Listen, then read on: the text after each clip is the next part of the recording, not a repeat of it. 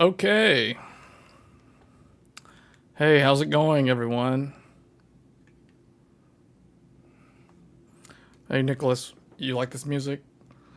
Yeah, this music is actually from the game that we're showing on the screen right now. Pretty much all of the music that I've shown in the previews before my streams is video game music from Honkai Star Rail. So, we're going to be talking about upcoming games on this stream. I probably will change some of the games that I'm playing. I do want to kind of revisit some games that got updates earlier this year. So let's go ahead and get started here. Since Final Fantasy XIV Dawn Trail is approaching real soon, we're about like a month and a half out from Dawn Trail's early access. I think, let me see, how many weeks do we have left? We've got 1, 2, 3, 4, 5, 6, 7. So we got 7 weeks remaining before Dawn Trail. So that game is going to basically pull me in like a black hole. So I'll be focusing heavily on Final Fantasy XIV, hence the videos that I have done recently for that game, because I'm actually very interested in playing Dawn Trail. I will be returning to Final Fantasy XIV in full force in June.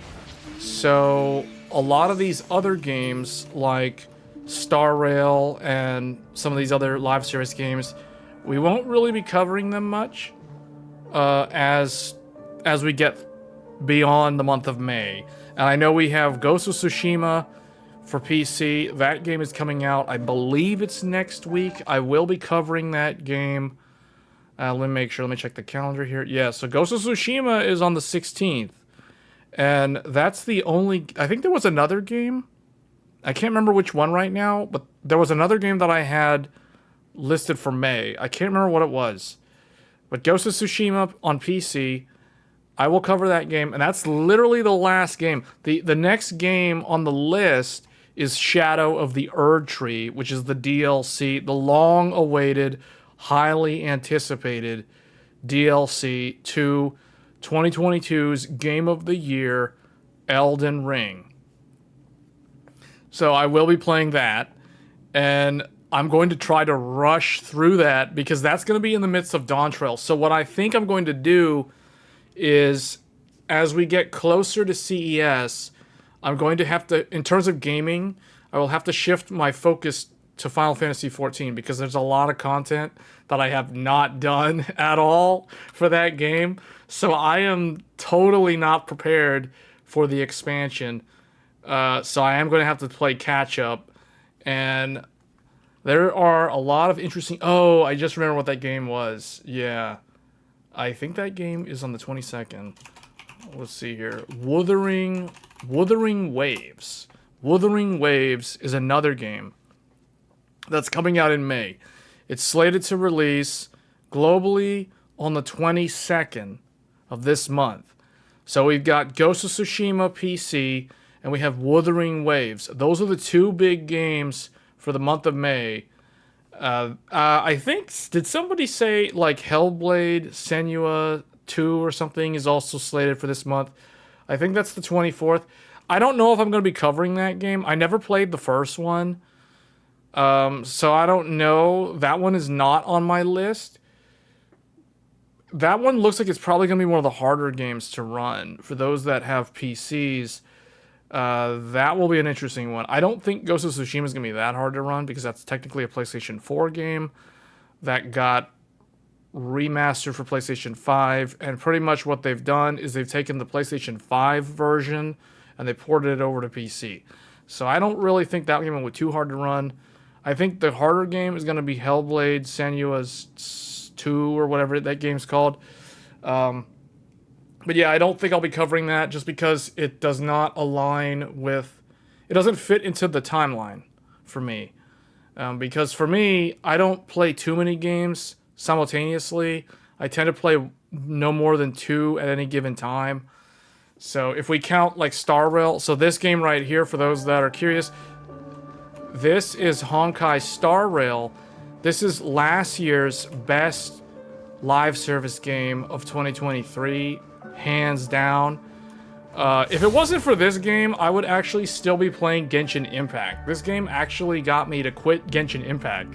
So, how weird is that? It takes a live service gacha game to break the habit of playing a live service gacha game.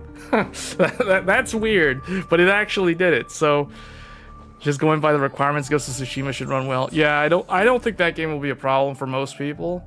I think anyone with mid-range systems and modern graphics cards from the last 4 years shouldn't really have a problem with that game.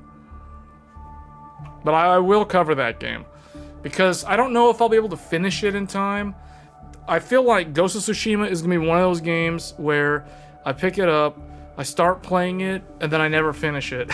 Because currently, there's a lot of games that I've gotten this year that already have done that. I'll give you an example. Like a Dragon Infinite Wealth, I have not finished it. I think I've played like 60% or 70% of that game. Persona 3 Reload. I played like 4 hours, never finished it. And that's a really, really long game. Rise of the Ronin. That's another one. That's another samurai game, kind of like Ghost of Tsushima. It's in the Bakumatsu, so it's like the 1800s, whereas Ghost of Tsushima is the Mongol invasion, so that's probably like the 1500s, 1600s, somewhere around there. So, yeah, similar game. I probably won't finish it. Horizon Forbidden West, another game that I still haven't finished. So the list goes on and on. I didn't do Rising Tide DLC. I have not finished Dragon's Dogma 2, although I'm pretty much like that game. I just need to finish it. I just don't want to finish it because I don't want it to go into New Game Plus and have to do everything over again. So that's why I haven't really finished that game, even though technically I've sort of finished the game. Same thing with Final Fantasy VII Rebirth. So the only game that, now that I think about it, out of all the games that have come out this year, just looking at my list, the only games that I have finished the story mode is Granblue Fantasy Relink. That's the only game that I've finished. I have not finished any other game that has come out this year. That's really bad. That's really bad. So hopefully I can at least finish Final Fantasy VII before I go back to Final Fantasy XIV. I don't see myself finishing Ghost of Tsushima or Horizon or Rise of the Ronin before the Elden Ring DLC. And I have not finished Stellar Blade. That's another game that I have not finished. Although that one, I'm pretty far into those games. See, a lot of these games, I'm like 80% done, or maybe even in some cases like 95% done. I just need to literally do the final boss fight and see the ending credits. But I just haven't really... I don't really want to finish the games for some reason. I don't know why. Like, Dragon's Dogma is the best example. I don't want to finish that game. You haven't even started a game this year? Like, any of the new ones? Yeah. So, I want to try to play through the Star Rail story. In fact, this audio is, like, a little bit too loud. Let's do that on number 6. That's probably good. You know, sometimes you don't like finishing games either. Some endings of games ruin the experience. Yeah, the third act of a lot of games tend to change the overall mood and the tone of the story. So, but yeah, this game in particular is very surprising. If you're somebody who likes animes like shonen animes like Dragon Ball Z, Bleach, One Piece, man, this game this game embodies like all of those things and more. So just the story of it, but it's a live service game, so it's not for everyone for that reason. So let me see, what do I need to do here? Dispatch assignments, 27 minutes remaining. So, but there's a lot of MMOs. So obviously World of Warcraft and Final Fantasy. There is a game called Throne and Liberty that I think is supposed to come out this year. There was a closed beta test that I was part of last, I think it was back in March, or I think it was March actually. Or no, it was earlier in April. Was it in April or was it in March? I think it was in April. Anyway, yeah, it was April. So I was part of the closed beta test for Throne and Liberty.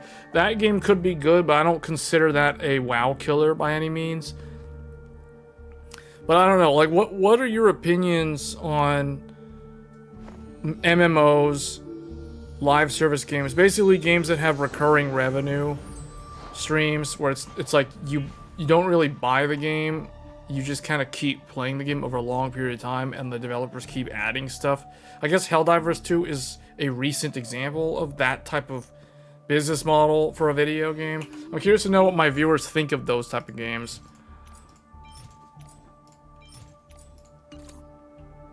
Hey, RK. Honestly, not a fan. Path of Exile is the closest you've enjoyed. Path of Exile, that was what, 2022? That was like January 2022 for the Western release. Yeah, that one was, I didn't play that game, but I knew a lot of people that did. That was kind of a bird's eye view, like top down, kind of like your League of Legends and your Dota type camera angle. But yeah, I heard good things about it. I never played it because I was too busy at the time. I think I went back and I replayed Sekiro to prepare for Elden Ring, and then I just played like a bunch of Elden Ring. That's what I remember. They have a new league like every 3 or 4 months. Yeah. Yeah, so that's... Yeah, those type of games are... That's kind of like an MMO. As far as I understand it, that's very much like an MMO. Alright, we're gonna have to do some of these. Hold on, what are the enemies weak to? I guess we'll go like this. You prefer single player with DLC? For an end to strife, harmony and unity. Stars echo.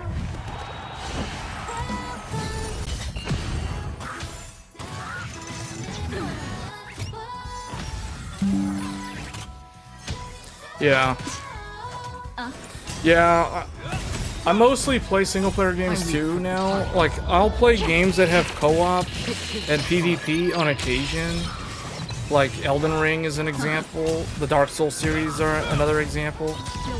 I used to play Rocket League back in the day, and I tried to get into the MOBA games, but I could never, I don't know, man, I could never get into those type of games, just because those games have really toxic communities. Like League of Legends, Heroes of New Earth, I don't know about Heroes of the Storm, that one wasn't that bad, but Dota 2, all those type of games have like the worst of the worst type of gamer stereotype, you know what I'm saying? Like, I'm not trying to say that that's bad or anything, I'm just saying, like, I'd rather hang out with like the COD bros, you know what I'm saying? Like, I don't know how else to describe it. Even though I'm someone who's not a big fan of first-person shooters, I don't play a bunch of first-person shooters. Some games are very bad because of the community. Yeah, I know, right? Like, because I enjoyed League of Legends in the early days of that game, like back when it was brand new, back when I think the Dota developers were trying to sue the, I guess, Riot or whoever at the time was working on League of Legends. Like, back in those days, it wasn't so bad. It got really bad in, like, when it started going into the pro scene. And I remember, like around 2013, 2014, so about 10 years ago, that community just started going downhill really fast. And that's when I lost interest in it. So I haven't really played a lot of those type of games in a good while.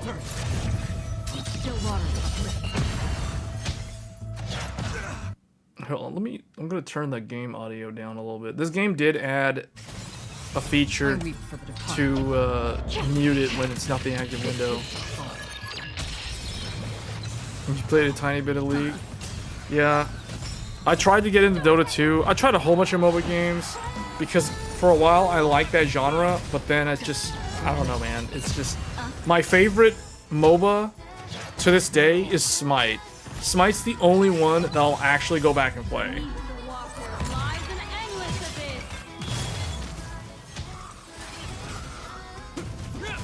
But that's because I prefer the camera view of Smite over the other games. This is the most weird character. Like, she sings and then you don't have control of her, and the other three party members just continue to do their stuff.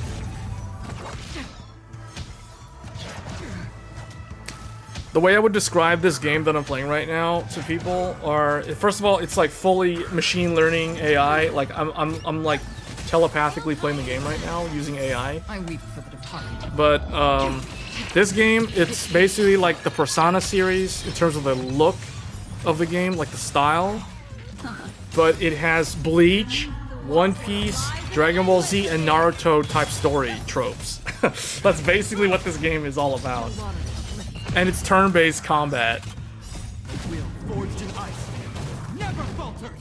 You applied to the early test of Smite and didn't get in? Yeah, that's the only one that I actually tried to play a lot of for a while, but then eventually lost interest in it when I kind of gave up on the MOBA genre. Like, I guess the only multiplayer game that I played long-term is, now that I think about it, it's actually Final Fantasy XIV. And that's an MMO, so that's like an ongoing game that changes over a long period of time.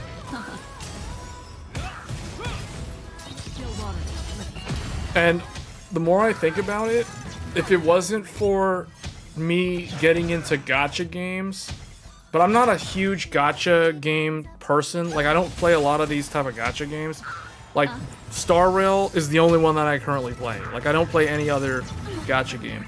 But if it wasn't for the gacha game genre that took off during the pandemic, aka the launch of Genshin Impact, I would probably still be playing Final Fantasy XIV. I feel like the gacha genre or the live service genre stole me away from the MMO genre. But I will go back to the MMO genre like when there's a new expansion.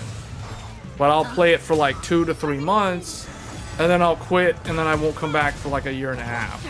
Or 2 years, or whatever. Like in the case of Final Fantasy, I played Endwalker like hardcore from December of 2021 all through January 2022, and then like once February hit, it kind of leveled off and I quit, and I started playing like Sekiro again to prepare for Elden Ring, and then I played Elden Ring, and then after Elden Ring I played a game called Stranger of Paradise Final Fantasy Origins. Then I quit that, or I played that game. I actually beat that game, and then I started playing Genshin Impact again, and that was pretty much it. I played Genshin Impact from the summer of 2022 until this game came out last year, like last April, and then I tried to play Genshin and this game simultaneously for a while, but it doesn't work. For some reason, I can't devote myself to more than one of these type of games. Like I can only play one of them and feel like I'm actually accomplishing stuff in the game, so I just abandoned the other one. That's basically what happened. Because I used to play a different gacha game before Genshin Impact for a while. That one was actually a card game.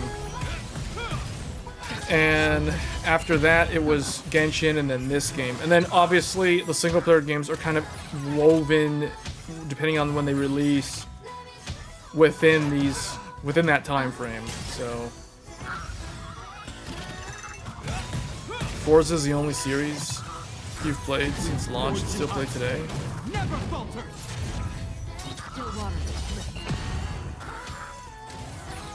Motorsports can feel taxing.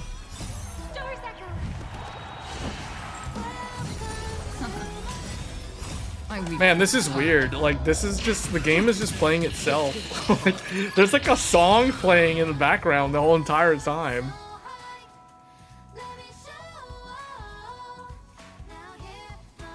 There's like a song playing. Like, what? That's weird. Anyway, what do I need to do here? I don't know where I'm going, so I'm just gonna fast travel.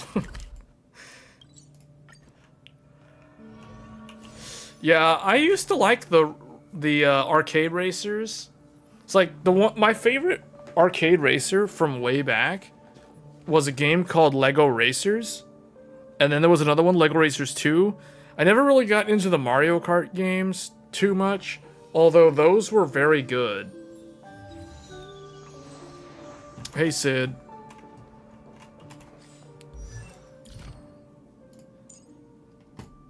Yeah, I've been doing good. How about you?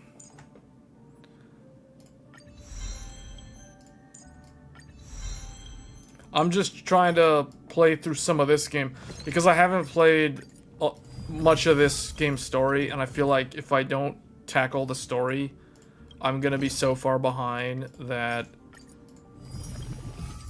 I'll never catch up. Because they just keep spamming more and more story continuously. Oh wait, this one I forgot to upgrade.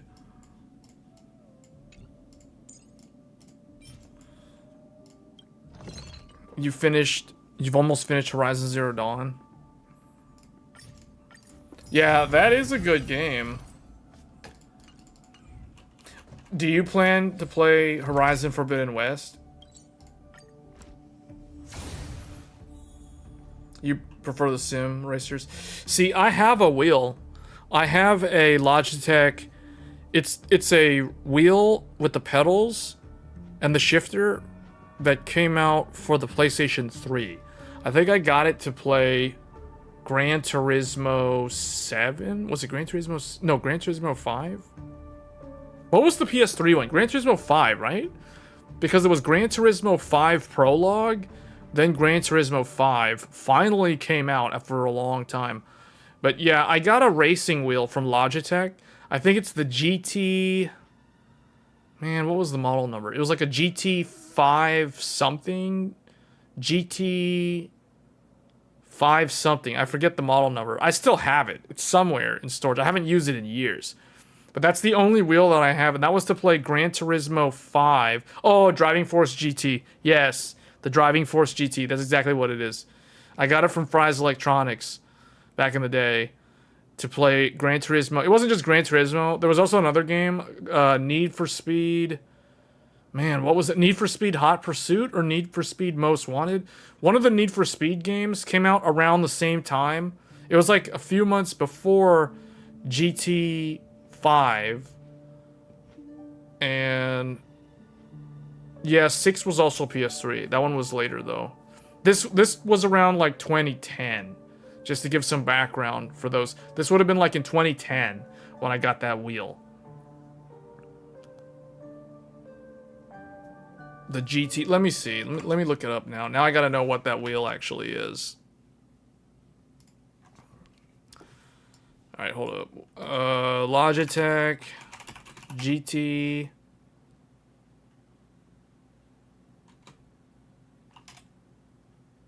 Oh, Driving Force.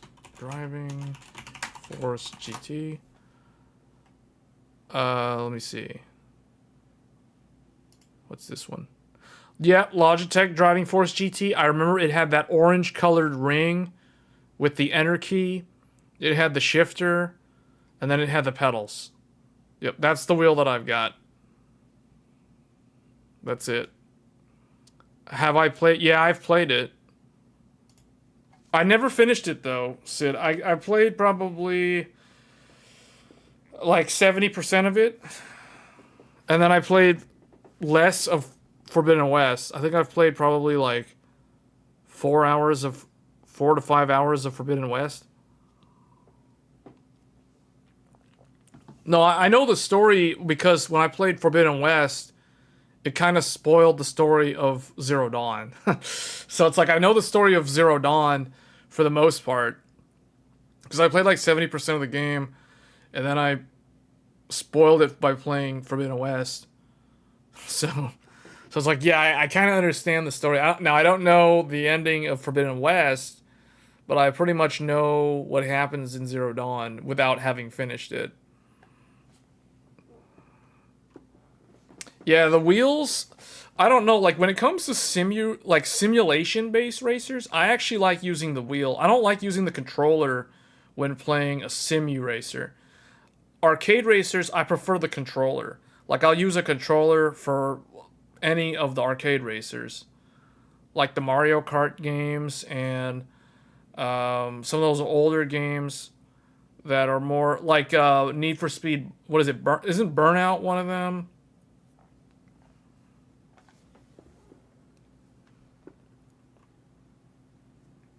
Assetto Corsa's a ton better on wheel. See, I've never really played Forza.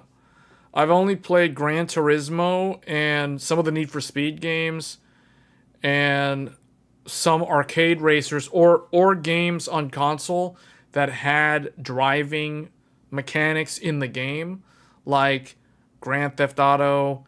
I can't imagine playing Grand Theft Auto with a wheel. Like, no. But you know what I'm saying? Like games that had driving as part of the gameplay, I've played those on controller. Like I wouldn't bother playing those on a wheel. Like Need for Speed Hot Pursuit, Need for Speed Most Wanted, Need for Speed Underground 1. I don't think I ever played Need for Speed Underground 2. That's the one that didn't have the sense of speed. I remember that. It was a kind of like a blurry, a not blurry game when it should have been blurry. Like when you're going real fast. Harmony and unity. Hot Pursuit. Yeah, those games I play on controller. I only would play like basically a simu racer. Those I play with the wheel. I weep for the departed. Oh yeah, Need for Speed Shift. Actually, I think it was Need for Speed Shift. Hold on, I think it was Need for Speed Shift. Not, wait, hold on.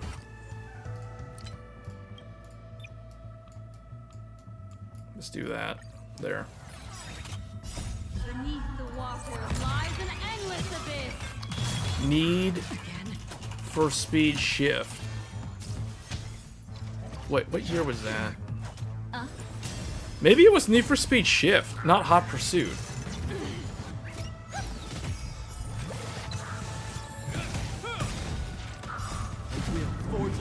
Yeah, Need for Speed Shift was in 2009. Yeah, that was the game that I got. Like, I got that game right after I got the wheel, because Gran Turismo 5? Stars echo. Yeah, Gran Turismo 5 was the game that I wanted to play with on the wheel. But I bought the wheel before Gran Turismo 5 came out, so the only games that I could use the wheel with were Need for Speed 5 Prologue and Gran Turismo 5 Prologue and Need for Speed Shift. Those were the two like PlayStation 3 games that I was using the wheel with. And then there was probably some older games. Like I think Hot Pursuit was, what year was that game? Need for Speed, Hot Pursuit. Oh, that was 2010. Okay, that game came a little bit later though. I remember I did play that game. Yeah, that game came out around the same time as Gran Turismo 5.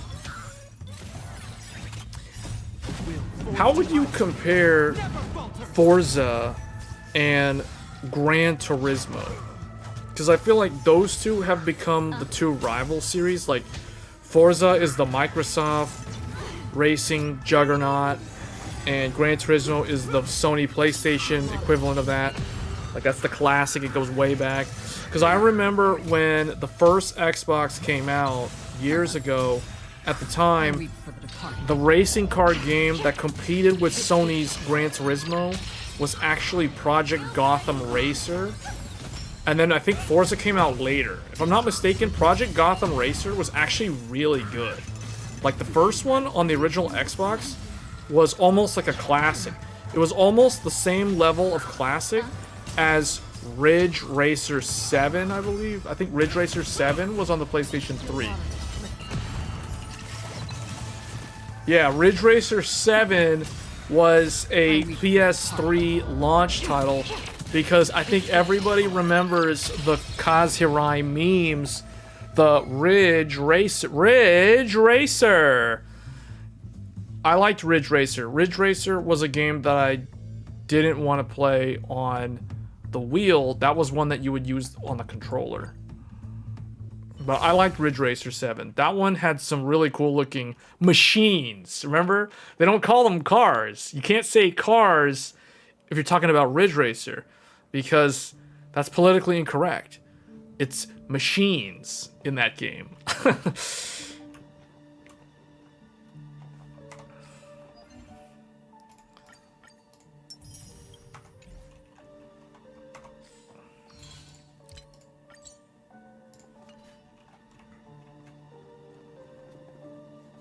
Do you have a question about tuning the new kit of 4x16?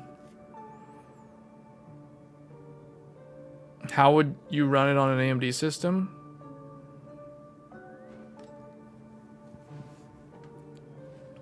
All you do is you just plug it in. All you do is you just plug it in. So you can do 64 gigs across 4 sticks at 6,000 without any problems. You may need to adjust the ODT values. I have a video on how to do it. Look up the video. First, what I would do is try it, just plug and play. Meaning, install the RAM as outlined in the video. Hold on, let me pull up the video. Yeah, Ridge Racer was the OG. Project Gotham was the OG, though, of the Xbox, as far as I'm concerned. Hold on, let me find the video. Here we go.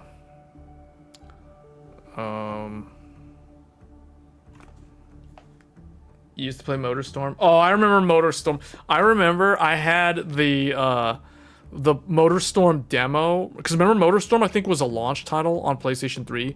I had the demo for... Actually, no, not the demo. Yeah, I had the demo.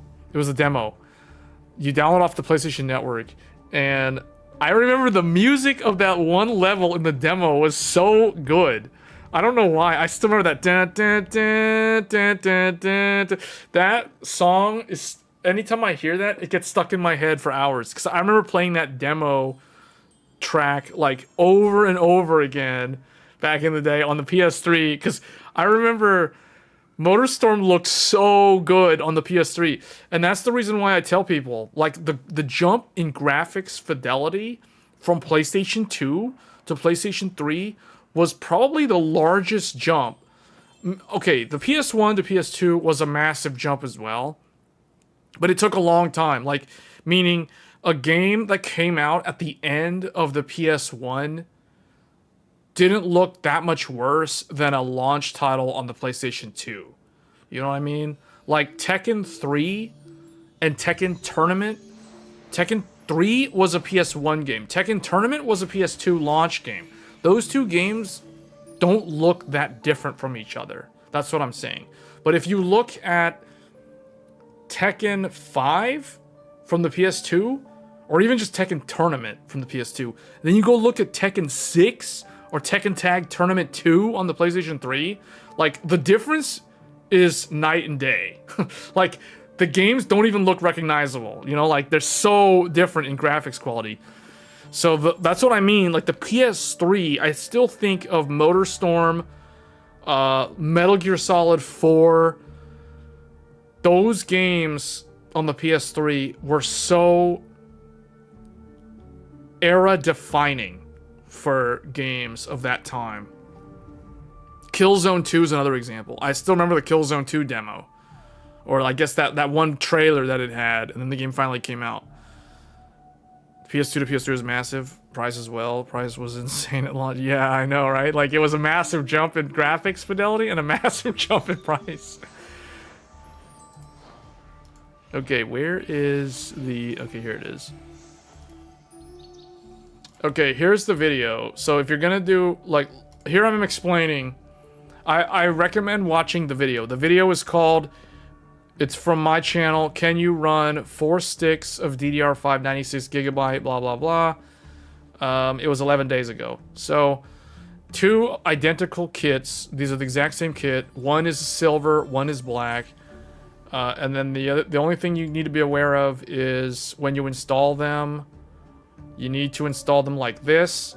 So, one kit goes on channel A, the other kit goes on channel B. So notice I've got the black RAM on A1, A2. I've got the silver RAM on B1, B2. So you want to do this so that you rule out differences in the manufacturing tolerance, because most likely, even though they're the same kit of RAM, they're probably manufactured at different times. They're different batches. So the example I can give you here is the RAM in silver was manufactured at the end of last year.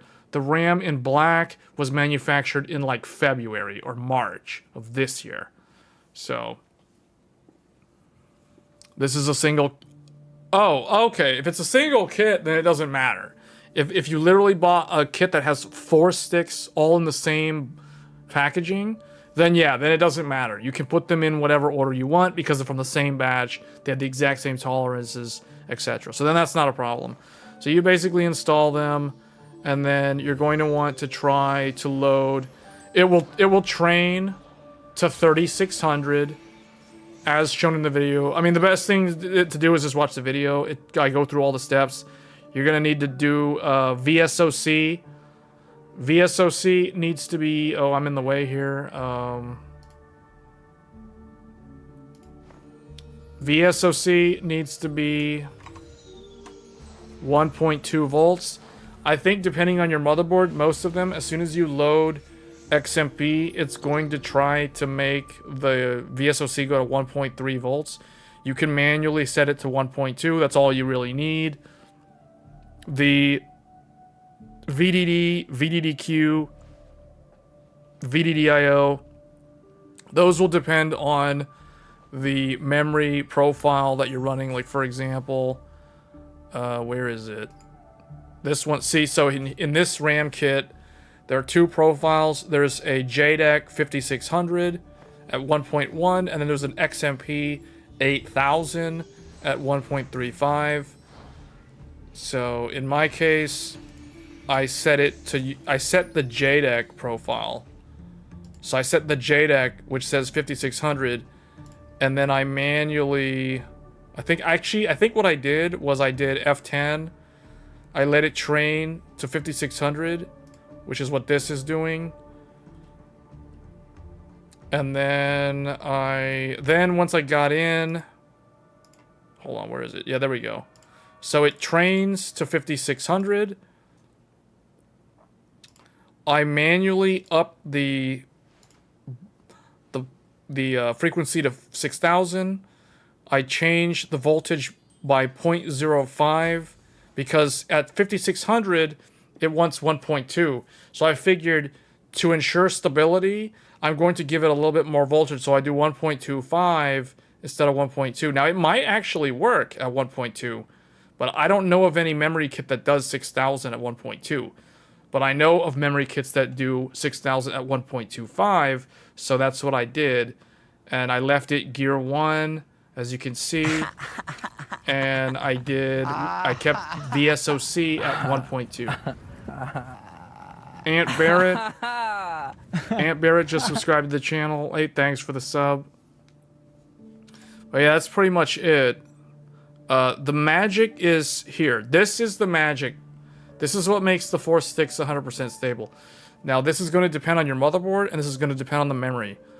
But if it's not working at 6000, just from loading your Expo or XMP profile, then you're going to need to manually tune the DRAM on-die termination bus controls that I talked about in the live stream episode yesterday. This is the secret. This is the secret that nobody talks about, except me, apparently, that shows how to do 4 sticks. Because there's so much content on the internet showing how to run DDR5 at really high speeds, but it's only a measly 2 sticks, single rank. I mean, that's nothing. So that's not hard. What's hard is 4 sticks and a lot of memory. So this is how you do that. It's using ohms. It's changing resistor values. So I basically plug in my tried and true values that I used for my 128 gigs, because I know that'll work on this specific motherboard. But again, your motherboard, your settings might vary because you're on a different motherboard. Yeah, if it's single rank and it's only, yeah, that should be plug and play. You shouldn't have to adjust these unless you run into instability. Then you would have to change these.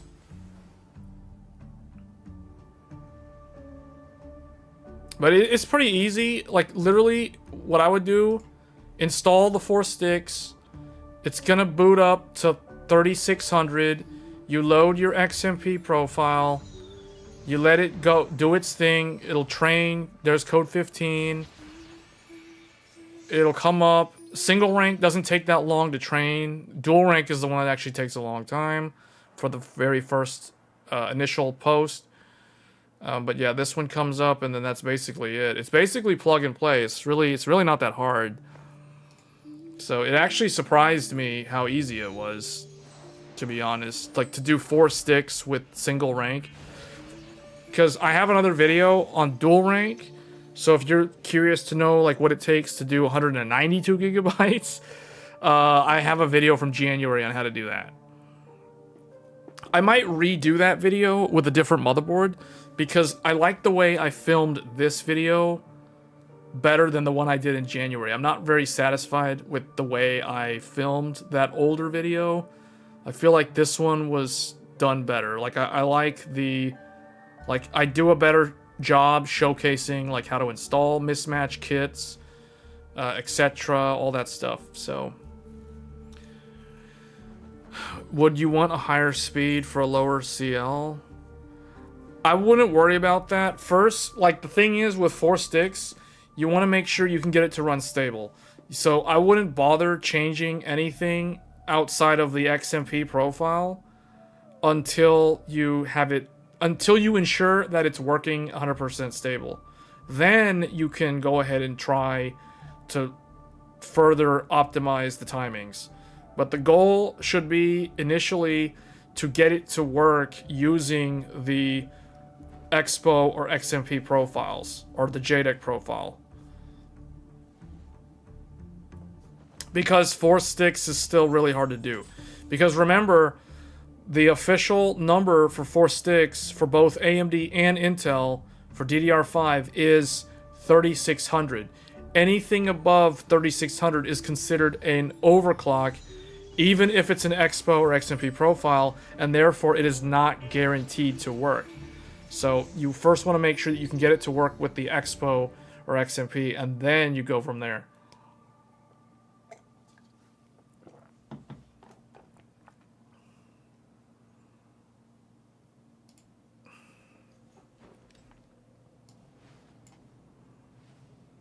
Does that make sense? There was a comment. I think someone had a comment with Walmart. I think I read Walmart. You used to play MotorStorm. Oh, Walmart when your mom went shopping at Walmart. Yeah, I saw the word Walmart in the comments earlier. I was like, wait, someone mentioned Walmart? Yeah, but that's what I would do. Oh, I forgot to claim this.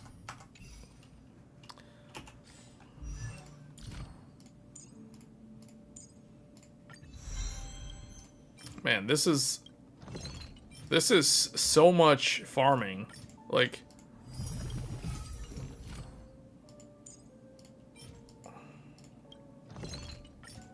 and I'm still not done farming this. 3 plus 8% attack. What is her attack? Her attack is 2200 attack.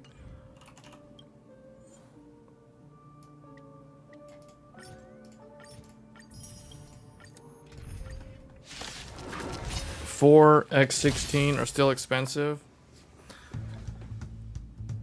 Harmony and unity. Stars echo. Yeah, 4 matched kits are expensive. Yeah, 96 gigs is a really. Hold on, why is my? Man, that's weird. Like, OBS will spike to like 69 kilobit per second for some reason. You'd rather have 2 sticks myself? Yeah, but see, the thing is, a lot of people. I agree. That's actually what I'm currently running on this specific machine. This machine's running 2 sticks of 48 for a total of 96 gigs. That's what I would actually do myself. But a lot of people, you would be surprised. So many people leave comments on my videos asking exactly what Sid was asking. What about 4 sticks? And the answer, or the reason behind the 4 sticks, the desire to run 4 sticks, it's all about aesthetics. It's all about the fact that people seem to have this opinion. I don't want to say fact, but there's an opinion out there permeating the internet that 4 sticks of memory look better than 2 sticks. Like, it just looks better for some reason. I mean, it's a subjective thing. I get what they're saying. I mean, it looks like this big old rectangle with RGB vomit glowing everywhere, you know what I mean? Like that big old thing of RGB right next to the CPU socket. They would rather see that than like 2 sticks. Like, I don't know, it's weird. But yeah, I honestly do think that 2x48 is probably the best choice right now. Just get 2 dummy sticks of RAM. Do they have that though? Like, is that really a thing? Like, dummy sticks of RAM? If it's for production work? Well, yeah. See, for me, I favor capacity over latency. Like, I care more about having a lot of RAM than having less RAM that has lower latency. So, but, you know, I'll build a machine for different... I'll build different machines for different purposes. Like, if I'm going to build a workstation, for example, like my Threadripper PC. Like, Threadripper, I don't care about the latency on the RAM, because as long as it's good enough, that's all I need. I want high density, because that is what I actually need to use it as a workstation.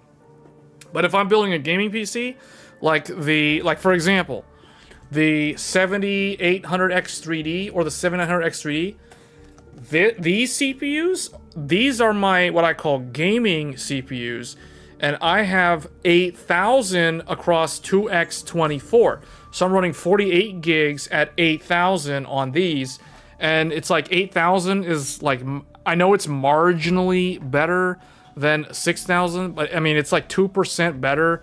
For my own personal testing, I have a whole video showcasing the difference. 8000 versus 6000, it's 2% faster at 8000, but the 1% and the 0.1% is about 5% better than 6000. So 8000 is actually better, but not everybody really cares because, first of all, 8000 binned RAM is expensive, and it's, you know, like, it's not really necessary. So, I mean, it's 2%, right, at the end of the day. So 2% for the amount of money spent on 8000 megatransfers RAM, not everybody's going to care. So, but I just wanted to have that RAM to show people the difference between Gear 1, where U clock and M clock are synchronized, versus Fabric and memory controller synchronized. Because F clock and U clock being synchronized is still really, really good, because that's exactly how all the Zen generations up until Zen 4 have always behaved. So you have to go up to 8000 to get your Fabric to synchronize with your memory controller. Otherwise, it's always running asynchronously. So, but you don't really want your U clock to run lower than your F clock, because then you're kind of missing out, and then your latency's kind of bad when you're doing that. So that's why you got to go all the way up to 8000. That's why, as far as I'm concerned, when it comes to Ryzen, there's only really two speeds that actually matter: 6000 and 8000. If you're not on 6 or 8, you're not really running the system in the most optimal way. Like, it's not like it's not gonna work. I mean, you can do, I'll give you a great example. 6400 in Gear 2 mode. I've ran my 7950X like that for like 7 months. My U clock was at 1600 megahertz. Yeah, that was less than the F clock. So, and I didn't really care. Now I'm running it at 6000, and it's Gear 1. But the thing is, it's like you can run those weird numbers like 7200, 6400, 6800, anywhere from 6000 to 8000. You can pick any one of those memory speeds and run the RAM at those speeds, and then run in Gear 2 mode, and it's fine, but it's not the most optimal use of the system in terms of a setup. You just use 2x16 for your... Okay. If 8000 was a thing when I was purchasing last year, I would have 8000. Yeah, the thing is, 8000 never was really possible until AGISA 1007 patch B or C, which was summer of last year. So that's the reason why no one really knew about it, and everybody was under the impression that, oh, it's Ryzen, just set it to 6000 and forget about it. Like, that's basically what everybody was saying, but nobody really knew that, hey, what happens when we synchronize our U clock to the speed of our Fabric? Hey, it actually behaves a lot like Zen 3, and that's pretty good, because you're still running at a much higher Fabric speed, and you're running at a much higher frequency for the DDR5 versus DDR4, so you're still getting a huge benefit from the DDR5.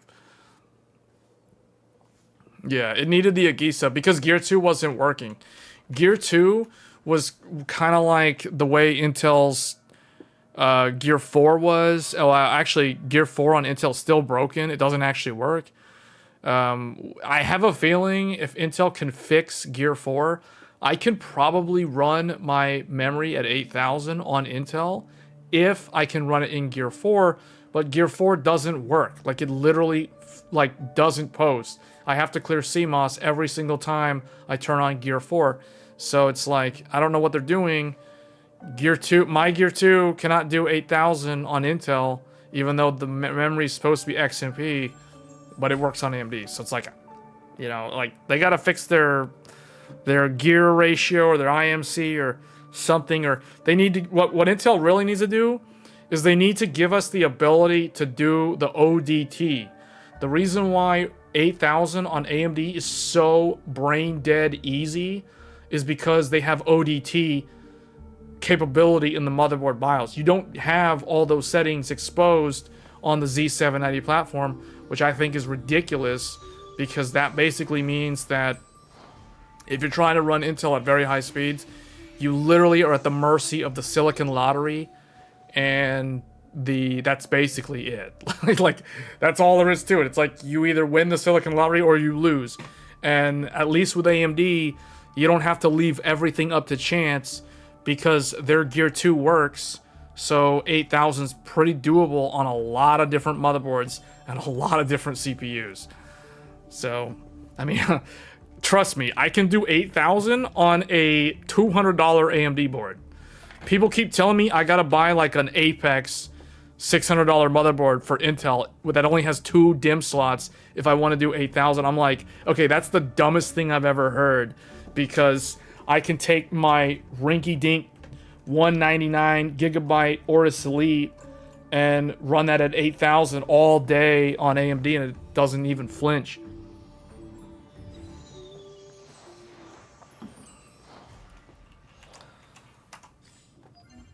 But yeah, definitely the Agisa stuff fixed it. And I knew that was going to happen because, I mean, I lived through the Zen 1 era. So I know what it's like being an early adopter for Ryzen, like way back in the day.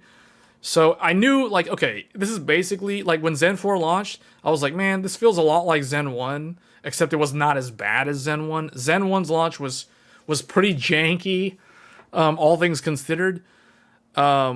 This was actually better than that. But I knew, like, okay, we got to give this platform, like, half a year to clean up all the BIOS things. And sure enough, last summer, everything got fixed. And it's been pretty smooth sailing. Meanwhile, I still can't get Gear 4 working on Z790, and I still can't run 8000 on my 13900K. I am tempted to remove my 13900K and swap it out for my 12700K and see if that has a better IMC. I highly doubt it, but I'm like this close to giving up on that i9.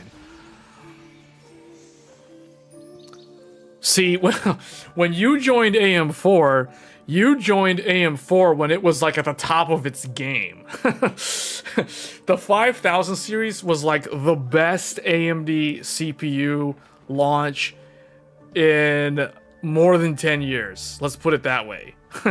Like, I've said this before on a previous stream. I think I've said it on multiple streams.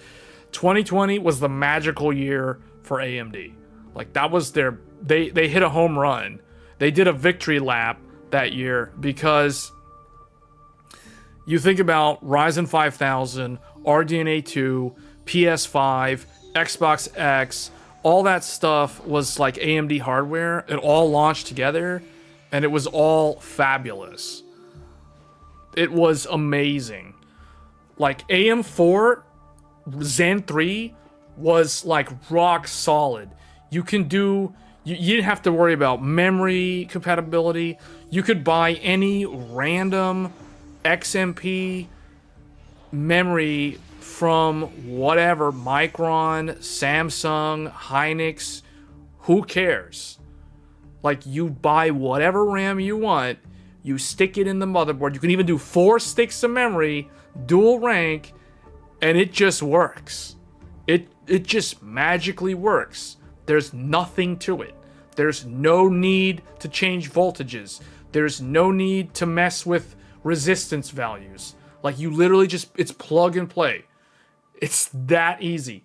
So, and that's the reason why Zen 3 and AM4, that was when they were at the top of the game, because that was the That was when the platform was mature. It was a mature platform. So just to let you guys know, there is a reason why I would recommend somebody actually go with the previous generation over the next generation if I know that they're not going to have easy access to someone who understands the technology like myself. So for example, if I was building a PC or helping someone build a PC and they don't know anything about computer hardware, but they don't want to like waste money on a pre-build, they want to put it together and get it up and running and be set for like 3 to 5 years. Back in 2022, I actually recommended a lot of people go AM4. Like I literally had 2 people build AM4 systems and skip Zen 4 and also skip all the expensive DDR5 on Alder Lake back in the day. So I had one person build a MSI Carbon X570S with a 5800X3D, and the other one was a 5600X, just like what you have, a 5600X with I think a Gigabyte Aorus Elite or something like that. X570. And it's because I knew that platform is so smooth sailing good and rock solid, stable, and reliable. They can literally stay on the same BIOS from the store, never update the BIOS, and they don't have to worry. Most likely. They don't have to do anything. So I figured, you know, like that's a solid choice. So there is an argument to be made in favor of going with last generation versus next generation, because every time there's a socket switch, like anytime we move to a new socket, a new set of motherboards, a new everything, new memory, especially new memory, you know there's going to be problems. We've seen it happen every single time. The transition from DDR3 to DDR4 was terrible. Anybody who remembers Haswell E, Intel's HEDT platform in 2014, the very first DDR4 consumer desktop platform, it was atrocious. You couldn't run memory faster than 2400 megatransfers. Until like half a year later, then you were able to get up to 2666 or maybe 2800. And if you were really, really lucky, you might be able to do 2933 on a measly 16 gigabytes of RAM. So that's how it was in the early days of DDR4. And of course, it was worse than the run-of-the-mill DDR3. So it's what we're seeing with DDR5 is exactly this. It's history repeating itself again and again.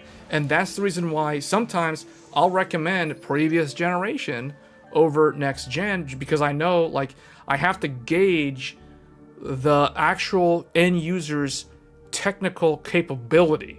Like, if they don't know how to troubleshoot their system, I'm probably going to recommend them go with like an older platform because it's at the top of its game and I know it's reliable. I don't want to give them some early adopter, and I don't want them to be a beta tester with all these different BIOSes and like, oh, what's going on? Memory training is like, what's going on with all the memory training? You know, like, I don't want them to deal with that. You know, like, no, let me handle that. I'll handle that.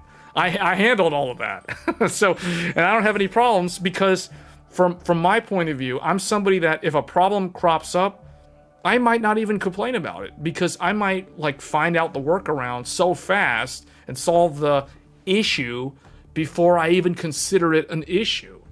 Meanwhile, somebody else who might not be as technically inclined, if they run into a problem, you know, like they may not know how to figure it out.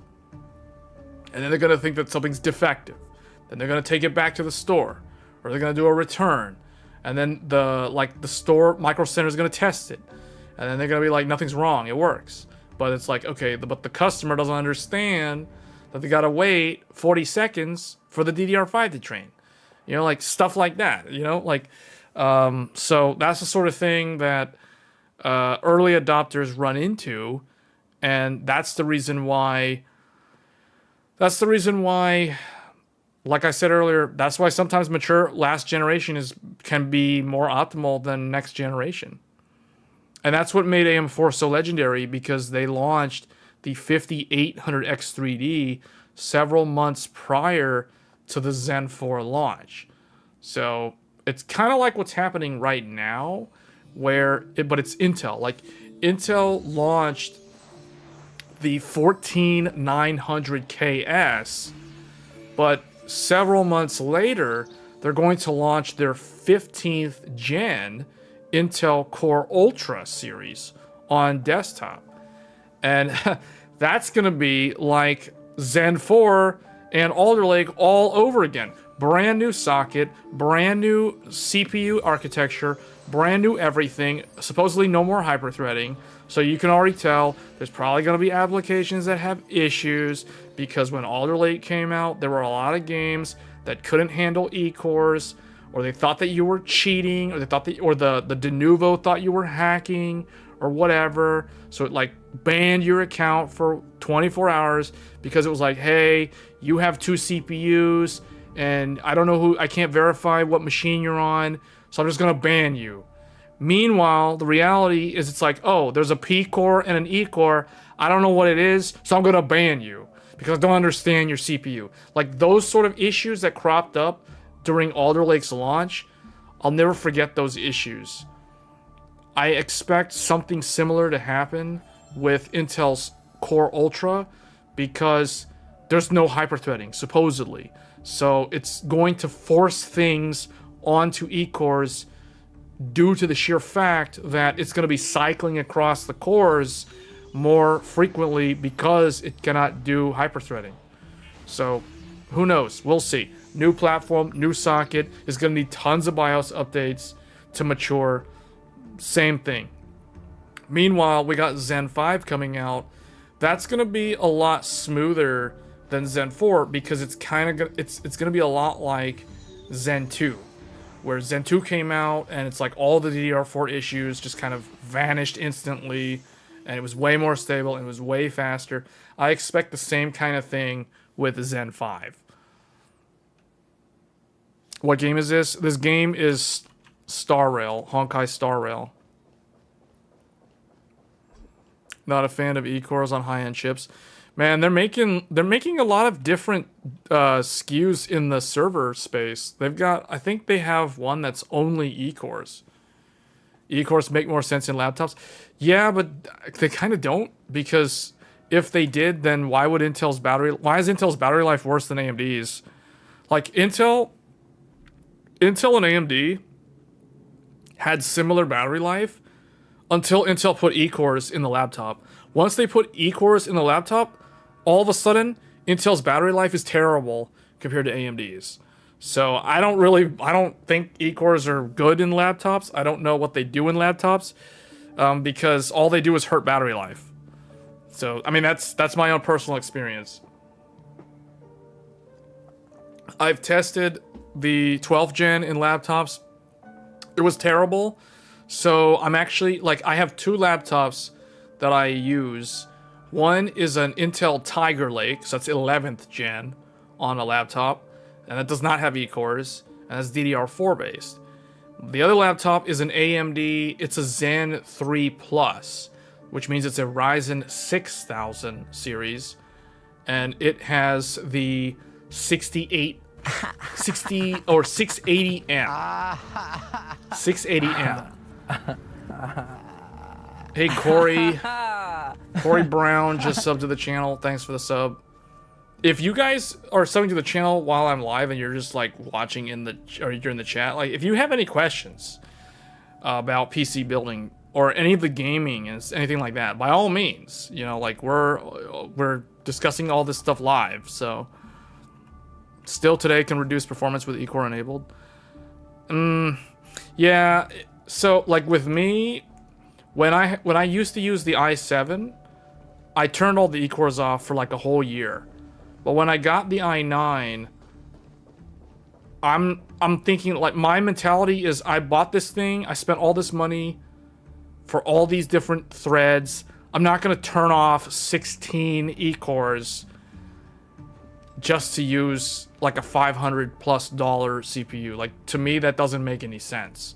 So the people who do that are, I don't know. I'm not going to say anything. Like, I'm not going to judge them. But if you're buying an i7, there's an argument to be made to turn off the E-cores. Same thing if you're buying an i5. But if you're buying an i9, which has 16 E-cores, which literally means half of your thread count is consisting of E-cores.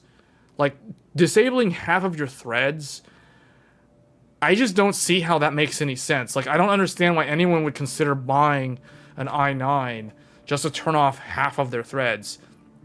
Because at that point, they basically turn their CPU into an 8-core, which is basically the same as a 7800X3D, but it's like you just killed the multi-thread advantage that it had. You know what I mean? So it's like, what? Why not just get an i7 and turn off the E-cores? Like, because it's way cheaper. Like, an i7 is more closer to a Ryzen 7 in price. So it's like the i9 you just kind of like nuked, you just kind of nerfed your i9 by disabling half of the threads. So that's why I would never turn off the E-cores of an i9, but I have done that for an i7. I can justify that for an i7 because the i7 doesn't cost that much.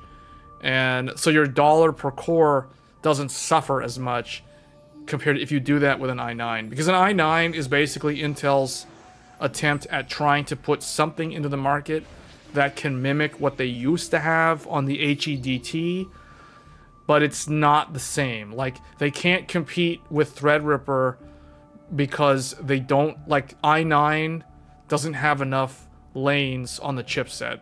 So it's like Z790 is basically garbage compared to TRX 50 in terms of what you can and cannot do with those platforms from a connectivity standpoint. So that's why it's stuck competing with AMD's X670, which, you know, frankly, most people that are spending on that tier of product don't even need X670 or Z790. They could literally go for B650, and that's pretty much all they need. So it's kind of a weird, that's why Intel's in a weird spot, and that's one symptom of why Intel's stock value is so low right now, because they have all these weird, like, their business units are spread all over the place, and it looks like not only is their foundry struggling, you see their product lineups being kind of overlapping and folding in on each other, and it's kind of a mess. But we'll see what happens later this year. I would never say count Intel out, because Intel is very big. They get a lot of free money from the US government, so they can basically, like, regenerate, like, overnight. So I wouldn't count them out. They're definitely going to weather the storm just due to the sheer fact that they're just going to be propped up by the US government. Whereas the other companies like Nvidia and AMD, they don't get that special attention for some reason. I don't know. To me, LGA 1700 had too many issues. Yeah, you know, a lot of people, that's an interesting comment. I haven't really thought too much about the number of issues with LGA 1700. A lot of people don't really talk too much about LGA 1200.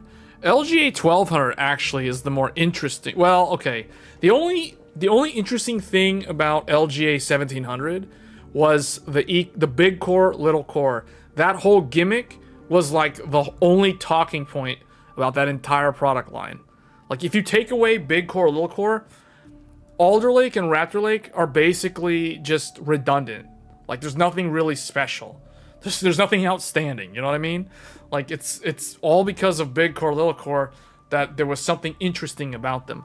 But I feel like a lot of people don't give the previous socket, LGA 1200, enough credit, because Comet Lake was, which aka 10th gen, was the pinnacle of the Skylake architecture. That was basically the final derivative of Skylake, and it was at the top of its game. And though it was slower ultimately than Zen 3, it was pretty good. Like, they were able to do 10 P-cores on the Comet Lake flagship, the i9 10900K. Then they had Rocket Lake, 11th gen, which I like Rocket Lake more than Comet Lake.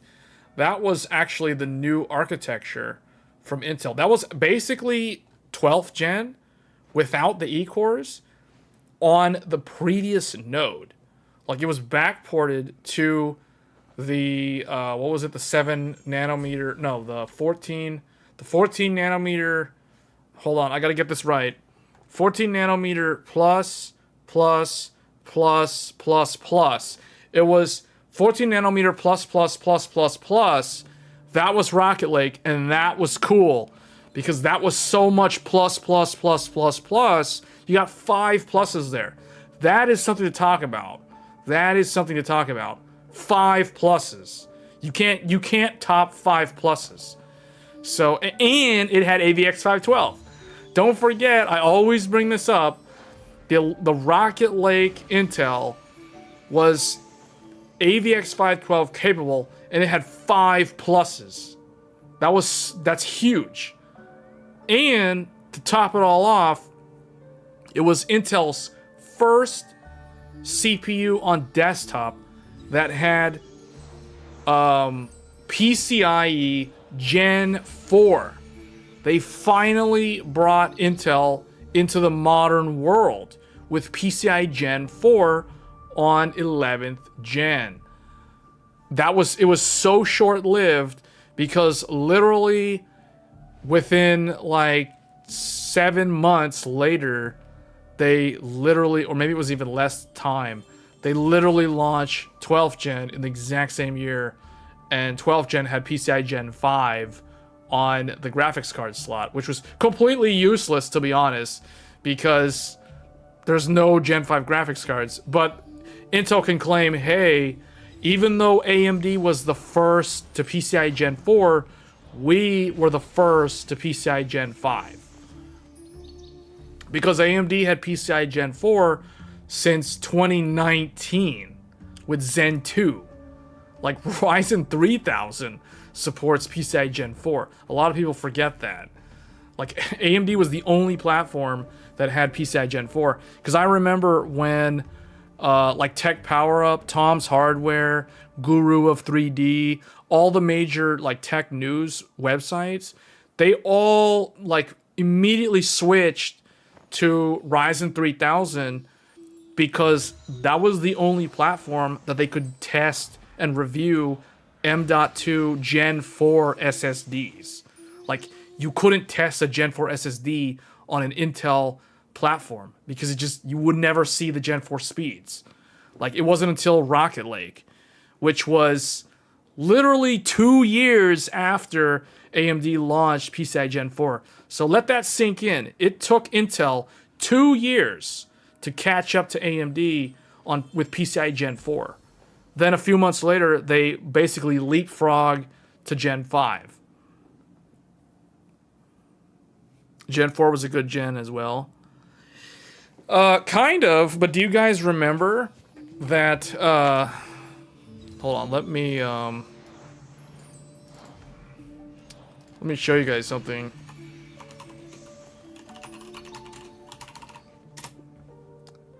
I'm not disagreeing that it was... I'm not trying to say it's a bad... PCIe Gen 4 wasn't a good generation, but it wasn't smooth sailing, and I'm gonna show you guys what I mean by that. Hold on, how do I gotta make this music like mute itself or something, because it's like...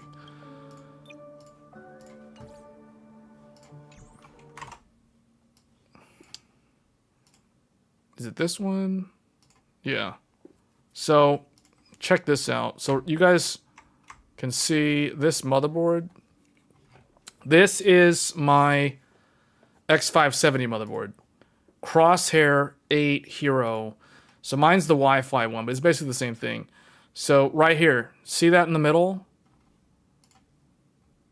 When PCI Gen 4 first came out in the year of 2019 on X570 to accompany the Zen 2 launch, aka Ryzen 3000, I still remember Linus's video when he was walking down that street in Taiwan, talking about how this is such a big deal because he basically was saying that AMD finally closed the gap on Intel. They finally caught up to them in single thread performance, and they leapfrogged over them because they were the first to bring out PCI Gen 4. But the thing with Gen 4 is the chipset had to have a fan. I don't know if you guys remember that, but the motherboards that were first to market with Gen 4 had chipset fans because the chipset would run really hot because of Gen 4. I think it was like 15 watts.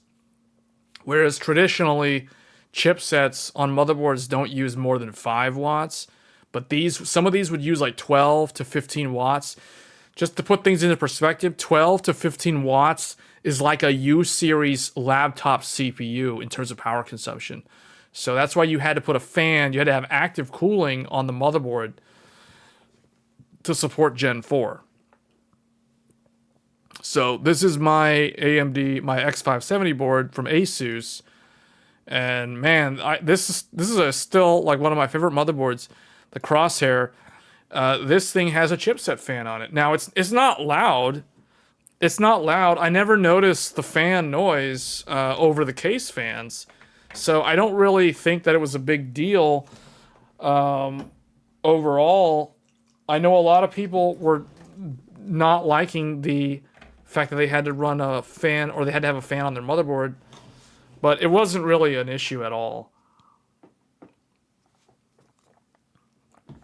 And these are basically like laptop fans, which means they're going to last a very, very long time. Homeworld 3 Early Access is out. Homeworld 3 Early Access is out? Hold up, let me see. Homeworld 3 Early Access.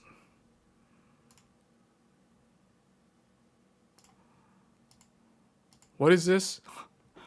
I don't even know what this is. This is the first I've ever heard of this. Hey, is this like Star Citizen? This looks like Star Citizen. What is this? Homeworld 3?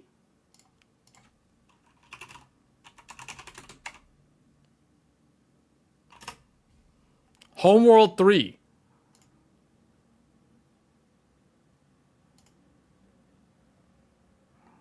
What is this? The Epic Saga continues May 13th.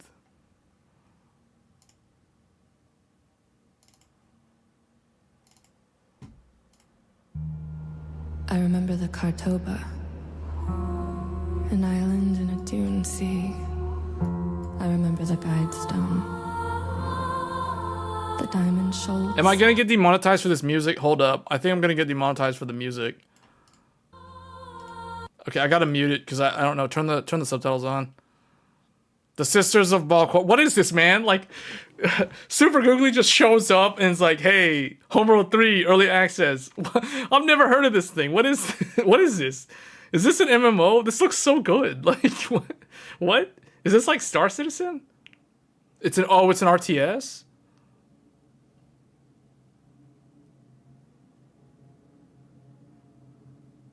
Man, I haven't played StarCraft 2 in so long that as soon as you said RTS, it's like the hype just deflated. Like, it just deflated. Man, if this was gonna be like Star Citizen, this looks like a better Star Citizen.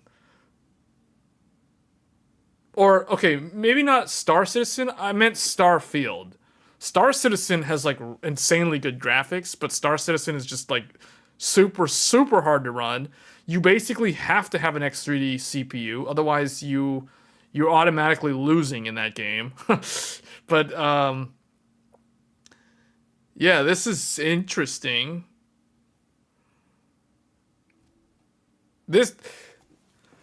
They say it's an RTS, but it...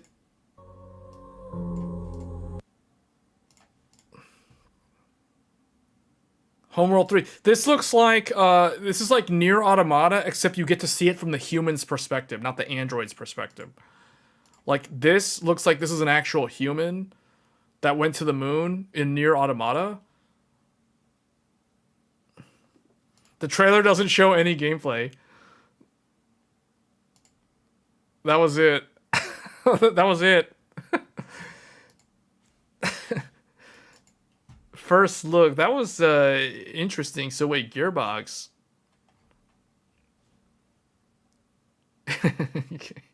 Gameplay first look trailer.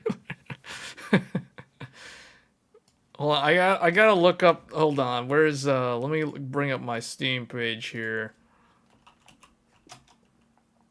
Homeworld 3.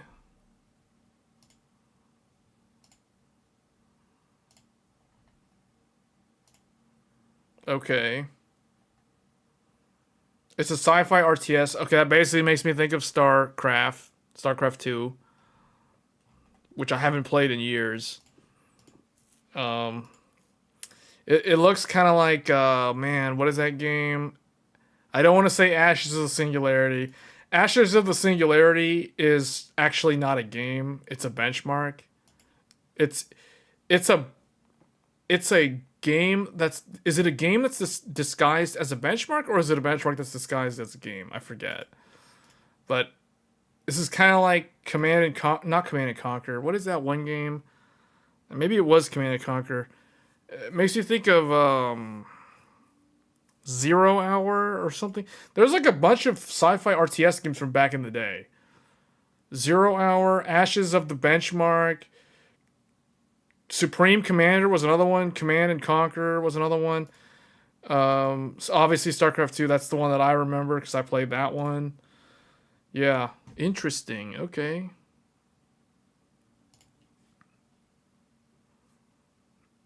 Yeah, Ashes of the Benchmark. The one game that actually supported explicit multi-GPU without Crossfire or without having to buy an SLI license from Nvidia or have a motherboard that includes the SLI license in it. In fact, I think... See, if I want to test multi-GPU, this is the other reason why I don't get rid of my old systems. Because I know when I do those live builds, people are like, are you selling your old system? The answer is no, and that's because if I want to do SLI, I have to bust out my Zen 3 motherboard because this Crosshair motherboard has an SLI license. So I can run NVIDIA SLI on here. I can use NVLink. And now I'll be stuck using a Zen 3 5800X, but at least I can test multi-GPU. Now, if you don't have SLI on the motherboard, you can still do multi-GPU if... trying to remember if... well, I don't know how you do it on NVIDIA, because if you can't link the GPUs together via SLI in NVIDIA Control Panel, I don't even know how you would get it working, to be honest. Like, even with MGPU. I know it'll work on AMD because AMD's Crossfire never had a license. So you could literally just run it on any random motherboard and it would work. That doesn't necessarily mean that it would work well, but at least it had the option to do it.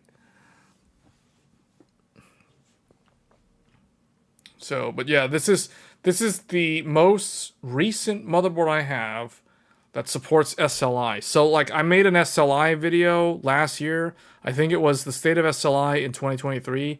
And I had to use this motherboard to make that video. I could not test SLI with any of the newer motherboards because none of those newer motherboards have SLI.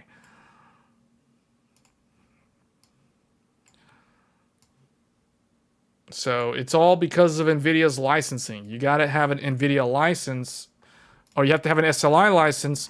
Typically, the motherboard manufacturers have to pay NVIDIA royalty fees to get that license, and they can turn that on in the BIOS. Now, most of them gave up. They didn't want to pay NVIDIA the money.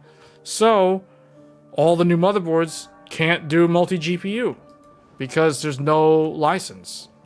Well, I mean, okay, you can't do Nvidia multi-GPU. You can do AMD multi-GPU. They don't really care.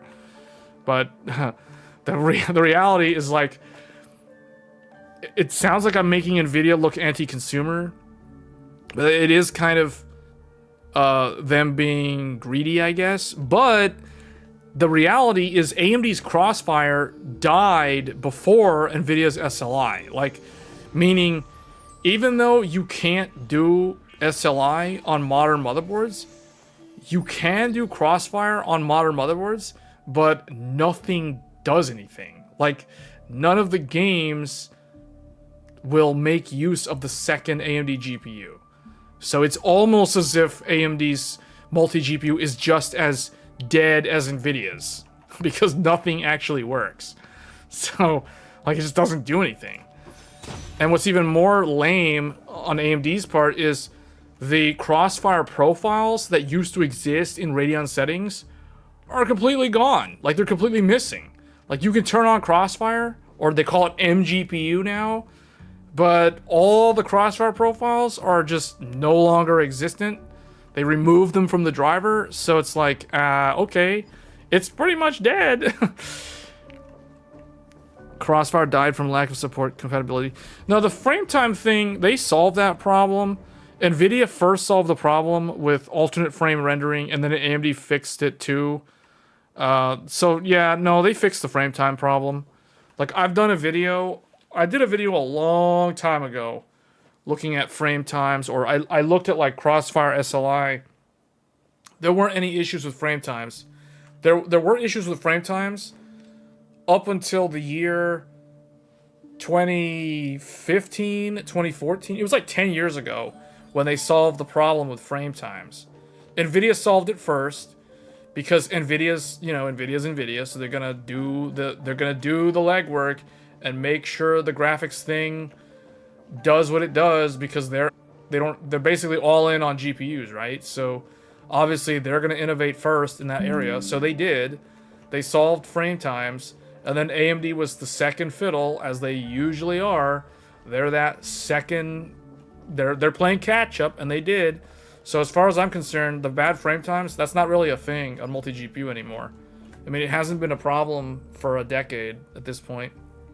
But yeah, I remember when there was bad frame times. Like because I used to have a 7870 plus 7850 Crossfire.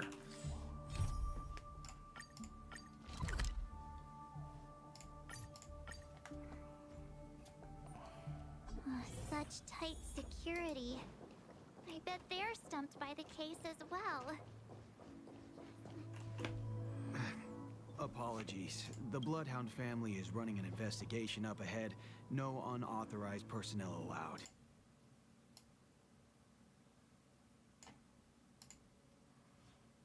How much trouble have you stirred up exactly on Penacony? If you can find a game that supports it, will 3090 Ti SLI with NVLink beat a 4090 in that game?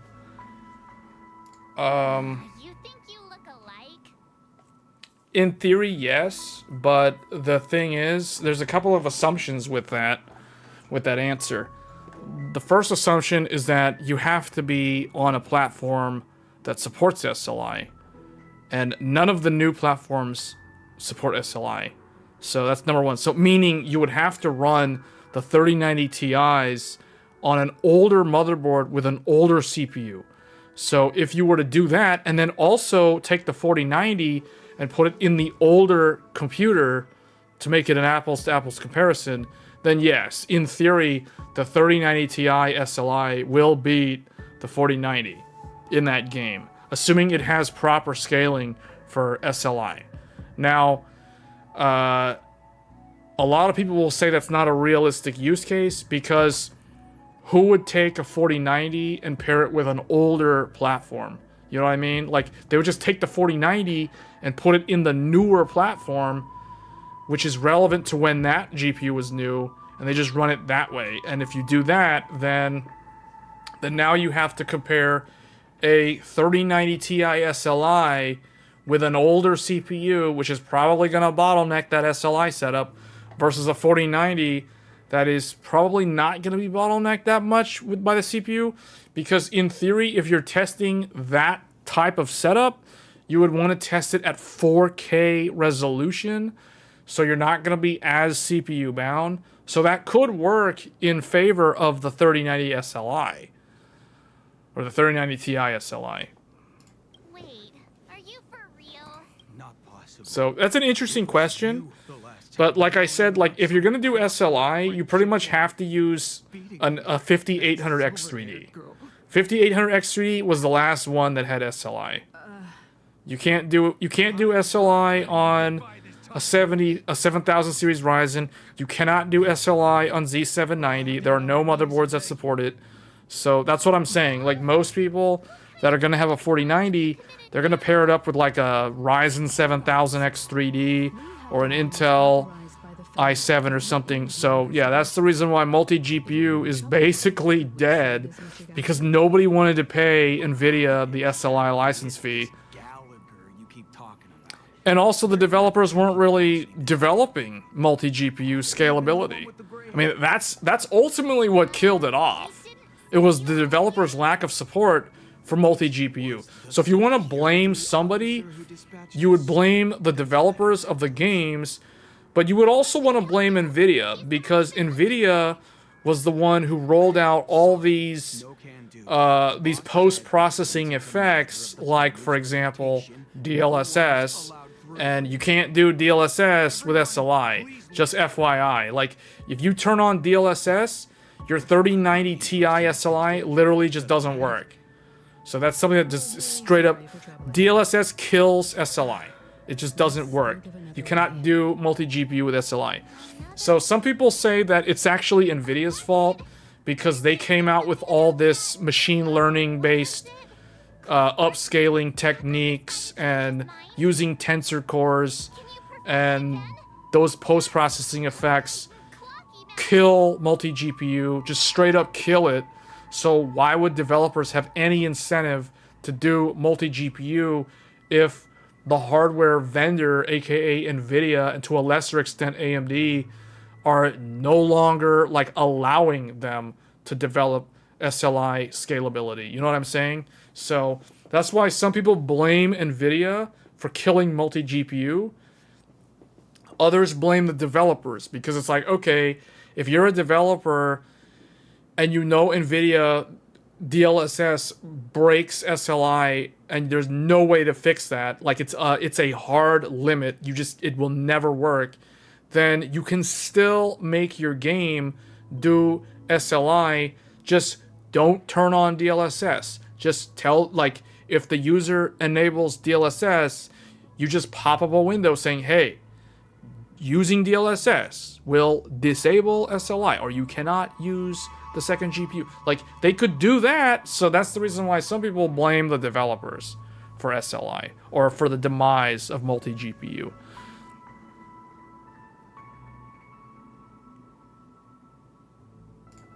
It's not bad if we're resolving a misunderstanding. Please? Last SLI you used was the 1080 Ti. Yeah, the last SLI that I used was the 1080. The regular 1080. So my video from last year features the 1080 SLI. And really, I mean, it still works, but you cannot... Okay, couple things. Another thing that I forgot to mention. Talking about this theoretical, this hypothetical 3090 Ti SLI. SLI, what I have found, only works up to a certain driver. On the newer drivers, you literally cannot turn on SLI. It's like vanished. It's gone. It's not even in the NVIDIA control panel anymore. And I say this in my video. So if you guys want to know more about SLI and the history, definitely check out the video I did last year, because that sheds light on the current state of SLI. And I'm pretty sure it hasn't changed at all in a year. Sorry, no can do. The boss said that since it's a matter But yeah, I used to run. no one's allowed through. I used to run a GTX 1080 SLI, and I had a Vega 64 Crossfire setup. That was like even more useless than the Nvidia setup. It like had less games that actually used dual GPUs, despite the fact that there was no license fee. So I had both, and then I had before that I had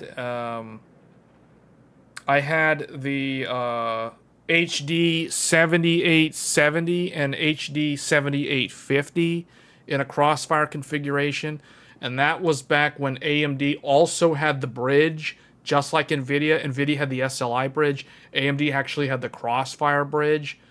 So, yeah, talking about a lot of this old legacy stuff, it makes me want to make a video about, like, really, really old AMD Crossfire with the actual bridge.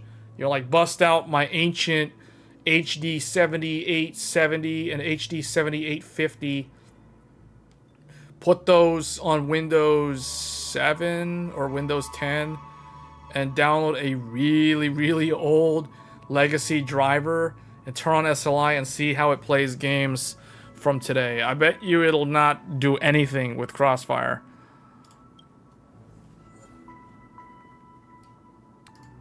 You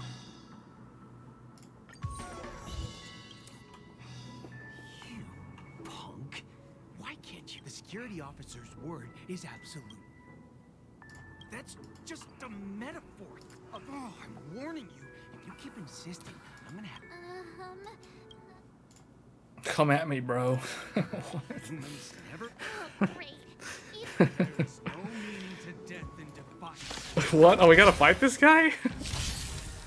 He summoned like his guard dogs. What? Harmony and unity. Ill fate is dead. Oh my gosh. Beneath the water That's lies hilarious. an endless abyss. Yeah, man, SLI though, that's making me think back in the day. I weep. I miss SLI. I miss multi-GPU. Multi-GPU looks so much better. People who are like, okay, 4 sticks of memory looks better than 2 sticks of memory. Well, you know what looks better than 4 sticks of memory? Am I? Dual GPU. Multi-GPU looks better than single GPU. You and I have been plunged into a That second card makes the system look like really, really high-end. Even though that second card most of the time never actually did anything. It literally just sat there and looked pretty, while the other one did all the work. that was the reality of SLI and Crossfire. The second card literally did nothing. Like 90% of the time, the second card was literally useless. Dramatic, does he? Looks like he's still.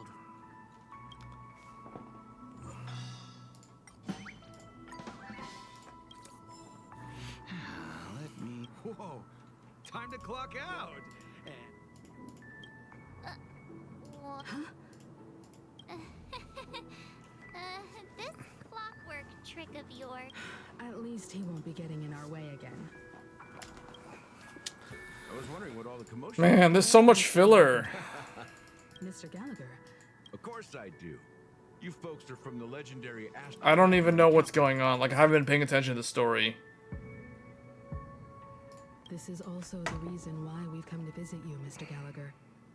The Express can't just... The name. I know that Adventurine has some curse on him by the Harmony, and he's got like, what, 72 hours to live or something? It's nothing.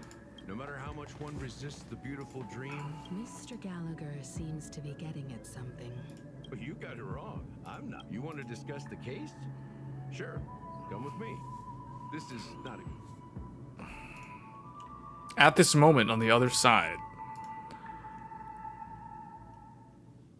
Even after that chilling tragedy, this dream is still... Oh yeah, I remember. Okay, this was basically like the that one episode in Cowboy Bebop where Jet literally like was leaning up against a billboard on top of a building talking to some other guy for like the entire episode. That's basically what's happening here. Sees themselves as a piece of the divine puzzle, revolving around a singular core and a shared ideal. Under their command, they loyally fulfill their roles, offering themselves while also receiving sustenance in return. Interesting analogy. Perhaps that's why. See, that's why it's good to always have ancient old GPUs just laying around. Like, if you ever want to revisit some of this old technology, like multi-GPU, you have, sometimes the newer hardware doesn't support it. Galaxy Ranger would make. Just pointing out the facts. Mr. Yang will definitely have a better sense of what's going on tonight. Why do you say that, Miss Acheron? The beautiful dream is crumbling. But not because of a particular eon, a particular faction, or a particular visitor. Its collapse stems from a certain inevitability of human nature. The family refuses to acknowledge this. And it I make it impossible to see the, well, whatever. The subtitles don't show up. I'm like blocking the subtitles. and pain cease to exist, and only ease and pleasure prevail. They draw closer and closer to necrosis. I can't believe I've already, like, I've been live for almost 2 hours and I've barely played any of the game. Like, we've been talking about like SLI and One piece of the puzzle's the gimmicks of Intel's 11th and 12th gen CPUs and a random RTS that's now early access In the end, that I didn't even know existed until it was mentioned. became the cage that imprisoned them. I'm sure you've gained a lot from this trip, Miss Acheron. Are you willing to share your findings with me? Of course. That's if I remember.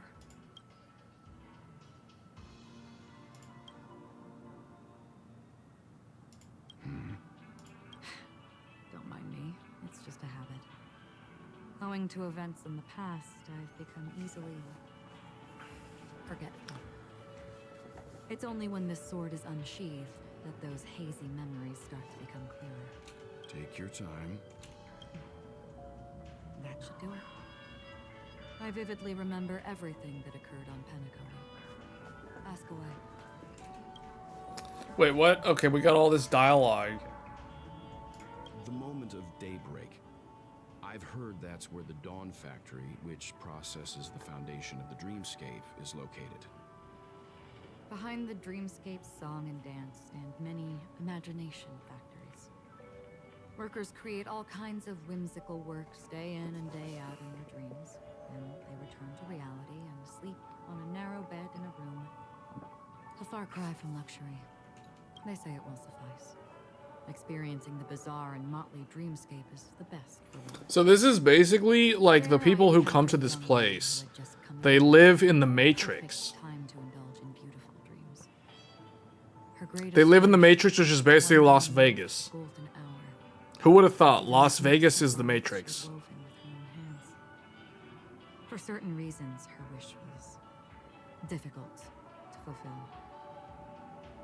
But I managed to bring her a garment. Gilded Hour. It's said to be Penacony's currency center. Yes, it is a fortress-like financial city, the economic heart of the dreamscape. The Pepeshi people of the Alfalfa family are there to keep it running, sending blood that is made from money everywhere on Penacony. Everyone there is exquisitely dressed and always in a hurry. The greatest wish of the local Pepeshi people is for their future generations to work in the Gilded Hour. I was willing to talk. I could only stand at the... I don't know if they would open the vault's door. Man, I need to fix the audio settings I again. witnessed a well-dressed Pepeshi person plummet from the Viva sky, Las Elvis? while those around him continued on their What? way, unfazed. I hear the Blue Hour is... Yeah, this is basically like Las Vegas, but it's in the Matrix. Details to share? So basically, Perhaps Mr. Yang has heard. they all There's exist a in the large real boat world, called the Aventine, sleeping in on the these Sea of Dreams, where these sad tubes. dreams They're like hooked up to these tubes to their brains, and they're like they exist in like these I ran into a these wizened lady. weird pods and stuff, or they're like She was at in the some top, kind of bed which is like looking filled around with some kind of the liquid, dream. and they're just kind of floating in there, and they're just dreaming the whole time, and that's basically it.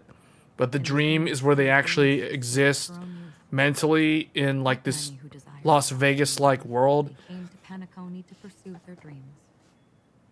Alas, her lover's consciousness was lost in the dark depths of the Sea of Dreams. Finally, she suggested we continue. You hate when that happens? on a boat in the shallows. Well, you're put in a tube. You're put in like a tube, and they got all these hoses hooked up to your brain. You hate when that happens? And you get sent to Las Vegas telepathically? Yeah, I wouldn't like that either. It'd probably be interesting for the first like 3 to 4 hours. The moment of dusk. My companions have been there too. Then you all must have seen those who are attempting to realize their dreams. Yeah, basically everybody here like exists in a dream. They don't actually exist. They're like in the dream. It's almost like they're reusing that weird storyline from Final Fantasy X. If you guys ever played Final Fantasy X, where the main character was essentially, spoiler alert, like didn't exist and was in a dream, or he was dreamed into reality somehow. He would do the buyer's every bidding, becoming that person's very possession. The essence of his existence existed because someone continued to dream him into existence. And I participated in his 13th. That was the grandest banquet I had ever attended. What's weird here is basically all these people are living in the same dream world. So it's kind of like the Matrix. They're all in this virtualized world.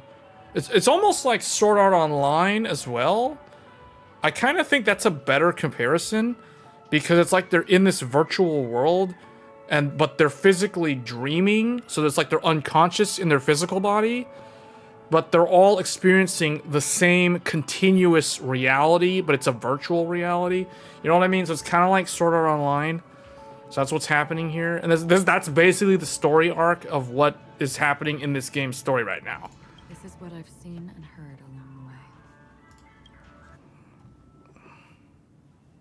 Someone once said to me, Kanekoni wasn't like this a long time ago. Nor should it be. Well, let me see. Maybe I should turn this up a little bit. I need to adjust the audio in the game, though, because it's too quiet for me. I've traveled through the reality and dreamscape of the planet of festivities. Watched the tides of night rise and fall when time stopped for people. Where the spirits of the rich and impoverished remain forever fixed on their own scales. This is why I think the collapse of the beautiful dream is inevitable. There might be a way to change everything. Perhaps. But if this is indeed the world that people desire, if this is precisely why life chooses to slumber, should we still seek to change? I think they're exploring the theme of nihility. Miss Acheron, now it's my turn to share a story with you. There was a man from my homeland who, at a time when the world was grappling with deep, unhealable pain, made a choice. He wove together the dreams of everyone in the world, linking people's dreamscapes, and shouldered this burden himself. From this, he created a giant, a spiritual atom. And since that moment, the giant stood between heaven and earth, becoming the pillar of the world's existence. As a price, those who found it hard to move forward, who could not advance, forever lost their future. They slumbered in a dream, devoid of disaster and pain, living out their days peacefully in the man's created utopia. And it is because of the wishes of those people who wished not to awaken that this spiritual atom became unbreakable. He just described the story of Final Fantasy X. You stand here right now, which also means that man failed. Because people must always move towards the future. Even if human weaknesses make them pause when they truly cannot move forward, humanity will eventually seek a way to save itself. And that man, he was never a failure. Like everyone in that world, he etched the possibilities of human nature into his heart. He was the sun chaser of legend, soaring towards the sky and embracing his final victory with his fall. He ascended to heights uncharted, only to come face to face with the sun, a place not visited by anyone before. His wings would melt because of it, only for him to fall into the sea. And after that, countless others would surpass him, soaring to even greater heights. A fitting metaphor for the Nameless's trailblazing spirit. Thank you, Mr. Yang. I know what you wish to confirm. The universe has innumerable similar, yet different worlds. In these worlds, there are innumerable people who look alike, yet don't. I, too, have embarked on journeys, encountering old friends with familiar faces on different worlds, witnessing their destinies follow paths similar to mine. So I will tell you, even if not completely similar, the story you just told, it overlaps with my past, and within that abyssal dream, I ended that man's life, alone.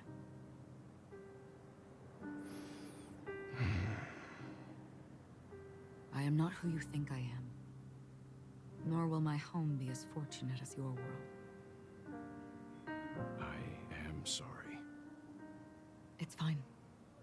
I don't mind, so long as I can alleviate your suspicions. There's something I still wish to know, Miss Acheron. Under that representation of the hunt, exactly what sort of power is it that has motivated your solitary journey thus far? Mr. Yang, before answering that question, I wish to continue the previous topic. See what I mean? It's just like Cowboy I like your Bebop. analogy very much. Indeed, birds are born to fly. But in a distant past, their ancestors could only gaze at the sky in envy. They saw that faraway ray of light from above the heavens, piercing through the clouds and blanketing the earth. And so, time and time again, generation after generation, the birds spread their wings and took to the sky, attempting to touch its ceiling, all because the sun was there. Then, what if the last bird finally soars into the sky, only to realize that the end of the light is not the sun, but darkness? Then why, exactly, do we even walk towards the light?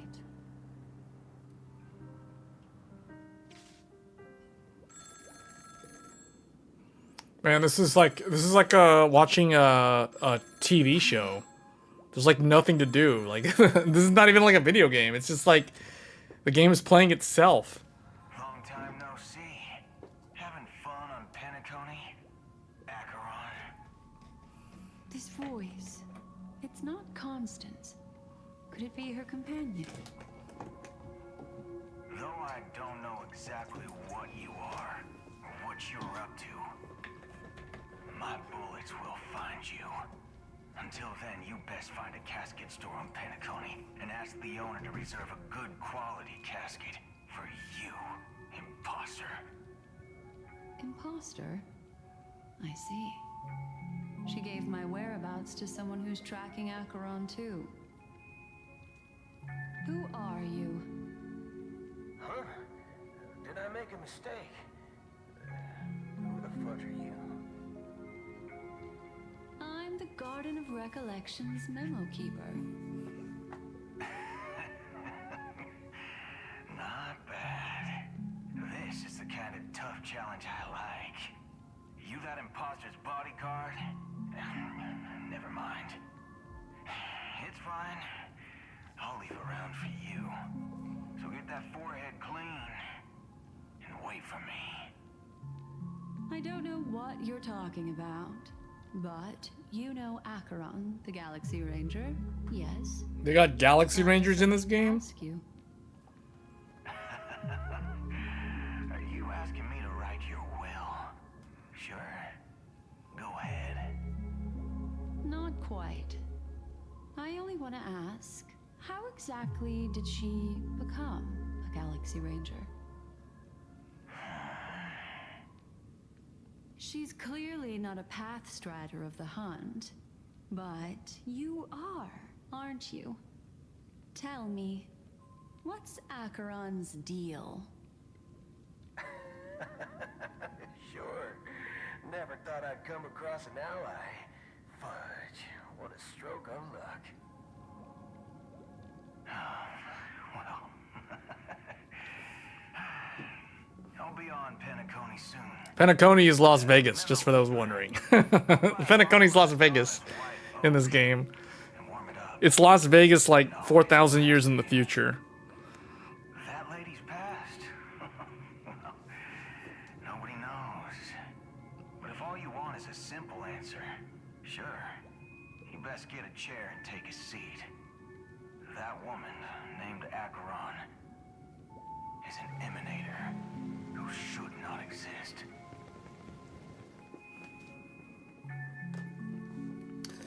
Yeah.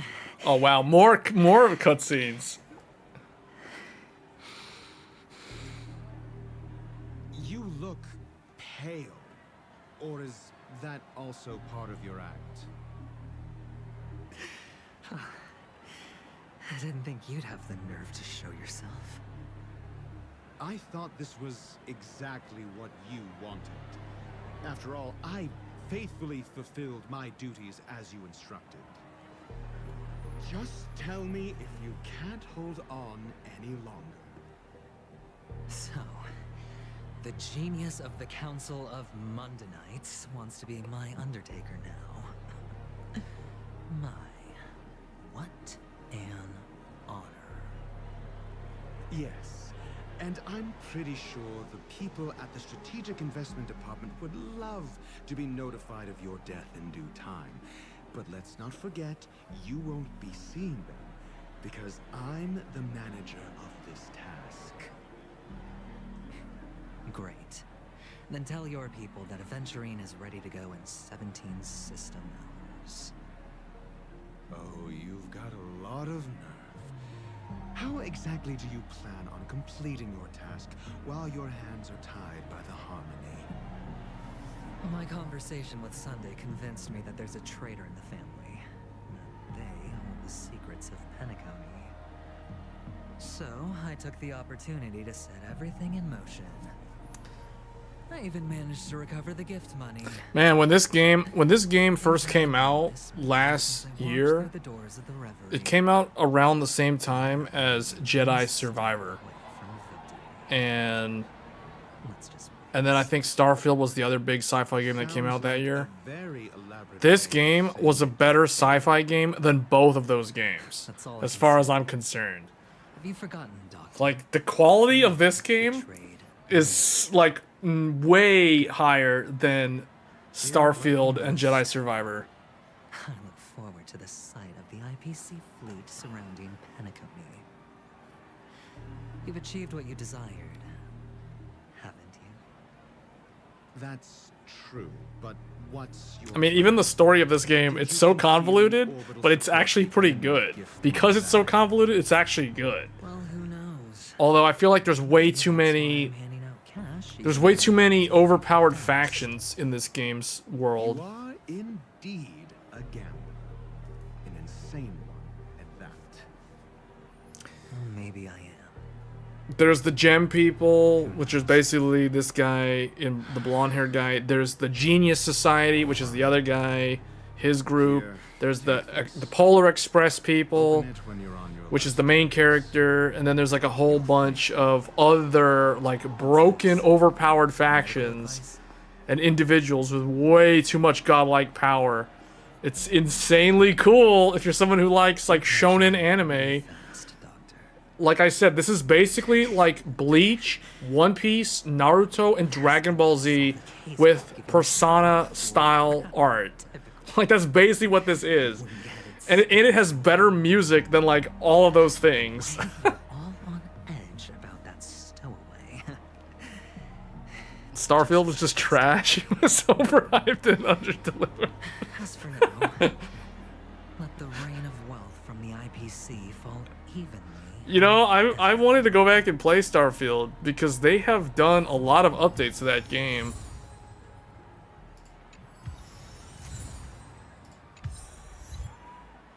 Alright, we get to play as this guy. Okay, I need to fix the audio because the audio is too low. What I'll do is I'm going to crank this, and then I will turn it down. Well, actually, whoops. I want to do this too. I want to turn that off. And we're going to turn this back down to negative. Okay, that should be better.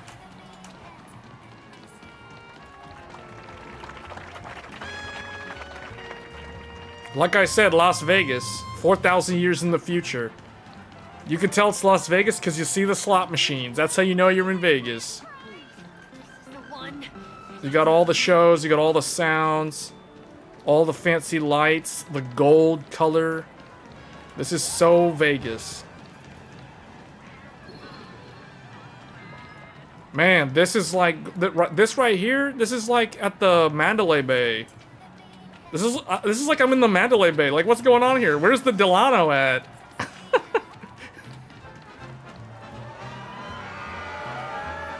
This game, this game like Starfield can't even compete with this game. Speaking of like upcoming live service games, man, this year is only getting started. We're about to go into like the rat race of gacha game after gacha game after gacha game. There's one coming out next week called Wuthering Waves. I may take a look at that, although I don't plan on playing that like in any serious capacity because we're coming so close to Final Fantasy 14 and we got Ghost of Tsushima next week as well. So actually no, Wuthering Waves is not next week. Ghost of Tsushima is next week. Wuthering Waves is the following week.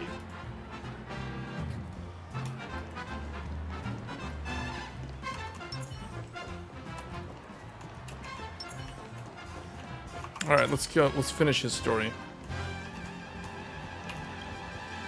Would you be willing to support my performance and keep the Song of Beauty alive in the cosmos? I got gems for you. But why would you give such a wonderful gift to a random stranger like me? Well, you see, I can't bear to see anyone in this sweet dream suffering from poverty. That's incredibly kind of you. Thank you so much, sir. If you ever get the chance, please, feel free to come by and indulge in my singing. Sure thing. By the way, do you happen to know anything interesting about death? What a weird question. That's a pretty scary topic, and it doesn't really match the mood of this sweet dream. That is so weird. Do you know anything about death?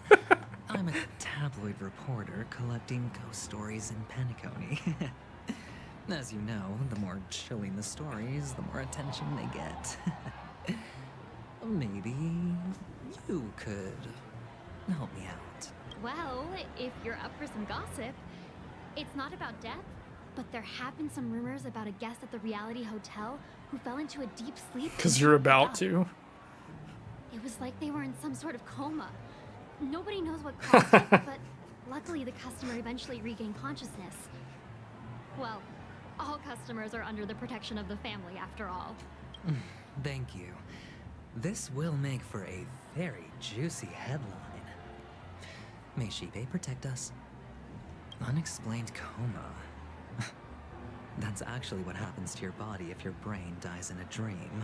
But unfortunately, the customer ended up waking up in the end. I can feel something inside my head.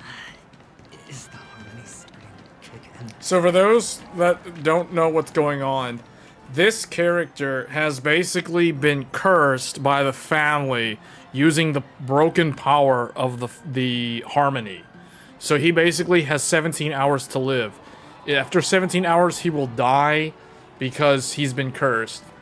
So that's basically the premises of what's going on right now.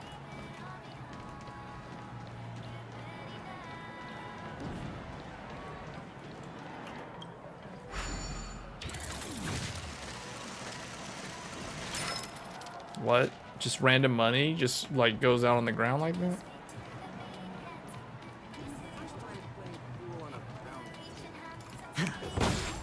Man, we need some like Western developers to make a game like this. Like, I don't understand why they don't get in on this. Like, these sort of games are like the cash cow. Like, look at the earnings for Hoyoverse and those studios that are making these type of games. Like,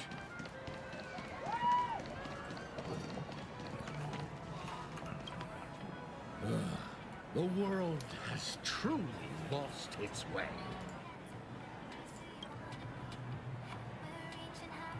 You. Wait. I get it now. This is some sort of prank show, right? You must have some cameras set up around here to film yourself doing good deeds, right? You youngsters are always looking for a quick way to get an audience. But you know what? A truly great show never comes easy. A great show will start soon, old man. But before that, I need to ask you something. Do you know where I can find death in this dream? Ah, I see. Another fearless youngster looking for death, huh? Well, let me give you a piece of advice. Don't think you're the first one who's ever thought of that idea. Death? Not even remotely innovative. I bought it from Dr. Edward. He claimed it was some exclusive fancy schmancy stuff. who's Dr. Edward? The effects were awful. First, some monster covered in eyes stabs you in the gut. And then all you see are blurry glimpses of buildings and lights. The sky was spinning so fast it almost made me puke. Is that all? Yeah, what else can you expect? Don't put too much stock in the Penacony movie industry. They even call this junk groundbreaking art. Can you believe it? What a joke. Wait a minute. We know what that is, though. What he just described is what happened to that girl. She got stabbed and died from the power of the death. Sounds like the memory zone meme. It's the memory zone meme. It's literally called memory zone meme. Well, that whole dream bubble was probably created using rumors and gossip. The disturbing voice in my head. He's been cursed with death. A sip of liquor. A blissful reprieve. To drown It's like someone used the killing curse on him, but because he's in the virtual world, he doesn't die instantly. I know I have what it takes to become a poet. Oh? You're giving these gems to me? Or are you just pitying me? Well, it really... You really shouldn't drink so much Soul Glad, my friend. Oh? The devil of Soul Glad? They say it loves to appear to drunk people. Especially the ones who are passed out. Looks kind of like that too, I remember. Does everyone have to go through so much torment before joining the family? Now I just want to take out my brain and use it as evidence. Take care, my friend. If you ever find yourself in danger, remember that the hounds are always ready to help.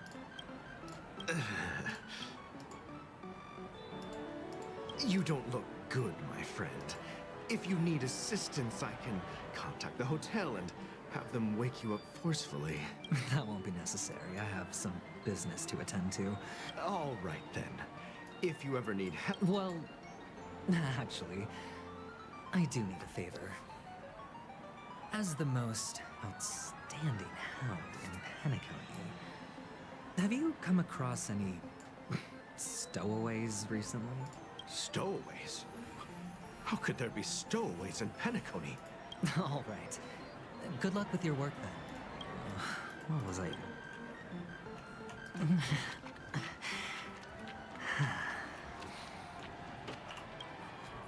You want to talk to me? Sure, but... Huh. Wealthy people have fancy ways to enjoy this dream. But to be honest, I've never seen anyone who gives out money to others like you. So, are you trying to be the prince from the tale, handing out his gold leaf garment and melting his lead heart in the fire? I'm flattered. I'm no prince, and I just thought these gems would help you speak. So, as an... Another curious soul. I see. How did your boss talk you out of it? Well, she simply said, covering baseless urban legends like that would make us look like some third-rate tabloid. I thought about it, and she had a point. Reporting on stuff like blowing out birthday candles and getting spooked by nightmare ghosts isn't exactly professional material. Guess she's got a point.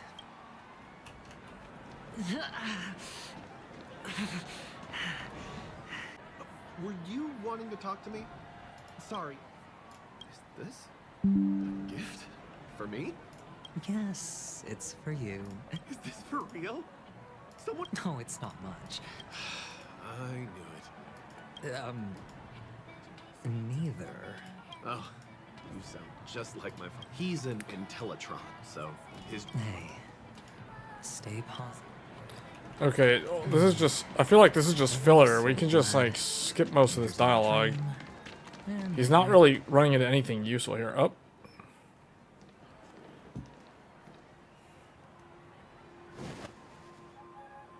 Remember what I said. You Sigonians are better off hiding in the sewers. Look at you, snooping around and sticking your nose everywhere.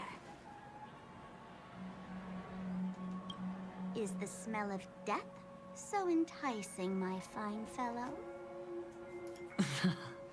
Oh, it's you, masked fool. I should have guessed it. You're the imposter who appeared on TV after Robin's death, right? I heard you got caught by the family. I gave you a clear clue. Befriend a mute. Simple and straightforward, you know? And what did you do? You messed it up and ended up as their prisoner. I told you to make friends with a mute, not become one yourself. You really let me down. What do you mean? You know better than I do. Who watched the little songbird that couldn't sing perish right before their eyes? You did, Blondie. No, I mean... What did you mean by becoming one myself? Well, it means you'll soon end up like her, unable to speak ever again.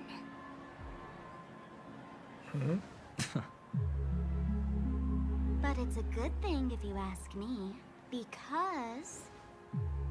Because I'm getting closer to the truth, right? Oh? Why else do you think I'm handing out cheap trinkets all over the streets, fool? All part of the act. Fool's bait. The more pathetic I seem, the more likely you'll come sniffing around. So, now that I've drawn you out, will you reward me with an answer for my efforts? Why should I help you? Don't you want to see Penacony descend into... chaos? Well, I can make that happen. I just need an answer to one question. Back then, when you asked me to find a mute, did you really mean Robin?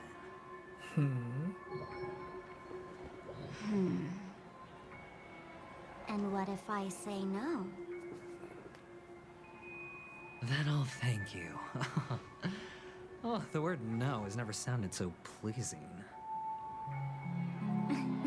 Well done. I admit I underestimated you, but what difference would it make? Let me tell you something.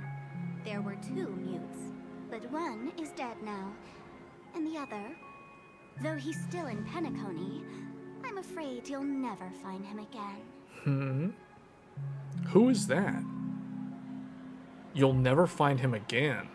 Now I'm completely sure that I was on the right track from the beginning and never strayed, fool. Right now, there are only 2 things missing from my grasp. The meaning behind the truth, and the means to expose it. How impressive. That's quite a fancy way of saying I haven't learned anything so far. Not exactly. I've gathered enough clues to prove its existence, and that's enough for me. As for the answers to my questions, I'll find them within 16 system hours. Oh, really? Only 16 system hours? Well, let me lend you a hand. Here you go. This is my precious, mutually assured destruction button, and I have one just like it. When either of us presses it, the other and the whole of Penacony will go up in smoke. If you're really so desperate for the IPC to take over Penacony, blowing up the chessboard isn't a bad idea. Start from scratch. That's where the IPC excels, right?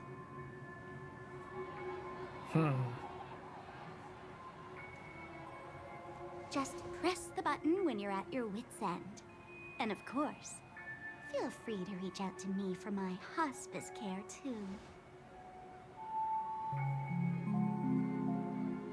Oh, deadly button, huh? Well, I guess the family didn't take your threat seriously at all. Otherwise, how on earth did you manage to bring it in here? I have my own ways. That's all you need to know. Well, I'm afraid I'll have to decline your offer. Who knows if your little gadget will actually work. By the way, I have no plans to search for the other mute friend you speak of, but it's good to hear that he's still here in Penacony. I'll handle the rest myself. I'll orchestrate a grand finale for the downfall of the family. And at the climax, the walls will crumble, people will wake up, and those who couldn't speak will find their voices again. When that time comes, go ahead, press the button, light up the sky with a magnificent fireworks display for me. Catch you later, fool. You're still talking big, but sure, if that happens, I'll stay true to my word. Just don't let me down now, okay?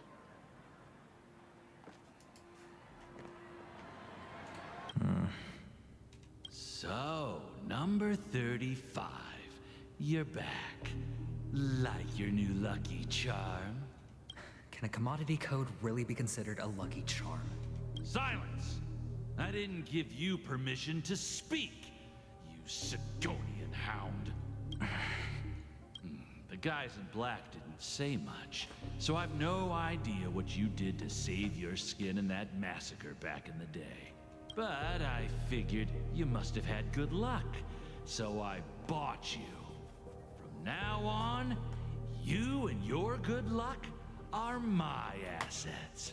Your first task is simple. In addition to you, I've purchased 34 other slaves. Go and play a game with them. You came out alive after 2 days. It proves that you are the real deal. You're insane. Testing out if you're a good product. Aren't you worried that the money you spent on me will go to waste? I've got stacks on stacks, Blondie. The slave market is never short of self-righteous brats like you. But you look good. And that's why many customers are betting their fortunes on a scrawny brat like you. So go along now and don't let your master down. How much did you spend? What? My price. How much did you pay for me? Huh. You really want to know? Well, it was 60 tanba. No more, no less. I'll take my chances. 30 tanba. If I come back alive, you'll give me 30 tanba. Deal? Are you trying to strike a bet with me? Oh, you've got some guts. Yeah, sorry, but that won't do. Don't forget your place, slave. You're not qualified to be at the table. You're just a chip. A life thrown away in someone else's hands. Either you come back with more chips for your master, or you never come back. It's all or nothing. Don't embarrass me, my lucky hound.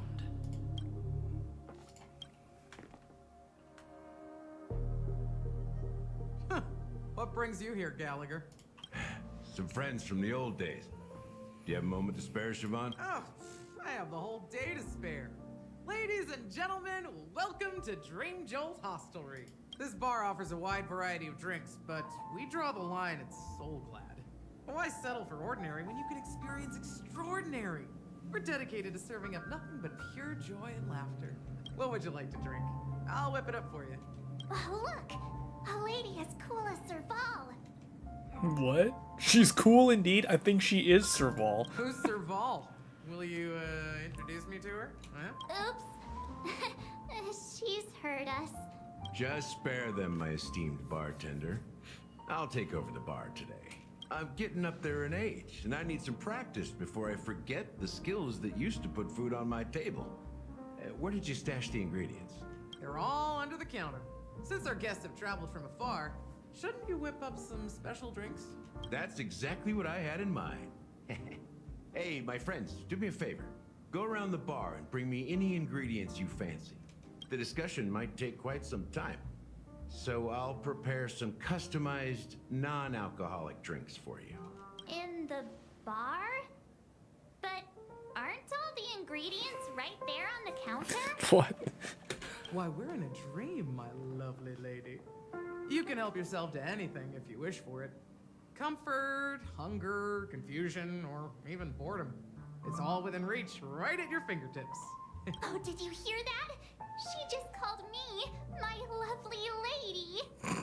What? Even in reality, mixing drinks is more than just throwing ingredients together. A bartender needs to capture the bar's atmosphere, master technique, and spin a tale of mystery and anticipation. Only then can a perfect drink crafted with a customer's life story be created. In other words, what you get from your drink is down to luck, so don't overthink it. Indecisiveness has no place when it comes to enjoyment.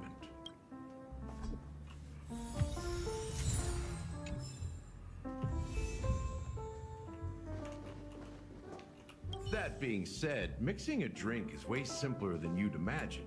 Just pick your favorite ingredients, toss them in a glass, mix it up, and it's done. Hey, they even got like ray tracing under the table there. Oh no, it's like a light source. Go ahead, my friend.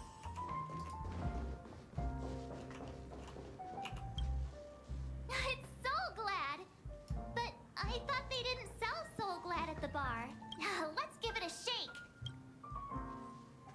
Maybe someone else brought it here? That's possible. You see Soulglad everywhere these days. Why don't they sell Soulglad in this bar? It's all about the bartender's pride. It wouldn't make sense for customers to come here and order drinks they can find anywhere else. You're right, Himeko. go.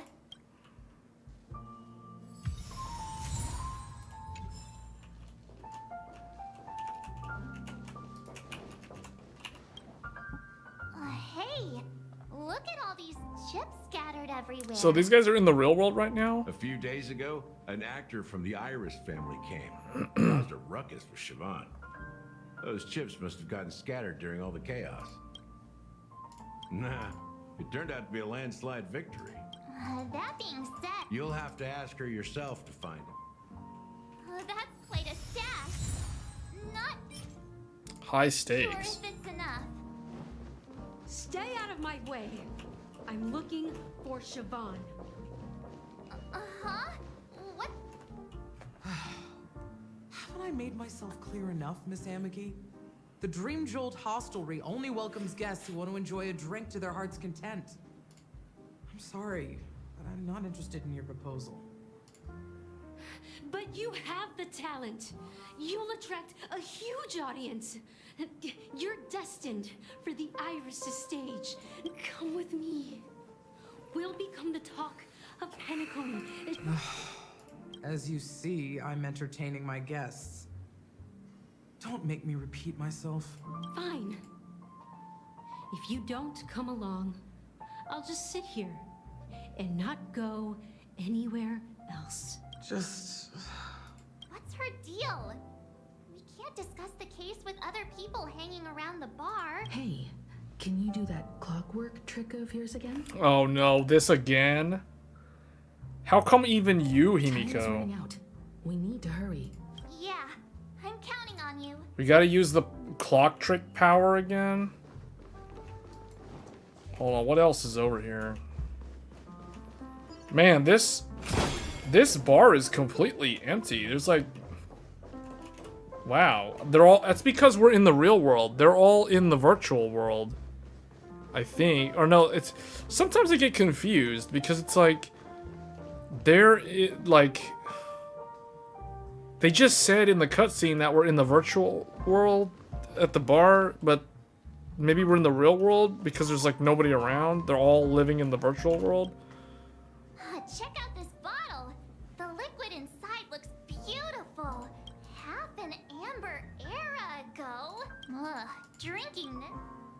Ugh, the syrup is... Did you find the bottle of syrup I've been hoarding? Ugh, then...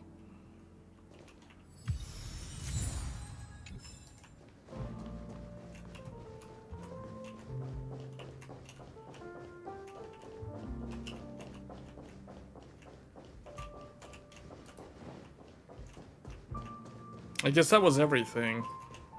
Wait, what's this? Can this be used for mixing drinks? Oh, what should we exchange for it? A bag of trash?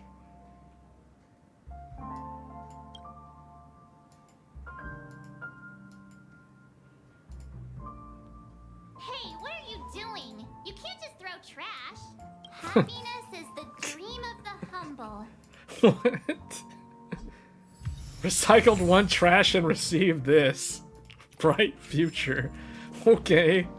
You're one of Siobhan's guests, right? I just don't...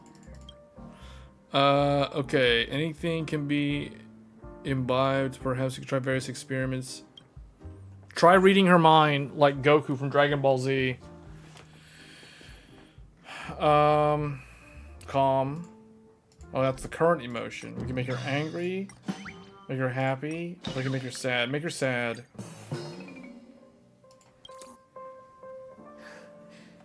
It's ridiculous, right? Our paths were never meant to cross.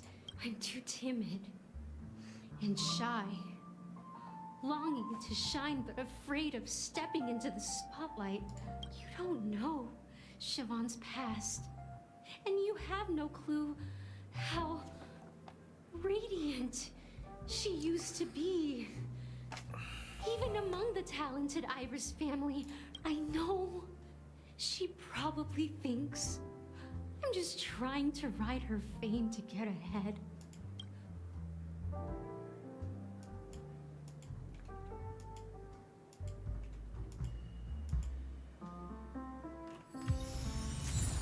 still not leaving. Maybe I'll have to try again. Well, we got something. That wasn't the right one. Okay. Okay. Angry. Those darn Irish jerks. I can help clear the waiver. But that didn't work either. Hold on. Get out of control if she There's gets something over here though.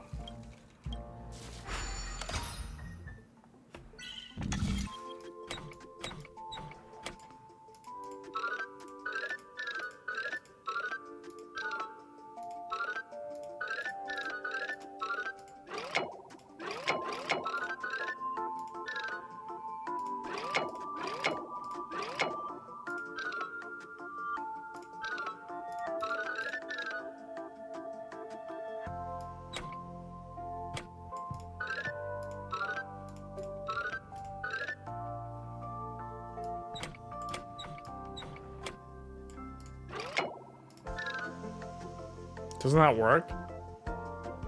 Oh, wait a minute. I see.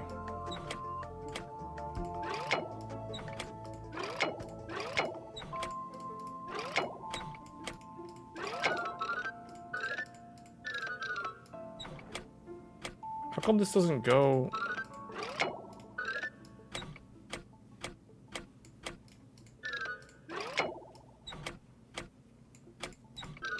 Oh, there we go.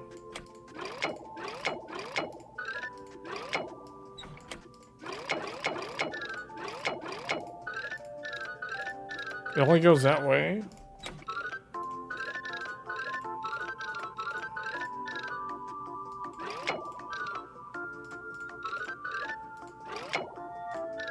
There we go. Okay, and then this one goes like that? Yeah.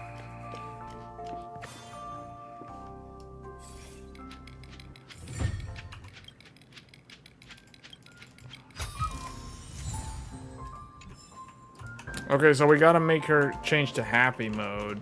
I just don't get. Because none of the others worked. I've seen it. The crowd is going wild. I've seen.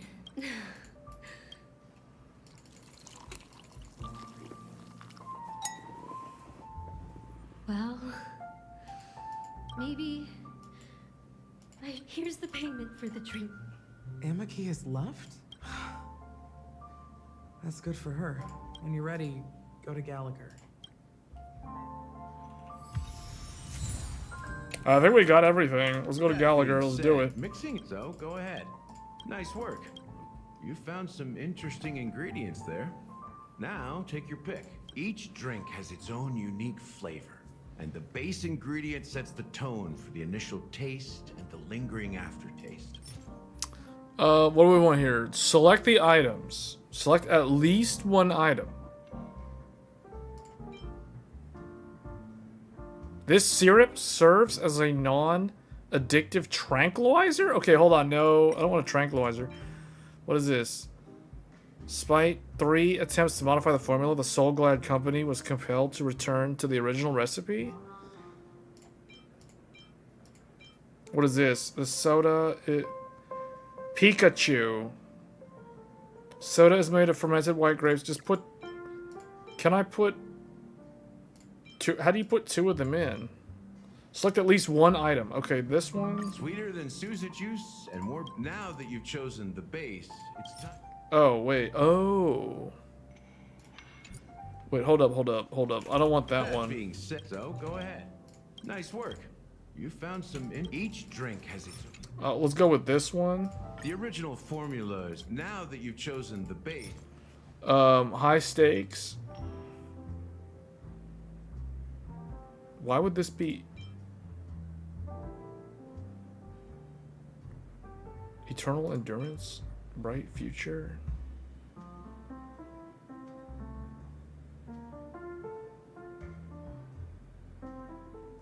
Eternal endurance is the one that you get from what's her name. Let's go with that. The taste is not very intense, yet evocative. After those despicables sent Mikhail away, I found myself lost in the wilderness of my dreams. Mikhail. Almost there. Let's pick a decoration. Which style do you prefer? Anything you... Straws with concentric circles? What?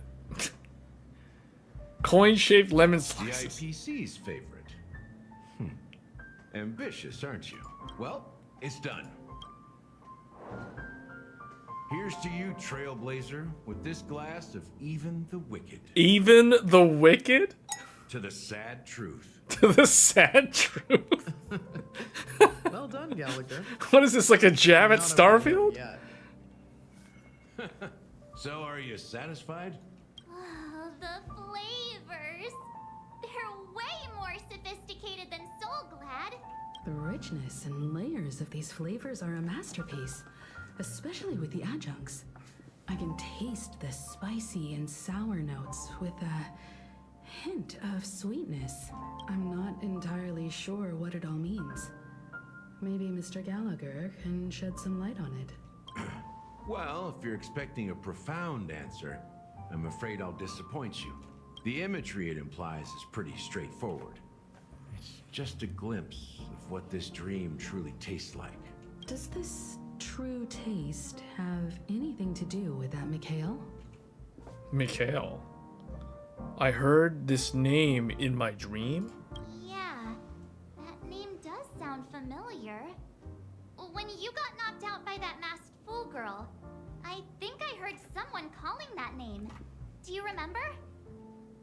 I was right about you. You guys seem to know quite a bit. And now there's no reason to hide anything from you anymore. Let's dig deeper into the case. And of course, I'll tell you a story about Mikhail. All right, let's start with what we know based on the clues the family has. It seems that Firefly isn't a local or an invited guest. In other words, she's a stowaway. She managed to fool me at first. My age must be getting the best of me. But here on the planet of festivities, stowaways are a common sight. You're bound to run into one sooner or later. After the incident, The planet I of was wasting festivities. time searching for that girl in both the dreamscape and reality. But here's the thing. We only received bad news. And the trickiest kind at that. She simply vanished, leaving no trace in the dreamscape or reality. As if she had never come to Penacony at all. Huh? Does that mean... Death eradicated her? Maybe things will turn out different than what we think? Is she a ghost? A clever metaphor. You were making a metaphor, right? Let me be frank. This case, actually, is unlike anything the Bloodhound family has dealt with before. Dealt with before? So, death does happen in Penacony, if I understand correctly. You've witnessed it, so there's no need to hide. Even the shiniest city has its dark side. We're all adults here. Surely I don't need to explain too much to you. Confronting the family based on that alone would be naive. Death may occur in sweet dreams. So what?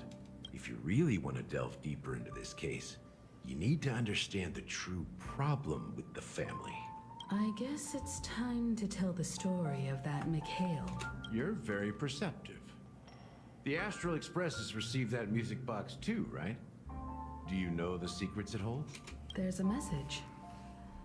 Witness the impossible in the realm of dreams. Find the legacy of the Watchmaker, father of Penacony, and thus the answer to the question, why does life slumber? That's the exact wording. Hey, why are you laughing? No, but I'm the officer in charge of this case. So how could I not know? I'm sure you must have noticed that this message didn't come from the family. You might have even guessed that the relationship between the family and the Watchmaker isn't as close as it seems. That's just our speculation. Actually, it's hard to believe that the father of Penacony and its actual managers are at odds. Now I can assure you that your speculation is absolutely correct. The family has considered the watchmaker an enemy for a long time, but the hounds haven't been able to track him down. Let me ask you a question. Have you ever wondered why the family allowed the watchmaker to send out such a ridiculous message to the outside world, inviting you here and causing chaos? So, you want to seize this opportunity to expose the watchmaker? The watchmaker. Well, now you understand why the Oak family authorized the Nameless to assist in the investigation, but kept you in the dark, right? Because the watchmaker is not the legend of the land of the dreams at all. He's the most shameful stain in the history of Penacony, and he's the root cause of all the anomalies in the dreamscape. What? What does this have to do with Mikhail? You don't get it? Well, I mean, Mikhail, the betrayer of the family, he's the watchmaker.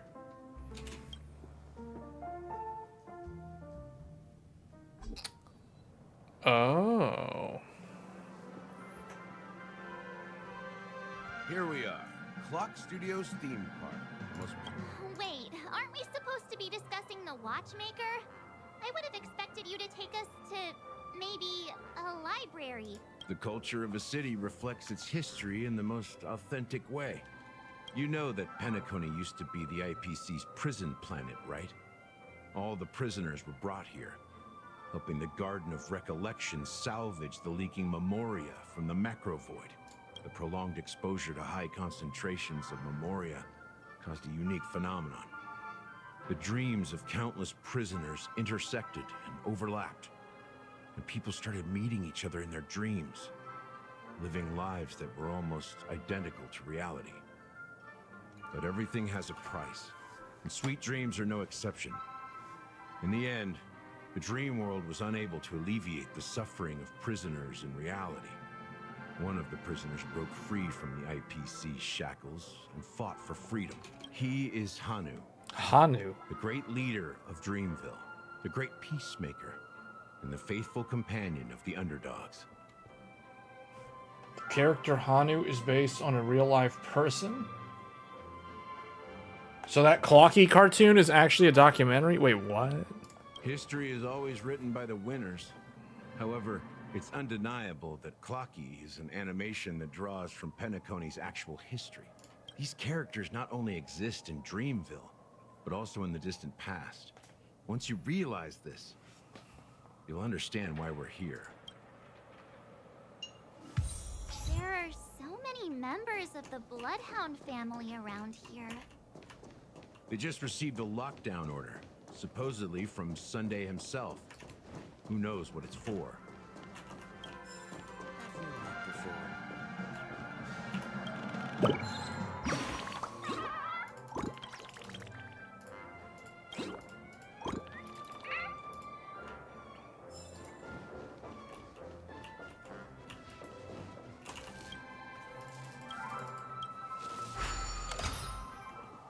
One thing surprising is how large they managed to make this area.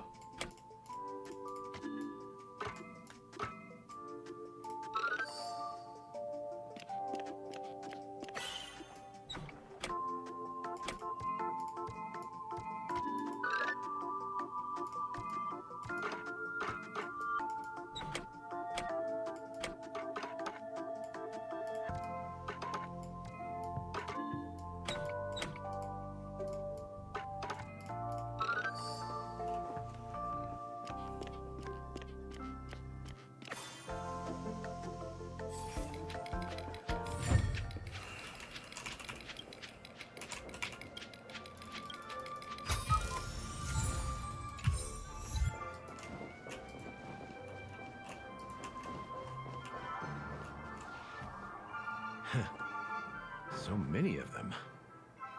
I've never seen anything like this. We don't need to go in. We don't want to draw any unwanted attention inside. Let's find a quiet spot and continue our view here is great, right? Including Clocky. If all the characters in the animation are based on characters in reality, then Clocky's counterpart is definitely the Watchmaker. In the animation, He's Hanu's partner and one of the founders of Dreamville. Does that mean the Watchmaker was personally involved in that war and sided with Asdana? It was a monumental war for freedom. Hanunu fought alongside a motley crew of masked fools, nameless, history fictionologists, mourning actors, omen vanguards, even visitors from beyond the sky. In the end, they emerged victorious. Among them was the person who would eventually be known as the Watchmaker. But if you do the math, doesn't that mean the Watchmaker was around for several centuries? I'm not sure, but Mikhail was already the Watchmaker when I met him, so maybe he inherited the title. How old are you now, Mr. Officer? I'm 13. No way. Not even close. Hanunu freed the frontier prison, but peace still eluded him. With limited resources, threats from the outside world, and internal conflicts between major prison districts, the future of Asdana was uncertain. It wasn't until the Watchmaker approached the family with the idea of turning the prison into the planet of festivities that Penacony finally gained its name and glory. Thus, he became known as the father of Penacony. But didn't you say the Watchmaker betrayed the family? And you said you were his companion, so that means you... No, I'm not his companion, but rather one of his many children. But I am indeed a traitor. Not to the family, but to Mikhail. What did you do? I did nothing. And that's the worst betrayal of all. Just like you, I had close companions. We dedicated ourselves to Penacony. But the Oak family, they set us up. Mikhail was too old to protect his children anymore.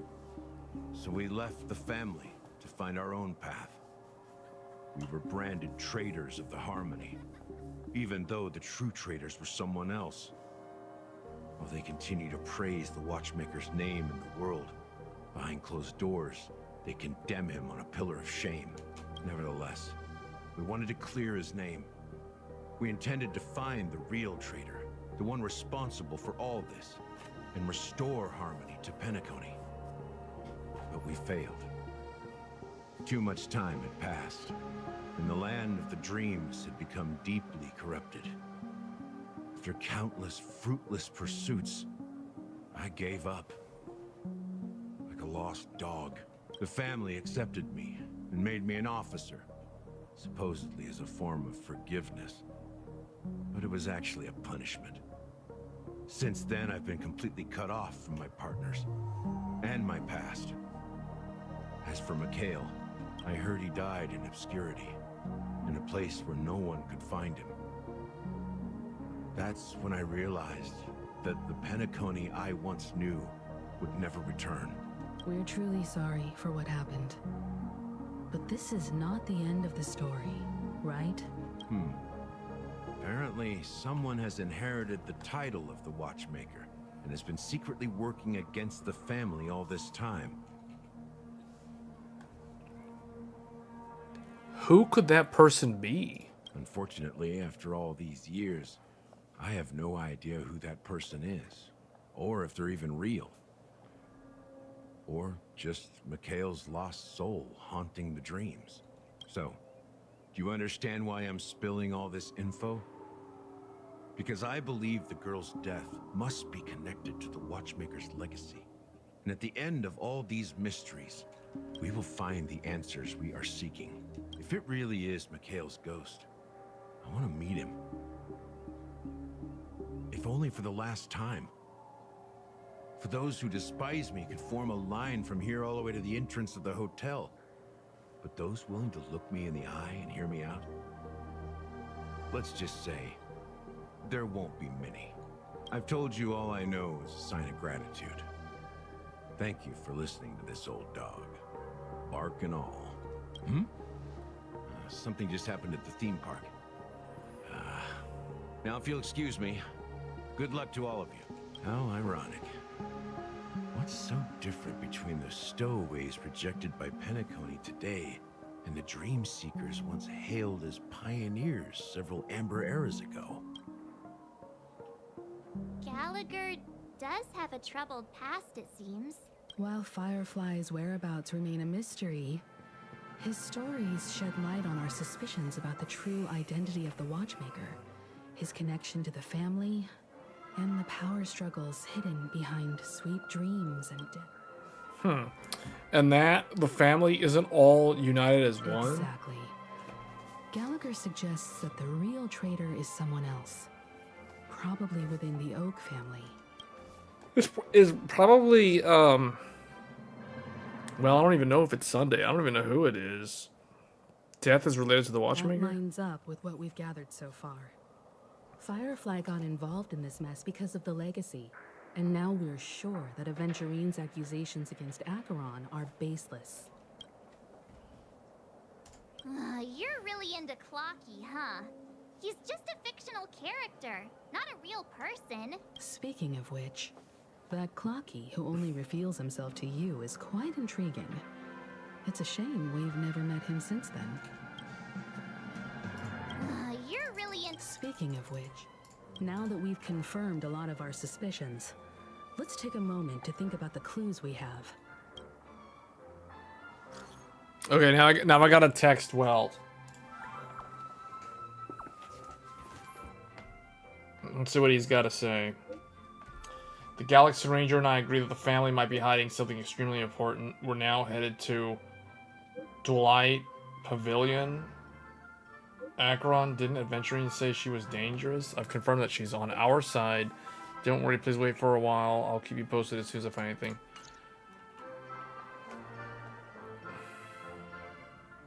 Are your companions worried about you?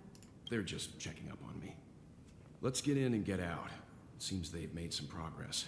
Looks like we're about to enter the depths of Dewlight Pavilion. Dewlight Pavilion? It's been a smooth ride. Almost too smooth for a heavily guarded mansion. Let's see if there's anyone waiting to greet us. What?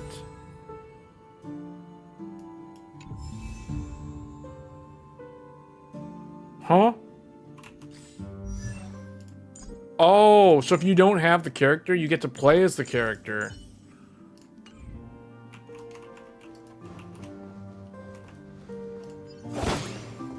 That's cool. Where are we?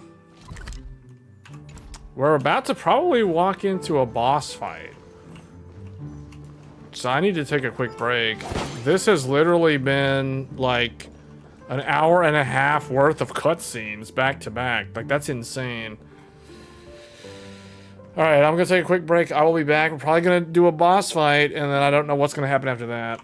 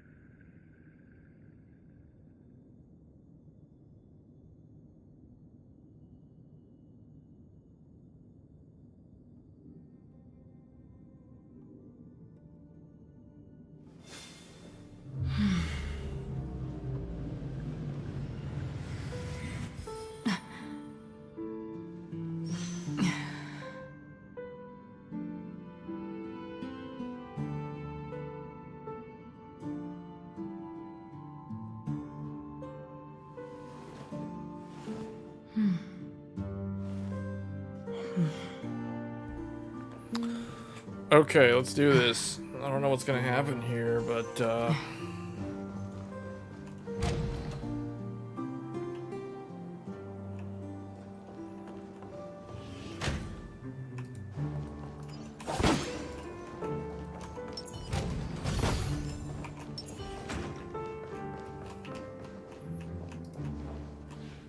Something feels off.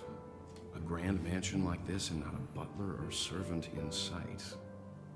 Could it be due to the disruption caused by the emergency? Well, this door is open. Looks like we'll have to investigate ourselves. Let's proceed with caution. Just one moment.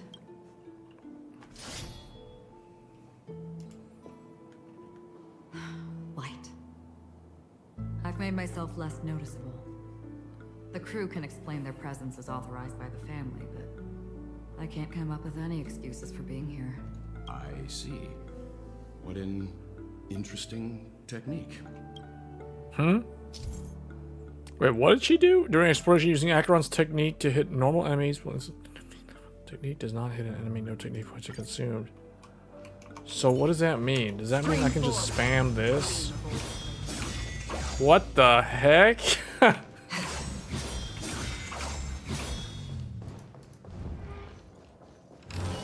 Oh, where does this go?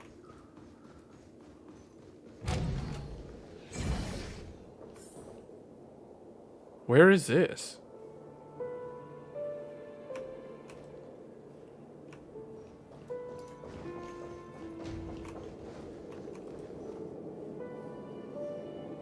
I don't see anything in here that I haven't gotten already, so maybe we've already been through here? So I think we did come through here as Adventurine earlier. Stream 4. A gleam of old blade.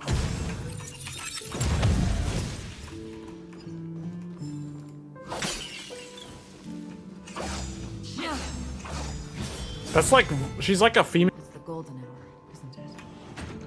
Maybe the heads of the family used that model for. And the footprints here are different from the rest. There are two sets of them. Looks like outsiders might have passed through here not long ago.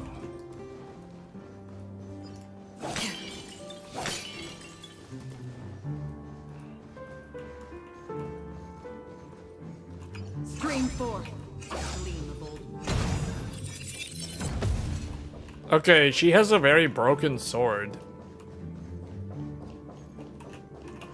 It literally cuts through all the enemies and instantly kills all of them.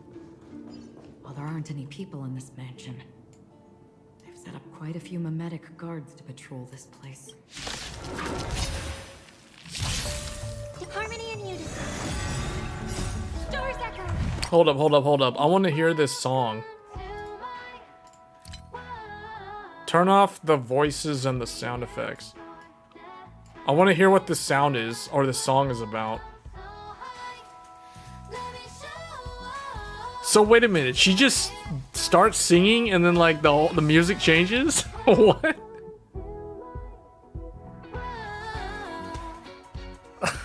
What? That's a new concept. Although there was an RPG in the PS2 era that had a similar concept with the Revitales. I forgot what, I think it was Artonelico.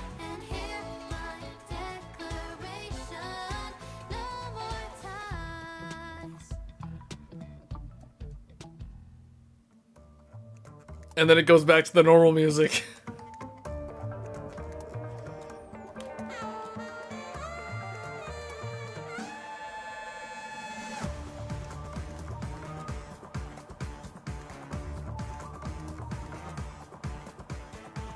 Man, the normal music's good too.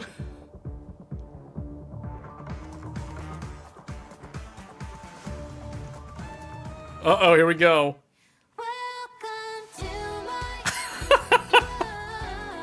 What?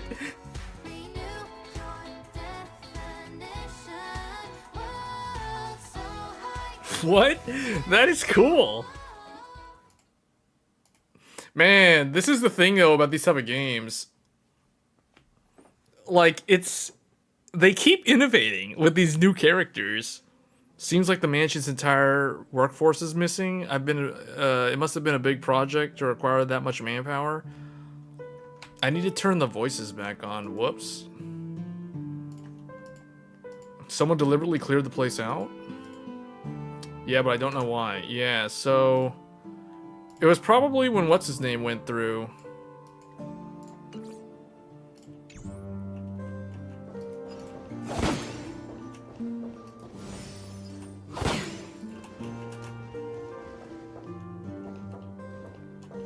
What is this? Stream forth the gleam of old blades. Lordly trash can. Point directly in the direction of the destination with my hand. That's rude. What the?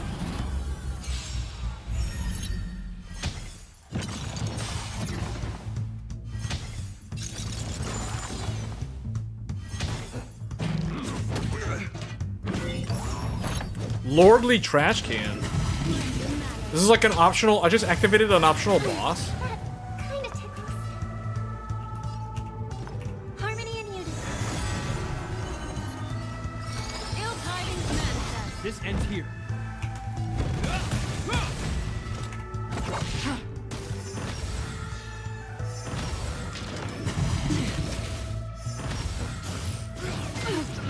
Oh, we don't have any shield. I need to.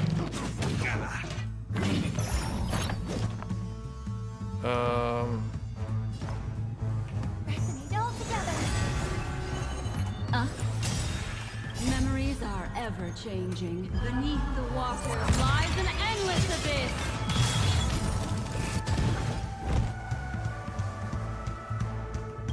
I weep for the departed.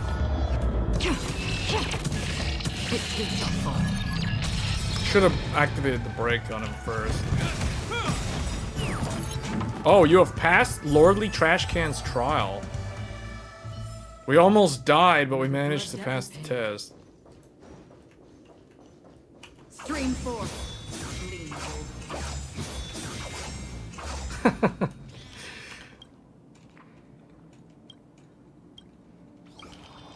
So wait, what does that mean? Does that mean there's like, oh, luckily there's a save right there. Can I go into this world? I don't think we need to go in there though. Alright, I guess this is it. So I guess we're good. Actually, I want to do one thing. Swap this guy for Adventurine because Any justification? he is a way more broken tank.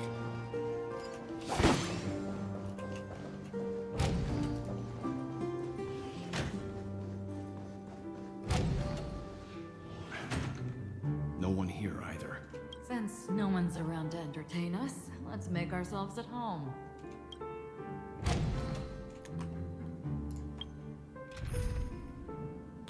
Maybe I should actually, well, Black Swan is extremely good when paired up with... Wait, I can actually switch... Hold on a second. So the story one, what does she All or have? nothing. I can actually control the story one. I guess I'll just...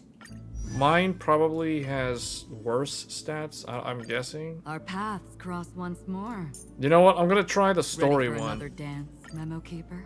The story version, and then we'll replace her with Welt because he's technically supposed to be in the group. And then we will use well, hold on. We got Lightning, Imaginary. We don't need two imaginaries. Let's put Hoo-Hoo. Yeah, we'll go with these people. Okay, so for him, I need... Oh, he doesn't even have the right stuff. Wealth isn't even fully upgraded. Oops.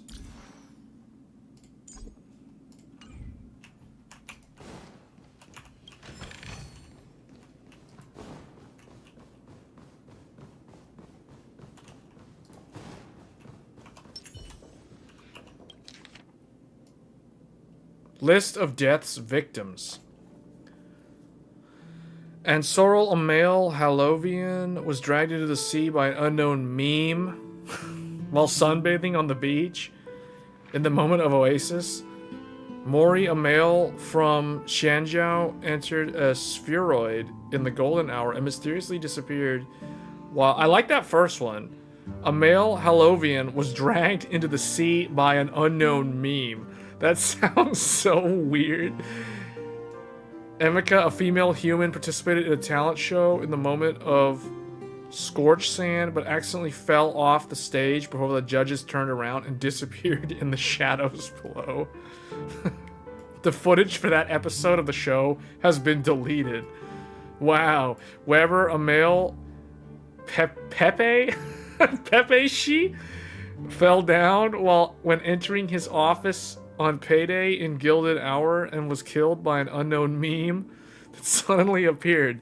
The memories of witnesses have been processed. Preferring to attack wounded or vulnerable individuals? Uncertain. Shamet, a male Pepe, was taken away while flipping over a card at a casino in the moment of stars. The casino staff has dealt with the aftermath of the incident. He died by flipping a card. Interesting. That's the note. Deckham, a male human, jumped into the ocean of dream bubbles in Blue Hour in an attempt to impress his girlfriend, but got entangled by an unknown meme. Okay, there's a lot of like unknown memes. Under the sea and drowned. His girlfriend's memories have been processed, but the outcomes are not satisfactory. Further intervention from motivators may be necessary. Note, most cases are related to the ocean. Okay, that is interesting. Notice how a lot of these people died from the ocean and memes. Could this be a breakthrough? Additional note, scratch that. After checking, only 2 cases were related to the ocean. Hold on, wait, no, wasn't there more than one? This one. Okay, I guess it was 2. Although I thought there was someone who like dived into. Oh, that was the second one. What is the name of the game? The name of the game is in the description of the video. This game is called Star Rail.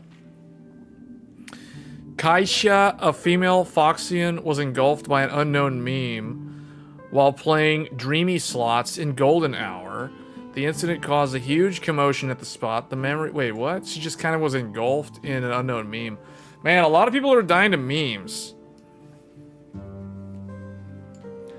Kambega, a male bloodhound, was attacked by an unknown meme. Another one. His shift change in the... Before his shift change in the moment of serenity, resulting in his death after a fight.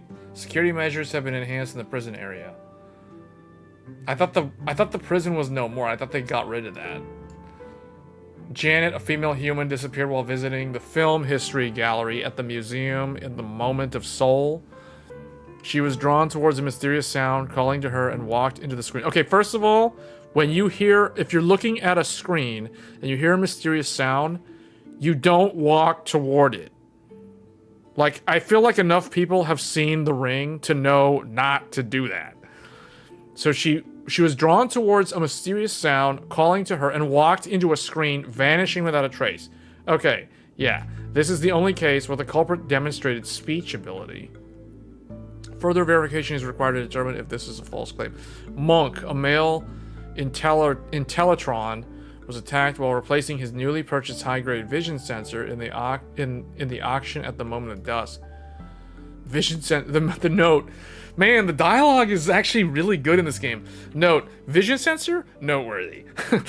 Annette, a female Pepe, vanished while touching up her makeup in the bathroom before the graduation ceremony at Paperfold Academy in the moment of soul.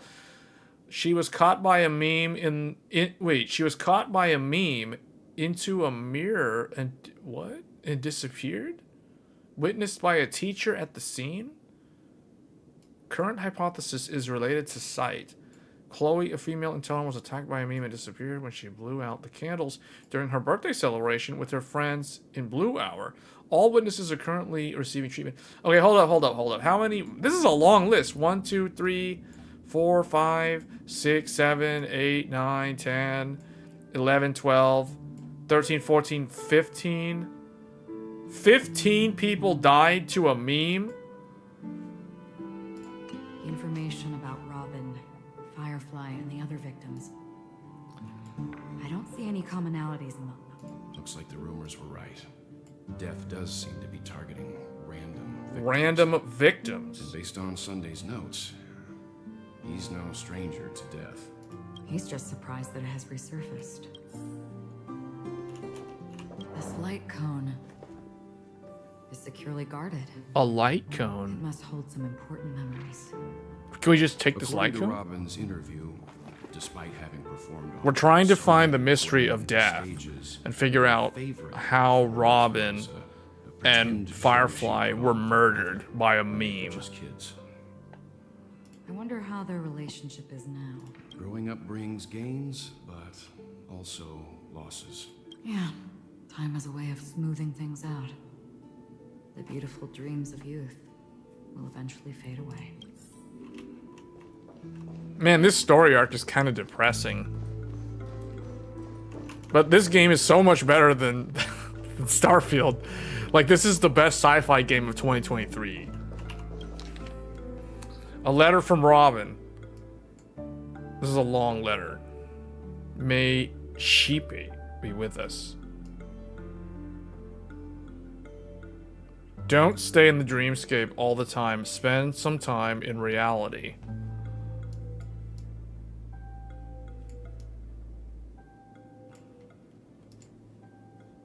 As soon as I and the rest of the crew arrived in Penacony, Mr. Sunday and Robin showed up to greet us. I remember hearing something unusual in her voice. And now it seems I was right. Robin believed it was because the harmony had been tampered with somehow. Velt is like probably the best investigator out of all of the Express crew. Interfering with the power of paths. Meaning? If there really is a traitor within the family, that person must hold a high position or possess unimaginable strength. That would explain why Mr. Sunday has been having such difficulty in catching the traitor.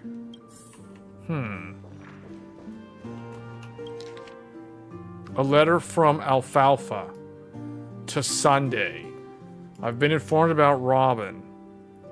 Okay, Robin, she is the sister of Mr. Sunday, and she was killed by death. This letter is from Old Odie, whoever that is. It seems neither the Dream Master of Penacony nor this old Odie is happy with Sunday's recent performance. They don't seem to care much about death. Instead, they're more concerned about the Charmony Festival and the Watchmaker. Maybe the other family heads don't think death is a big deal. One thing's for sure. There's a lot of internal conflict within the family, and everybody has their own agenda. There's a lot of internal conflict within the family. So there's a lot of family issues. It sounds like a dysfunctional family. Esteemed head of the Oak family, the investigation into all the suspects involved in the death case has been concluded. Okay, Ryan, a general staff from the Oak family, short gray hair, leading a laid-back lifestyle, often caught slacking up at work. Wait, what is this? What is all this stuff? So these are the... Oh, this is Nightingale family, Paperfold Academy, Oak family, Iris family. So all these Bloodhound family, are these all the same family? Like, what are all these different names? Alfalfa family. There are a total of 52 suspects. Oh, these are the suspects?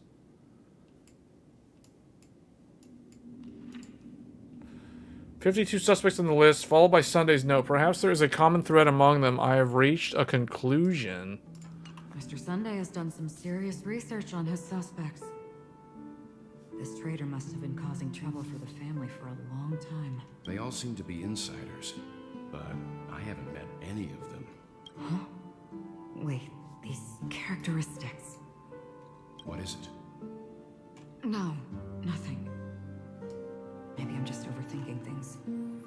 However, if this traitor really exists, could they be responsible for Firefly and Robin's deaths? Perhaps that's why Sunday is taking this matter so seriously. That's all for now. Nothing more noteworthy. Before coming here, I had all sorts of scenarios in my head about dealing with the family. I did not expect an empty mansion. Watch out. Someone's approaching. Uh-oh, they better hide. Quick, someone's coming. I don't think trespassing on forbidden areas is the way to be a guest, Mr. Yang. And... Acheron? The Galaxy Ranger?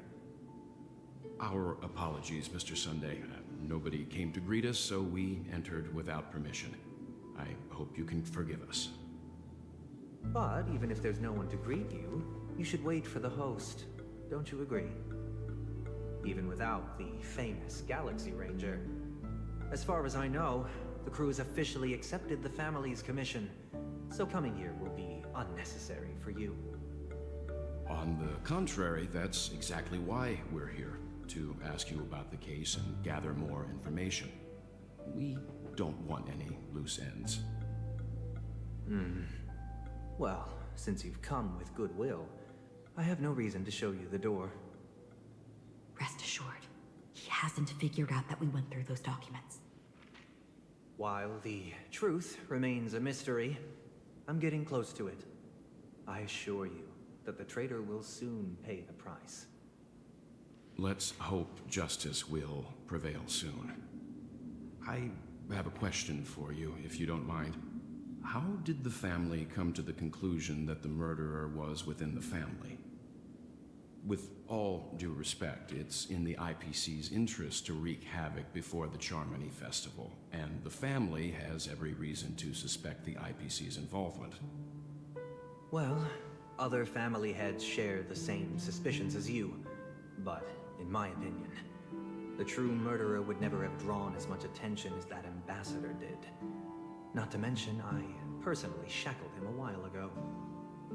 However, I'll give you a suggestion regarding your suspicions, Mr. Yang. You should be more cautious of Aventurine. While the wicked can't break through high walls, they can plunge their evil dagger into the heart of the righteous. He's a businessman, not some philanthropist.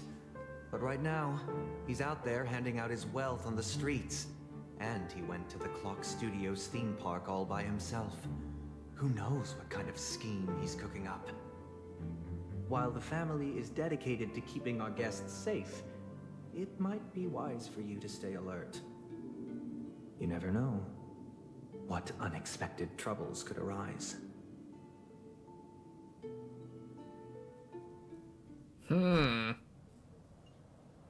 According to a Pierpoint hotline tip, there was a major breakthrough in the shocking Ejhazio Aventurine case. The suspect has been arrested.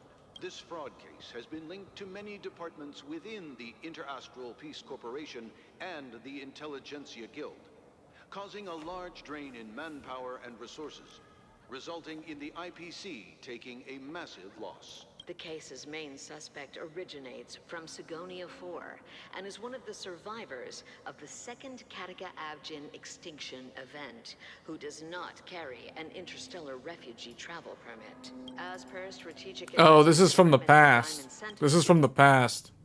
What pretty eyes. Tell me, do they shine in the dark? Well, if they did, I'd sell them in a heartbeat. You don't know how many people long for your eyes to be closed forever. As a servant, you should not resist your master. Yet, you went and killed that man anyway. No lawyer has the audacity to defend you. Perhaps you ought to represent yourself. Not difficult, but definitely pointless. You're pretty confident on your eloquence. Did you also think that when you lied to the Intelligentsia Guild? Ask and you shall receive. You wanted the perfect construction material. All I did was offer a possibility. So, for those that are wondering, just a small wager. This guy's on trial for murdering his master. Why is this IPC? Yeah, this is an IPC member. Why is the judge or whoever this is an IPC member? IPC is like CIA. I'll admit that. Like, for those that are wondering like what this is. It's kind of like the equivalent of the KGB or the CIA.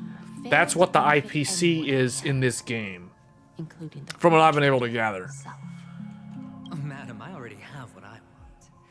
To be brought before you for the next high-stakes gamble. Then let's talk about the second gamble. Tell me, what are you prepared to wager this time? My life. I bet you won't send me to the gallows. What do you want, then? I want your Lenore to meet with me. I have something to say. And then what? I want cash. It can't be that simple, can it? It is that simple. 30 tonbas. The remainder of my market value. 30 tonbas. Why does he think that his market value is half of what his master paid? With this money, I'll climb to even greater heights than you. Grasp even more riches than you. I wager you won't give me this chance. Which is why you should call him here. Interesting. A pity Diamond won't see you. No one gets to see him. Man, this is like Sailor Moon using names like Diamond. Representative. And you're wrong. 30 tonbas. I'll give you that. And much more than that. Wealth, status, power. The IPC will give you whatever you want. Even what you don't want. Kakavasha. A good name. Prorated. Unfortunately destined to be buried in the dirt. Because it's Diamond. You deserve to live. It's prorated? What? Even more wealth. Oh, what are you talking about prorated? Go. Pick the clothes. His loan? Then choose your desired identity.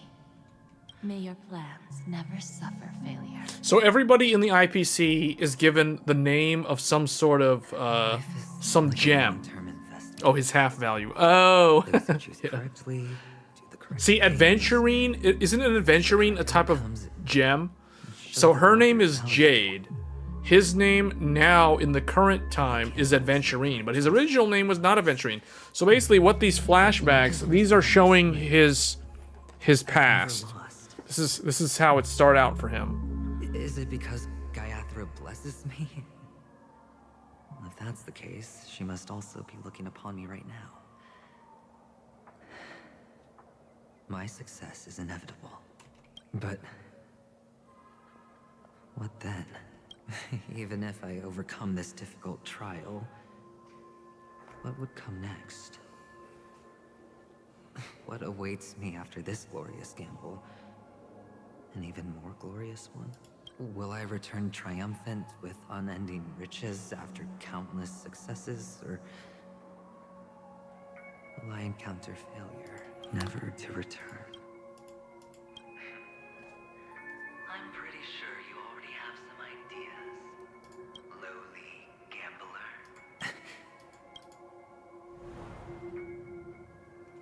So he's one of the IPC. What? What?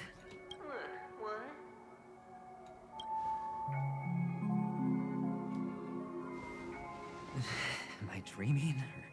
Or have I gone completely insane? So he's Adventurine. That woman was Jade. We've already met another character named Topaz. And there's that one Diamond, apparently. There's also someone named Diamond. When you were strapped to that electric chair by a mannequin warlords, who was it that gave you the idea? Fine. I may be crazy, but I'm not stupid. Get out of my head, newborn of the Harmony. The Harmony. He's been cursed by the Harmony to die in 17 hours. So, for those that don't know what's going on when I say that, so in this game, there's the concept of these, I guess they're kind of like the outer, well, okay, I'm using Elden Ring terminology if I say that, so I won't use that term, but there's this concept of these godlike beings. I guess you can call them these gods. So Harmony Harmony is one of them. I think there's 9 different ones. Harmony, Destruction, Hunt, Nihility, Abundance, Preservation.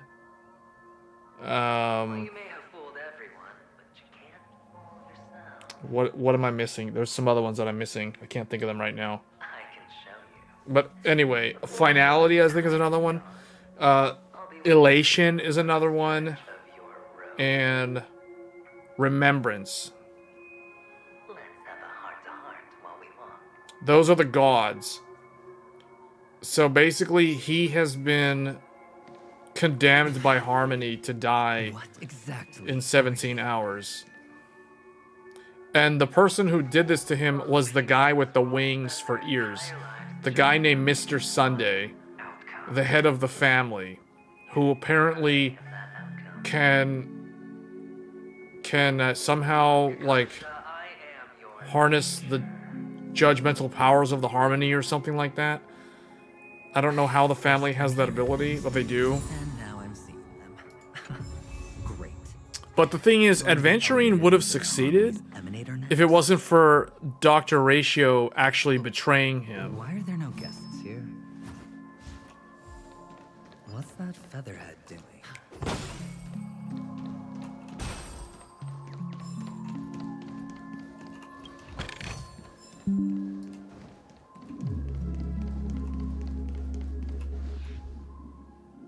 Just a Pepeshi?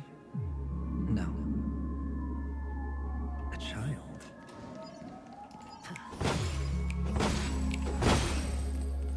This guy fights with Michael Jackson moves.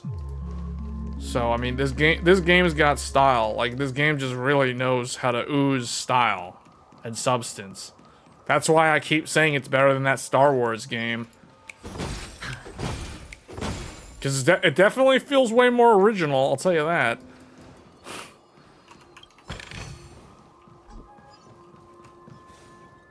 What is this? I think there's no reason in fighting those things.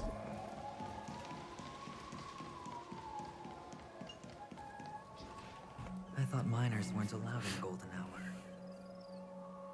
Hey, kid. You okay? What's wrong, mister? You don't look well. Impossible. They're pretty, aren't they? Sis said they're a gift from Mama Funga. Colorful eyes are said to bring good luck. Mister, you have pretty eyes too. Are you alone? Where are your parents? They're in that amusement park. Papa and Mama went in first. I have to go. Goodbye, miss. Those eyes. And Mama Funga. No, it can't. There aren't any Avgins left.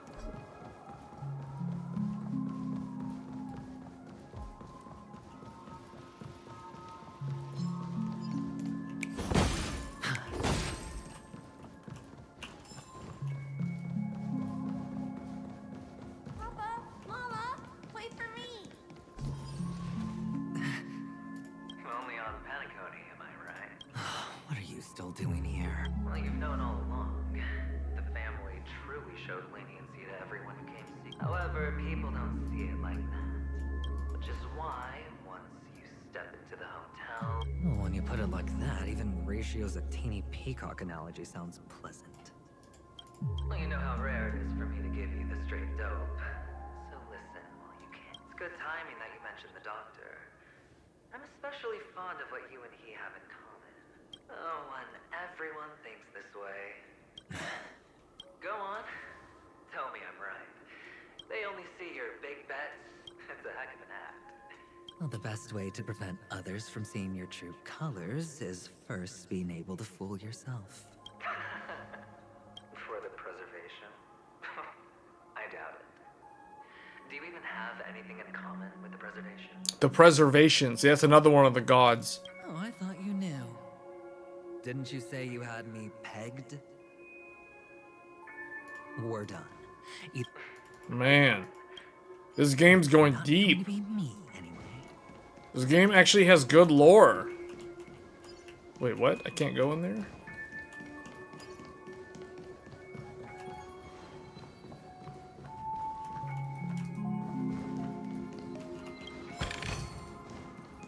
Man, they know how to make this game world look cool.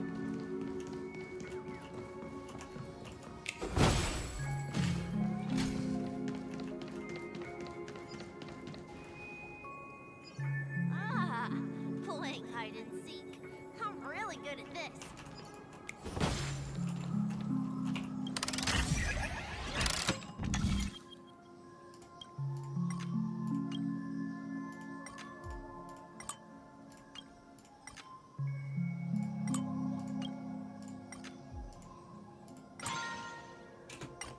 Here we go. Kingdom Hearts style. This game's got some style.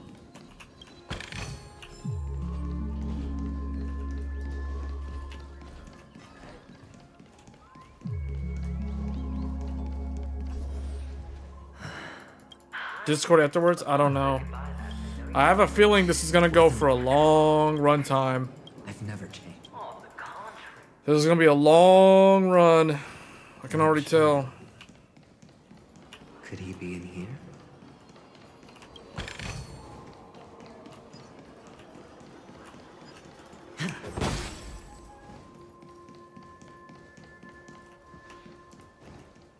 What's this? There's even a bird here. Puzzle time. Like this is the actual game part of this. You gotta solve the puzzles.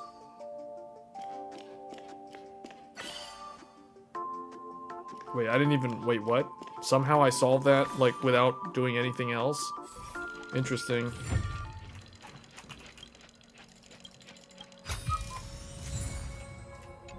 We got some stuff.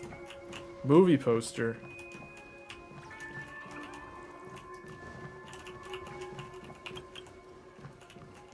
TV. Alright, wait, what? Who's this? Nothing? Alright, let's go. I'm gonna try to rush through it here.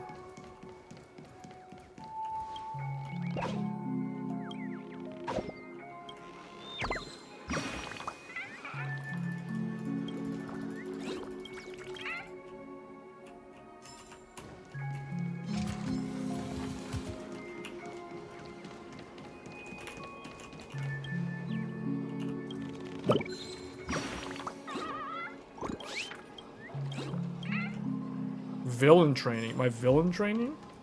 What?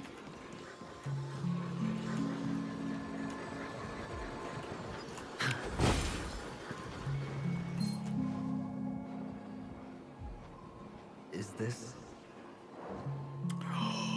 It's a topaz. A topaz? What is this doing here?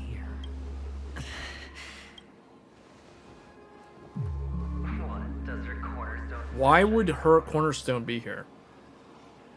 I was merely curious at why it was here.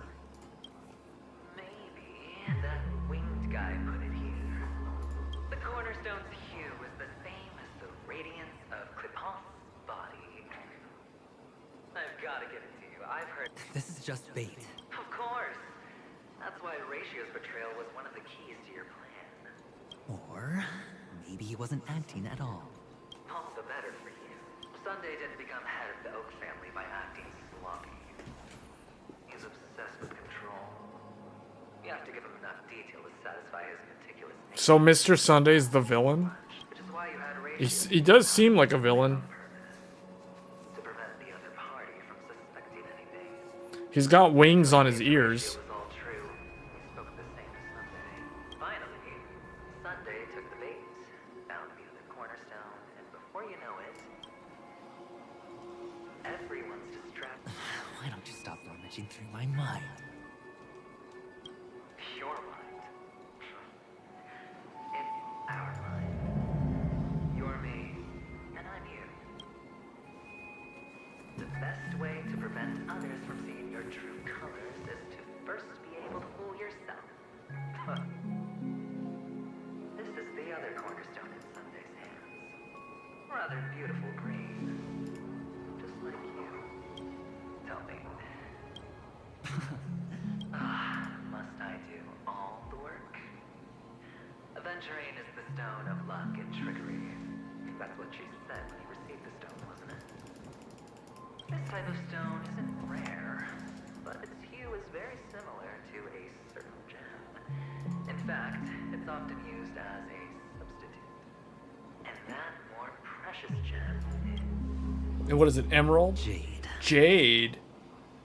Oh. Sunday can't tell the difference. Well, looks like jade can be substituted for aventurine, too. Sauce for the goose. Aventurine, topaz, jade. 3 elites, 3 cornerstones who, for a measly penny, offered their everything. As I've said before, 3 chips are sufficient. All or nothing. But will it be the former or the latter? So, where's the real aventurine stone? Pick it out. I just want to hear you say it. After all, it really does resemble it. As you wish, then. They never went anywhere. They're right where they belong. Piled up with these cheap baubles. You smashed the aventurine stone before you left. Oh, just look at it. Shattered. Just like your life. Poor thing. A humble pebble coated in the most lustrous sheen. I take it back. You're absolutely clear about the consequences of doing this. Blasphemy against Kripoth's body. Kripoth's body. The IPC will let you get off scot-free. Well, Diamond has always been all about results. As long as I could create value far beyond the cost. Interesting. We're learning more about the background of the IPC. No price to pay. It doesn't matter. Even smashed to smithereens, the preservation's cornerstone can still be used. Its effect may be greatly diminished, but it's enough for me.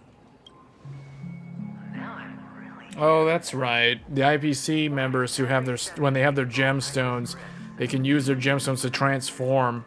Do you truly believe that the greater the risk... They can transform into their final forms. But that means that his powers are now diminished. There is... That is... We'll just have to wait and see. The cornerstone is gone. Another illusion of the harmony.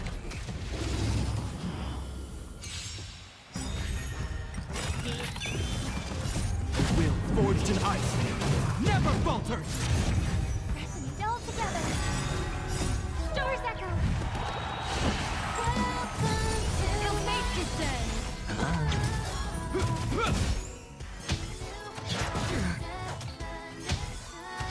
No dirty tricks allowed.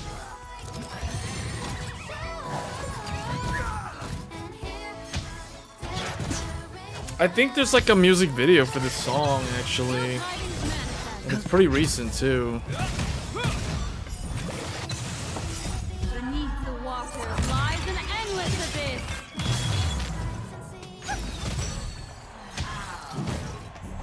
Ill fate descends. Spend freely.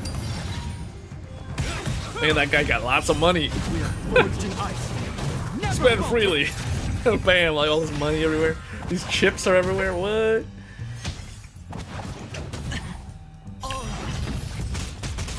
You gotta do the Michael Jackson. With the hat. He's got the hat. He's got the. Bust.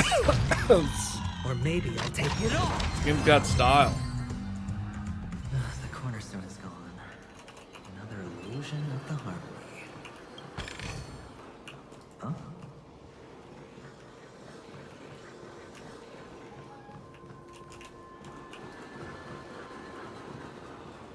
What is that stuff flying around?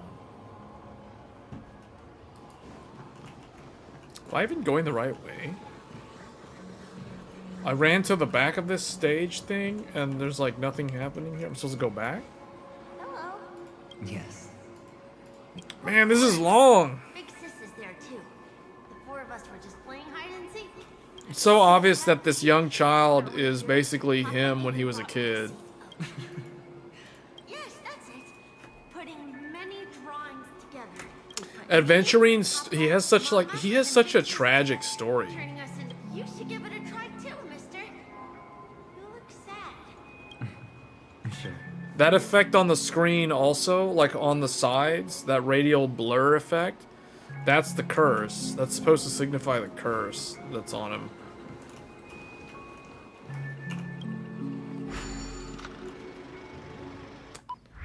Alright, here we go. Wait, what are we doing? What? I thought that was a girl. No, that's him when he was a little boy. Click the flip button to dodge obstacles and opponents. If you dodge right before you're about to crash into it. Wait, what? We got a racing car game in here? We have a game within a game. What's the button to dodge? Turbo dodge? The film's length is limited to movie mode. The progress bar indicates the filming progress. Okay, here we go. How do I... Oh.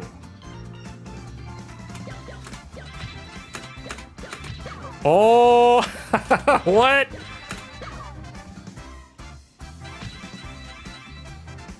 This is like an old arcade game. It's like a side scroller.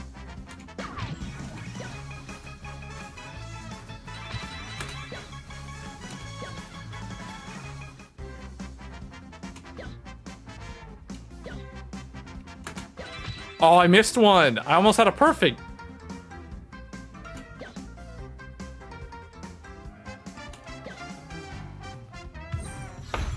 I missed one. There was like literally one thing that was missing, right? 3. It said 2,000 out of 1,000. Oh, I guess that was it. Okay. How's that? Boring. Clocky's filming experience. Man, this, see, like this game has games within the game.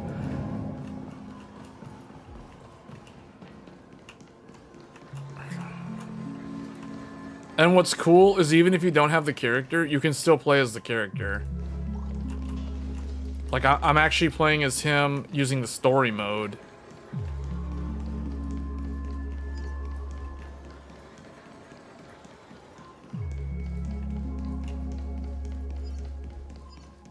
Ooh. Alright, hold up. Feeling lucky. Yeah, let's get hold on boy. Let's not use Black Swan in this fight. Hold on, what is that guy weak to again? That big boy's weak to fire, physical, quantum, electricity. Okay, so we need to remove her. Get Acheron. All or nothing. Get this guy. Time will tell. Or get Bailu. Just electric. Yeah, this should be good. A little something for everyone. Let the show begin. Revelry, right? Can I open the thing? No. All right.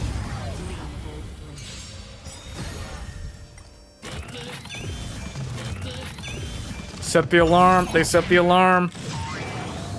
Resonate all together. Stars echo. He summons the dogs with the drinks.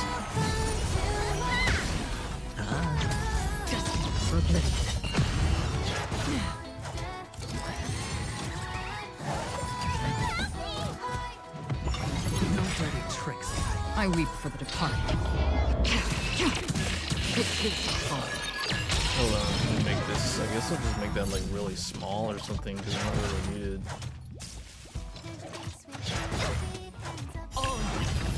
There he goes, Michael Jackson. He's got the Michael Jackson. He's got the fedora and he does a snap. You gotta do the Michael Jackson move. It's like, man, the game just oozes style. I'm just saying, like, look at that, look at that, look at that. Vegas, you got Vegas moves right there. Michael Jackson and Las Vegas themes. No dirty tricks around.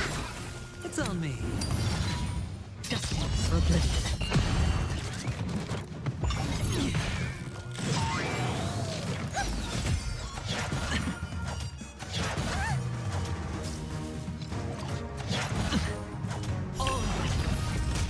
He just like snaps his finger and Vegas chips just like fall on the enemies. He just rains down money on top of them to deal damage. He deals damage by hitting them with money. Spend freely. Spend freely. Bust. Look at that. Bam. Oh, 25,000? What?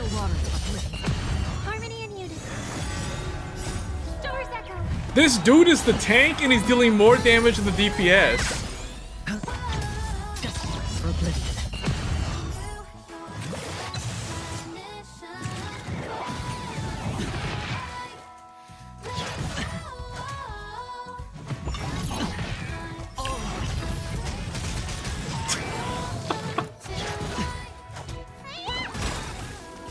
I weep for the departed.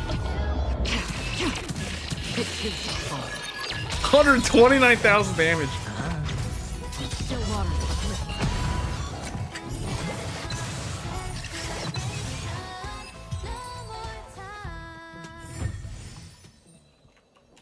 All right. This is what exploring the cosmos is all about.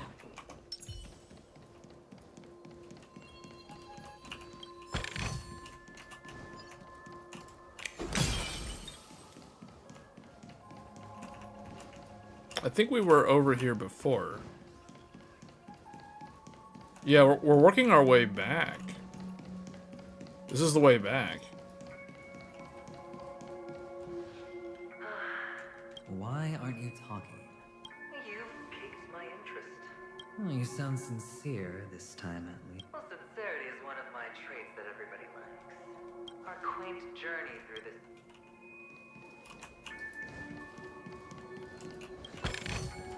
Lots of hidden treasure.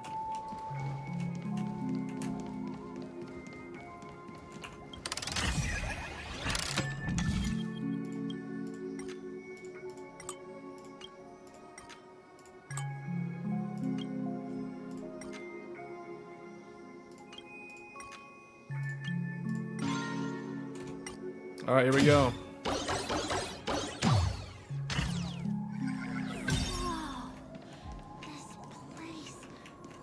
Did I go up here before? Even taller than the Whoa. tallest rocks in the desert.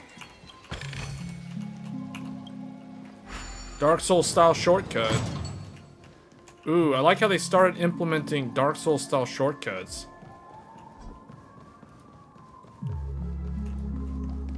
For the areas to circle back on themselves. There's so many flowers here. Fix this. This one's for you.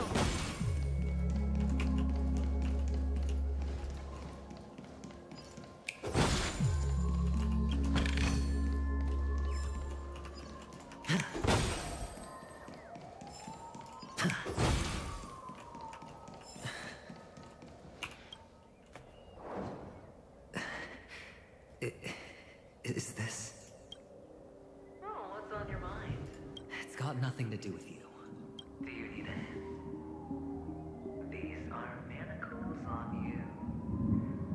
That man gave you your first job. You made your first pot of gold. I remember it all too well. You wrapped that iron chain around your fist, for that is the only tool you could find. Then, in that maze... Shut up. Oh, you don't wish to face your past. Unwilling to admit that your life is worth only 68 tamas. Well, from what I see, you refuse to confront it, because it only proves your weakness. How could a weak person take such daring risks? Man, this game's got more like mental, psychological content in it than Senua. Hellblade. It goes pretty deep, it goes pretty dark. Dare allow yourself is death. In your hands, those who follow you could have become Joker cards. They're far more useful that way. the only place the family ever cut corners. Could have had tons of action if you weren't so all or nothing. All it takes is a meager sacrifice. I bet Opal would have resolved this without a fuss. There's another one. Opal. Pity you're not in. Opal, Diamond, Topaz, Jade, and Adventurine. So we now know of at least five members of the IPC that have gems. Those techniques you mentioned are highly efficient, but it's not that I don't know about them. It's more like I couldn't care less. What fun is it if the fight isn't fair? Fair? You assume your opponents would fight fair in the first place. Well, she gave me an answer that could turn everything upside down. Everything? You mean it could make all the cards on the table just disappear? That's cheating. If these leaves could be brought back, would they bloom into new flowers?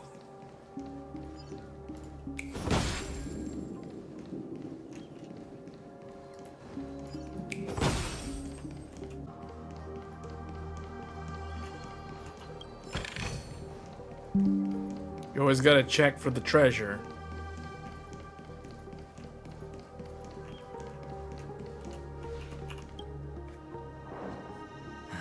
What is that? Your expression right now is Oh, it's that. The Lucky Charm. The lucky charm Mama left you is made from gold. Why did you never consider selling it? You obviously could have lived a normal life like Big Sis that way. Looking back, that was the better choice. Mama only left us with 2 pieces of jewelry.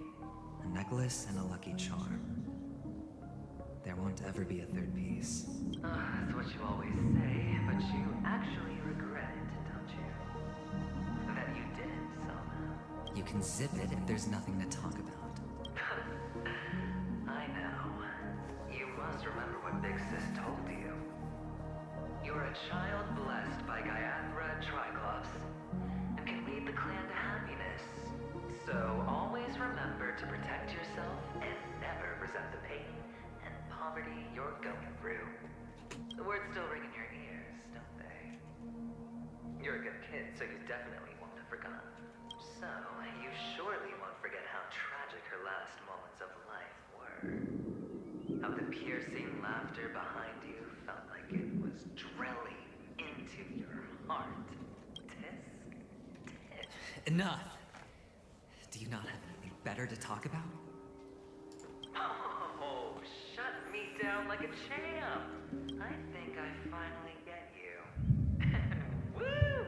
You are nuts! In the end, I'll ruin this beautiful dream and create the grandest death.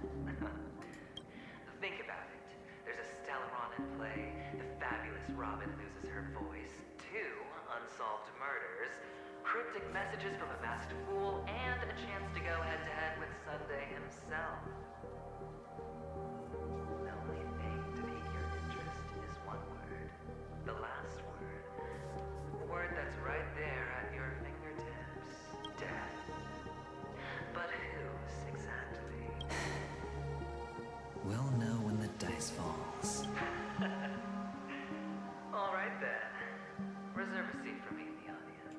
If you could start over, would you still want to be the child who received Gaiathra's blessing?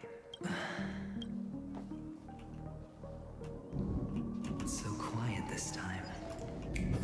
Is he finally gone? Or am I the one about to disappear? Finally, made it out of this place. Going home? But I don't want to go back yet.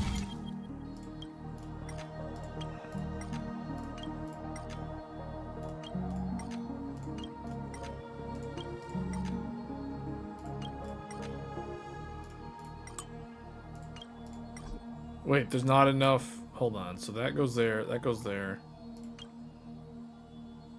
Turn this one off. Oh, wait. Rotate. No.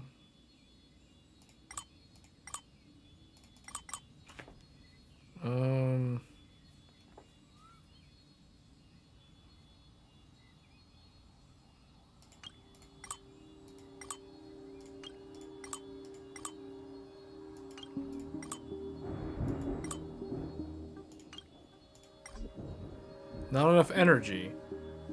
So okay.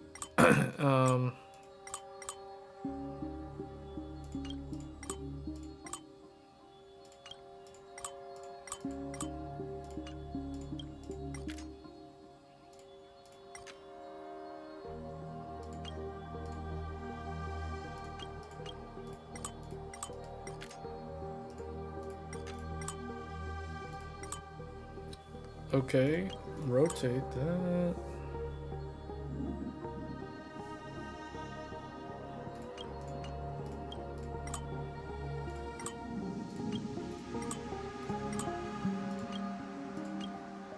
One of these isn't needed.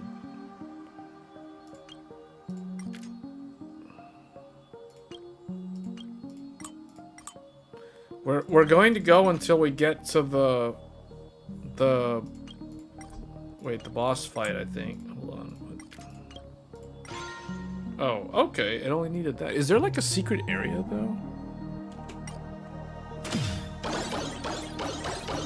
We're trying to get to the end of this story arc, but it's really long. It's so fun here. I want to stay here forever. Now I gotta do a jigsaw puzzle.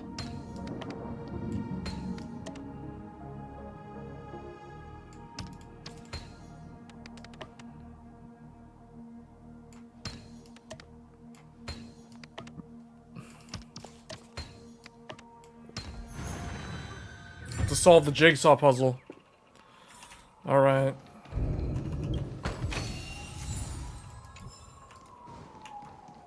All this random stuff. Wait, what?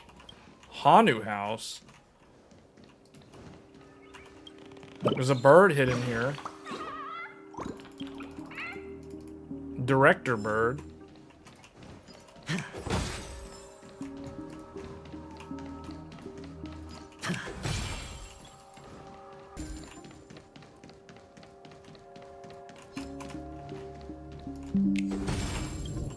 Can't open that.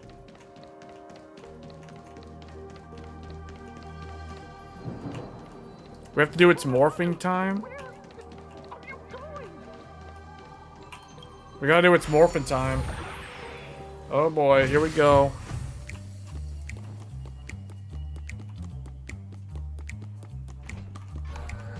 There's only one place he can be going. What does this do? Whether it's in the past or future.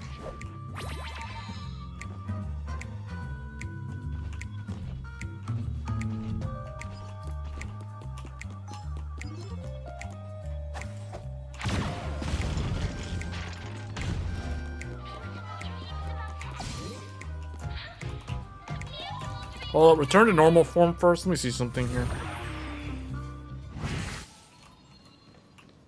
Where does that go? That goes like somewhere.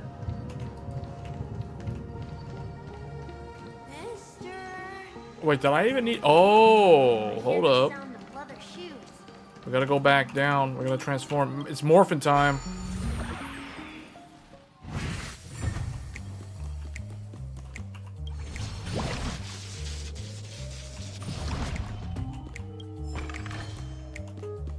I think that's everything.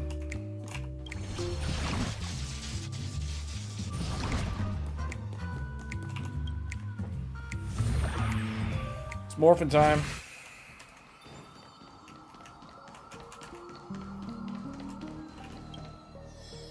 What? Seriously? It's morphin' time.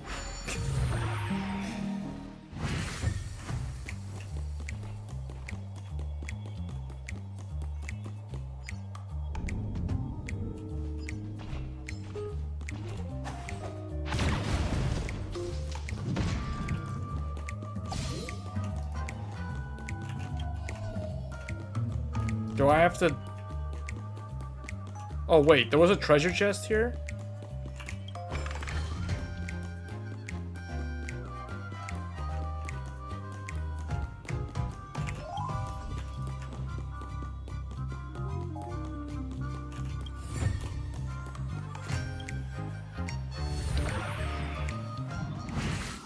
I'm trying to speedrun a lot of these puzzles and things.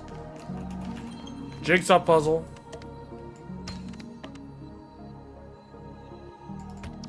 No, it's not right. What?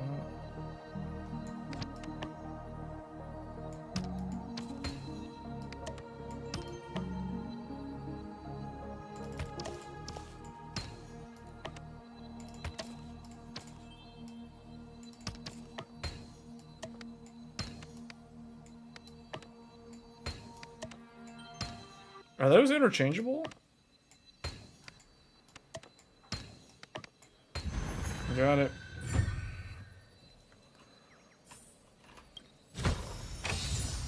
Ooh, that one was a gold, okay. There's a chicken on the floor.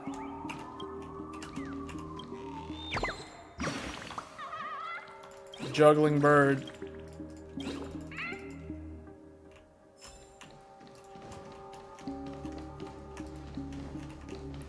What's up with these spotlights?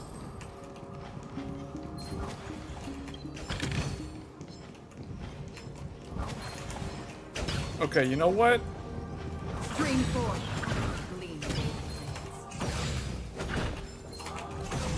Yeah, use her broken sword to instant kill all of these enemies. Oh wait, that's a big boy. Kill big boy. Stream 4.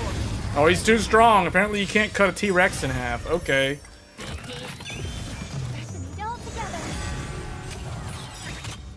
Bust. Or maybe I'll take it all. Dude, this guy's damage is so good. First of all, he's a tank. He isn't even supposed to be DPS, but he deals like so much more damage than every other tank. I weep for the departed. He's even out DPSing my Acheron. That's crazy.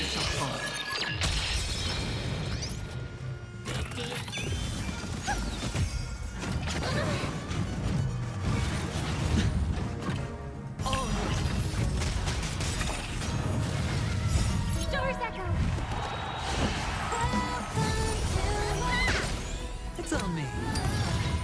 Destined for oblivion.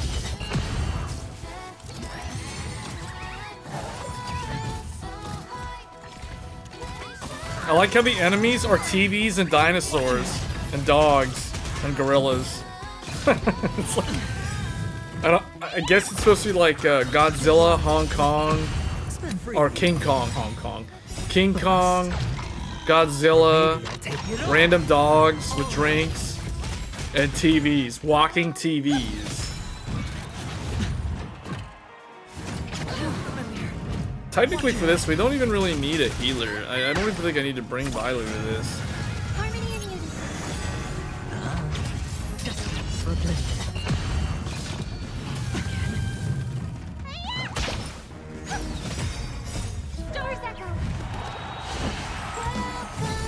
It's on me. Bust. Or maybe I'll take it all. Your water. I weep for the departed. How is she only dealing that much damage? This thing's weak to electricity. Oh, you know why? We don't have any Nihility characters besides her. The only problem with Acheron is for her to reach her full potential, you need to have at least one other Nihility character, but ideally you want to have 2 more Nihility. So technically I need to replace Bailu. I don't need her in here. It's on me. Because he's such a good tank, you don't actually need a healer. Maybe I'll take it all. Your water.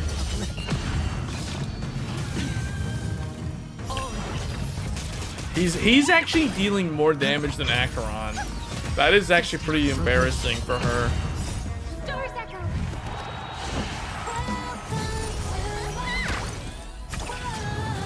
Spend freely. Your water. Watch your head. Bust. Or maybe I'll take it all.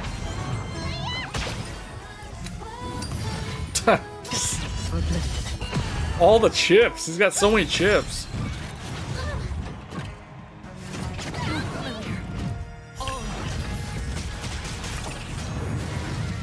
Scrooge McDuck. What is going on here? I weep for the departed. Look at this. 1, 8, 12, 17, 19, 42,000. She only did 42,000 damage. And we gotta get rid of Bailu. Put another Nihility. Put Black Swan back in here. Or Well. Well could probably come back. It's on me. Bust. Or maybe I'll take it all. Stars Echo. Alright, this is probably the last song. Here we go. Spend freely.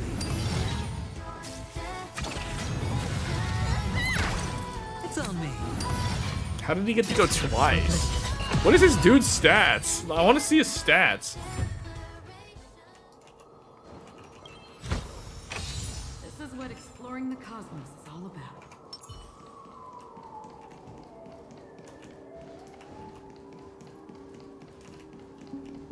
I guess that's everything. First of all, hold up. Let's go over here.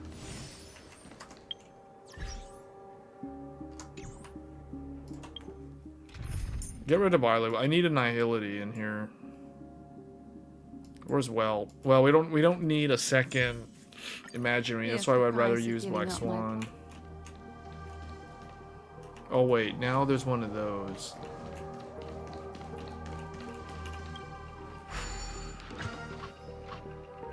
Movie mode? Wait, did I already do this? Way of the Wolf sequel mode. Oh, movie mode. Okay, we can come back and do this. We can do that later. That's that cool race car game.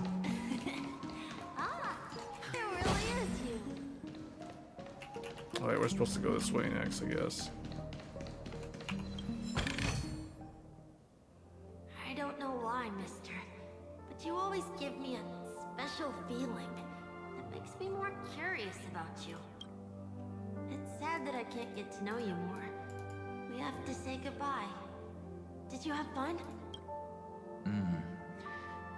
You're going back? Yes. I should go home. The day's getting dark, and it's going to rain. You're home. Where is it? What a strange question. It's where Papa, Mama, and Big Sis are. In this dream. This amusement park. This beautiful dream. They really are peaceful. But, mister, why don't you like it? Because they're not here. Where are they then?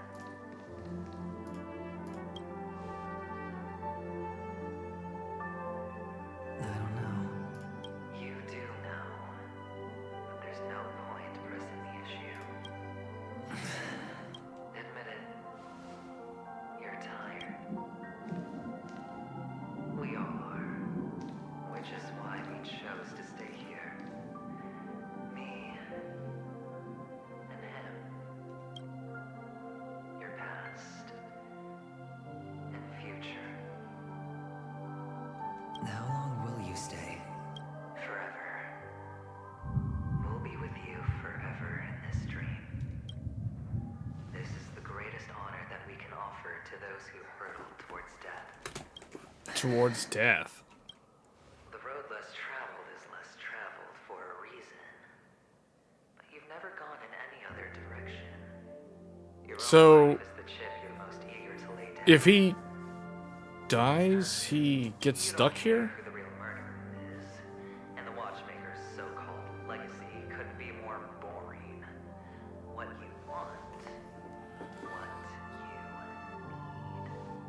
you need, is to be The Smooth Operator. Again, another Michael Jackson reference.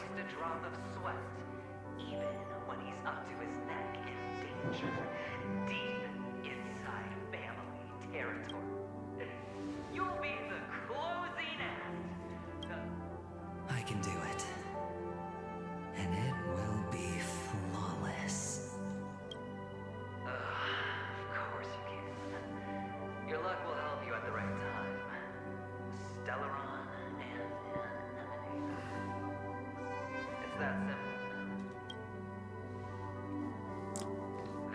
Why would he have to deal with those two, though? And as for you, you'll just happen to slip the leash, sweep the rat race, extract yourself from this endless debacle. You'll have the freedom you've always dreamed of. This isn't the first time. You've been an escape artist from day one. This fiasco started with a death, and its curtains will fall on another death. Oh. So that's why Diamond chose you. He's just after Panaconii. No matter the means, no matter the price. It's not personal. It's hard, isn't it? Well, don't get soft on me now. What, did you suddenly grow a conscience? I was born from yourself. I'm well aware that climbing out of the hole you've dug is basically impossible. I can't stop you from doing what you want. We can't change where you want to go. Well, what's done can't be undone. All we can do is play the cards we're dealt and rake in as much time as possible. Yes. Alas, people won't make all the right choices in their lifetime. Though luck always seems like it's on your side. You will keep winning, having never lost before, but why you? Why, if all your luck is built on the pain of someone you love, on the loss of dozens more? These windfalls, these jackpots, aren't a gift from Gyanbra. If all they are is a long string of meaningless deaths, then what did we do to deserve living in a world like that?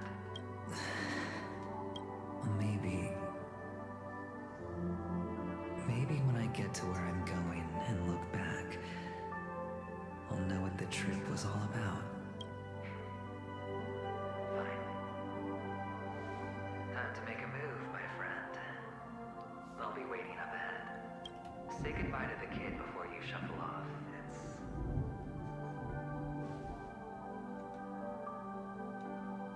It's best to die without regrets.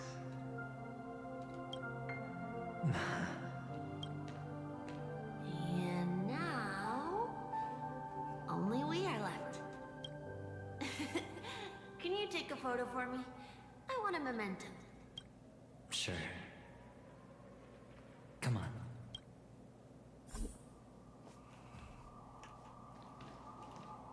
Oh wait, what am I supposed to do?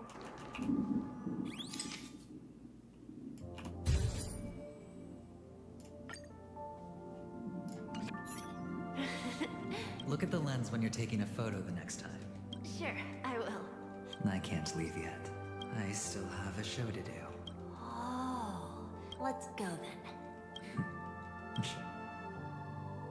So you're an actor. No wonder your clothes are so stylish. I'm actually a merchant. But I do have a show to do. Are you the same as those men in black in the sky? But you're not wearing black. Only ordinary employees have to wear that. My position is much higher than theirs. Awesome! I hope I can become as good looking as you when I grow up. Of course you can. You'll be better and stronger than me.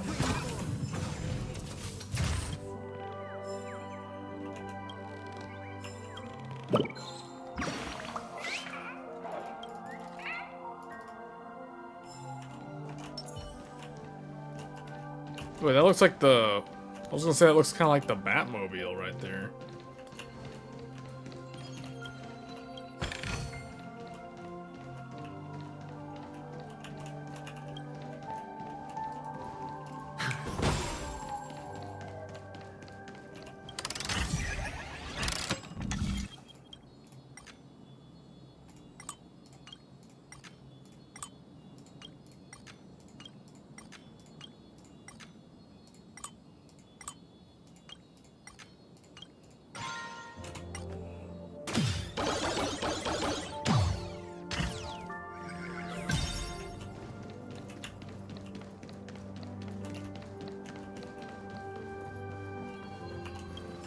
How many treasures are in this place?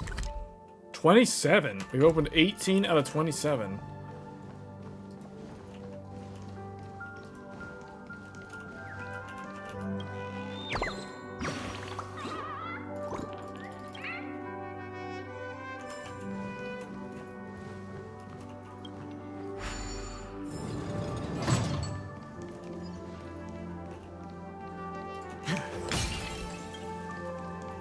What's this? I feel like I've been here before.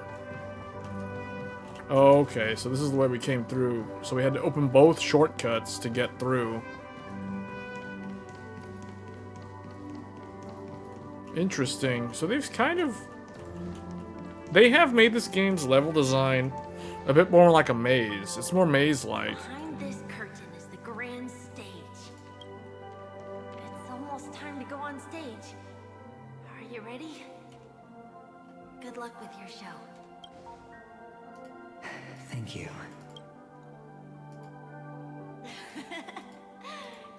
Let's put our palms together. If you receive Gaiathra's blessing, you'll feel more relaxed. Putting our palms together is a simple ritual. By putting our palms together and reciting the prayer to Mama Funga, she will bless us. If you're not familiar... It's all right. I know how to do it. Of course I know. This is where we go our own way, Kakavasha. The catechins are coming. Why? The catechins have already taken all our money, food, and they killed our parents. What more do they want? Catechins are bloodthirsty, cruel, and insatiably greedy. They want everything only to end up with nothing.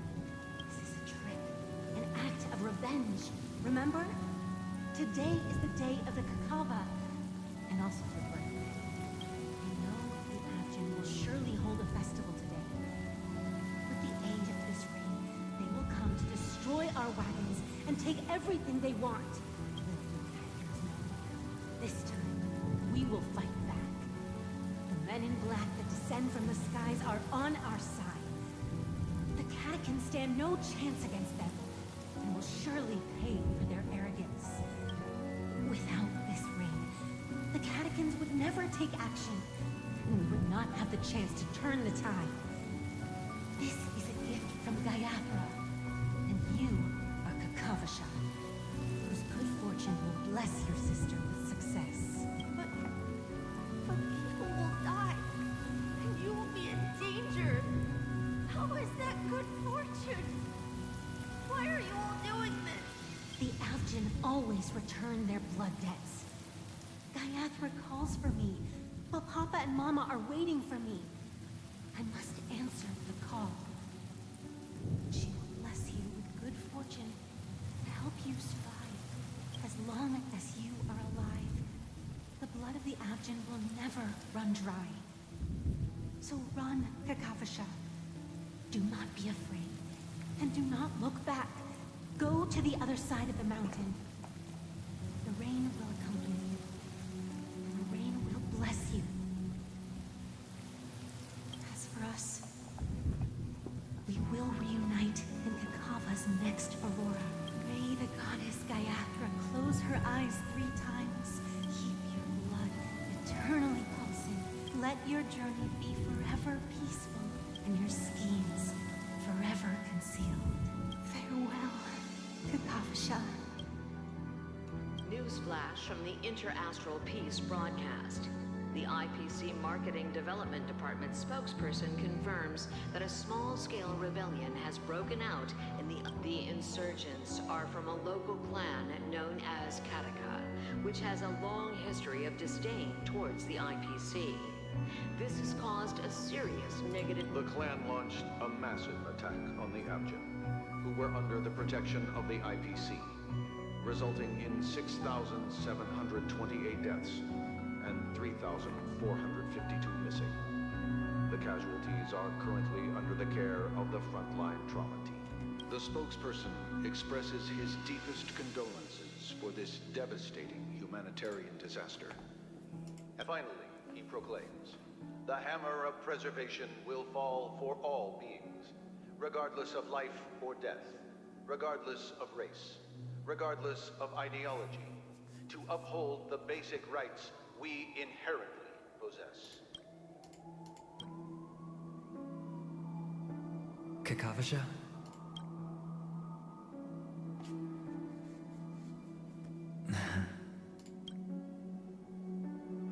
Bye.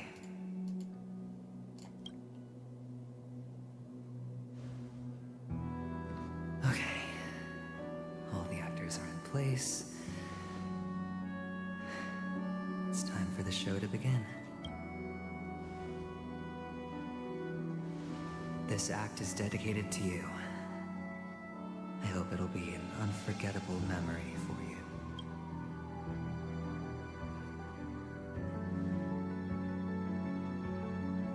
Kakavasha. By the way, before you go, I have a personal question. Do you truly want to destroy the world with your own hands? Let's assume, just assuming now, that every time I roll the dice, there's a possibility of achieving this particular outcome. Then I would be quite happy to make that wager.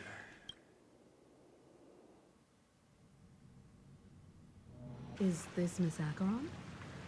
Hello, I'm Himiko, the Astral Express's navigator. Hello, I'm March 7th. I'm sure he needs no introduction, as you...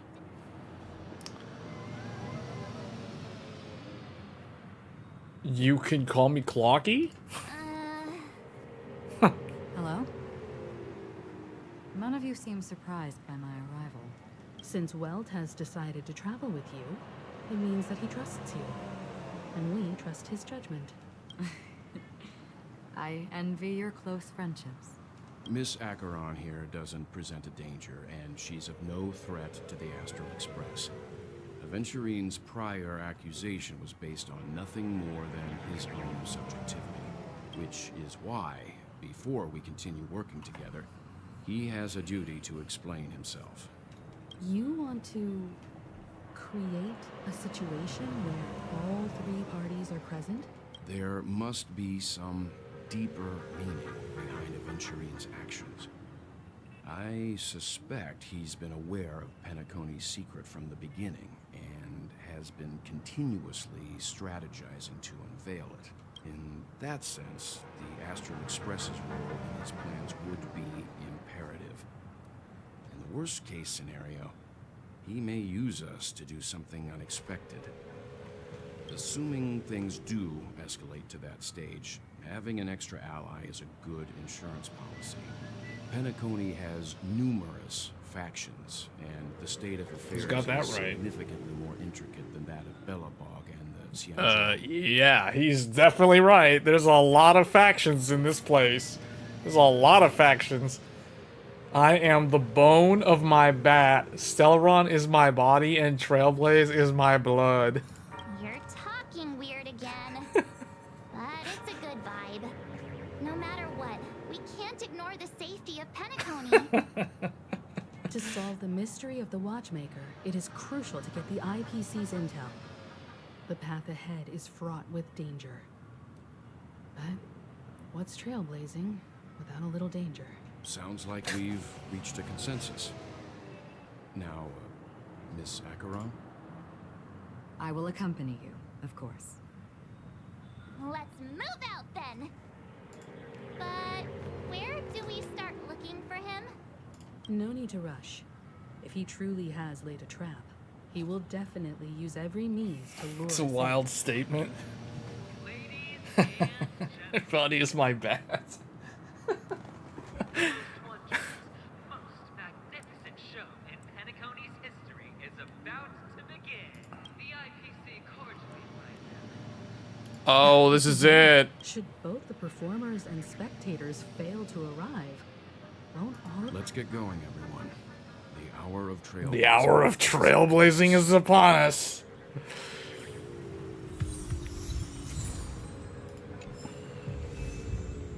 Okay.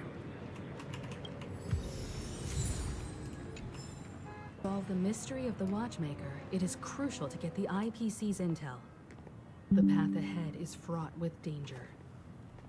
But what's trailblazing without a little danger?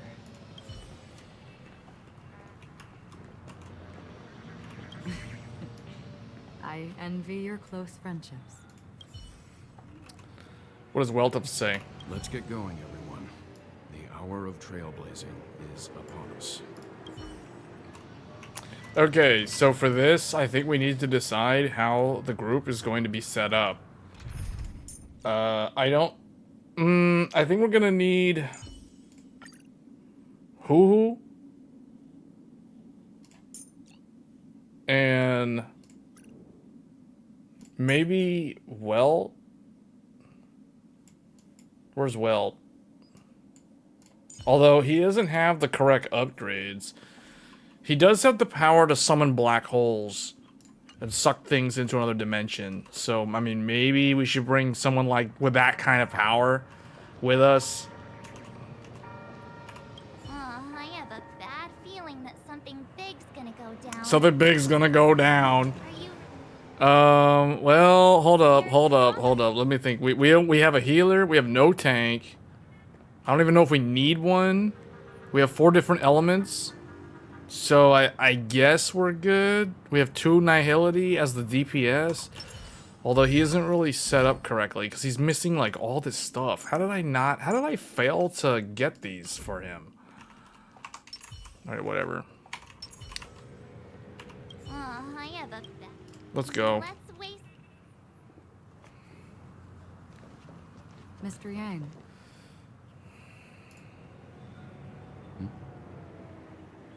Why did you not tell your companions about my true identity? It's just like you said, an inability rather than an unwillingness. Plus, it's a long story, not something that can be summed up in a few words. But I chose to believe you, and my trust in you stems more from... See, the thing is... my own personal The thing is, Welt is very, very OP. Were their choice to make. Probably he might even be more OP than Acheron. Thank you. Because she didn't try to fight him. To reciprocate. In the upcoming confrontation, if the odds aren't in the Astral Express's favor, I will stand with you. If my meager strength is required. Meager strength. Well, okay. Someone's being humble. Alright, this is it. A walk among the tombstones. An unknown enemy. Okay, hold up. The weaknesses are physical, frost, and electricity. Frost. Hold up. I don't think we have the right setup then. Frost. Frost, not this. So we need to bring someone like her?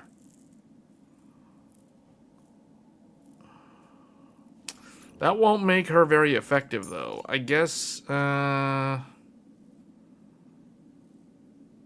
was wind even in the thing? I think we might need to go with, like, a completely different setup. We might need to bring hers, because... Oh, wait, no, we do have physical. Physical damage. Physical, frost, and lightning? Physical, frost, and lightning. I want to have 3 out of 4 just in case. So I guess we're going to go with Milo instead. I have a... Alright, this is it. Yeah, we got physical, Robin, we got 2 Electros. Alright, let's do it. We're back here again. Aventurine actually chose a really conspicuous location. That guy's really taking it to a whole new level. Not a soul in sight. The hounds drove out the visitors, and now their whereabouts are unknown too. Everyone, pay attention. The other party has obviously come prepared. Alright, this is it.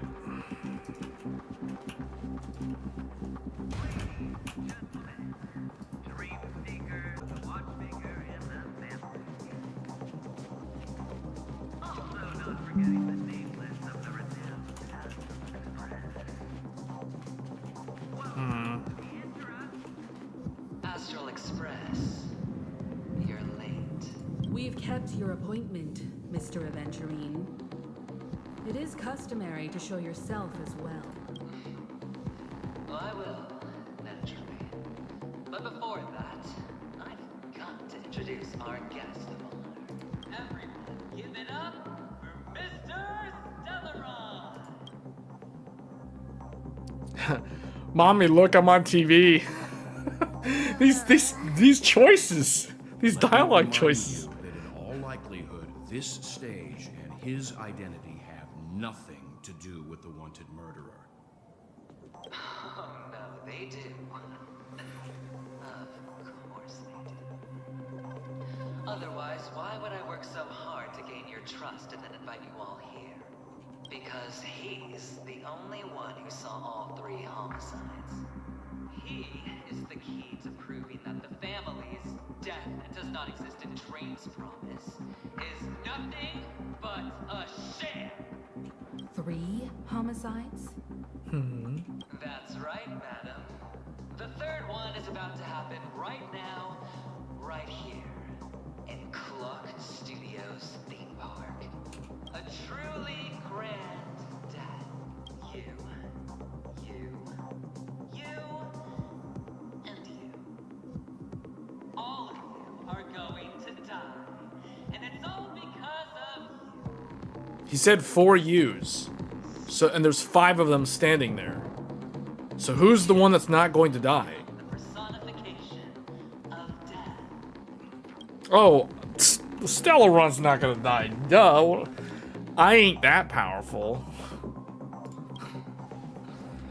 Never underestimate yourself. Like I said, you have the power to turn the tide on the entire game. Let me be a little clearer. I will detonate the Stellaron in you and cause a teeny, tiny accident on Pentecost. Bam! The entire theme park will be reduced to a shattered dream. Then, before the family can even react, I'll become the IPC fleet's navigator. Your bluff isn't fooling anyone. If you could really do that, you would have done so earlier. You want to bet? Sure. I'll bet with you. I'm betting that it'll be a sweeping victory for me.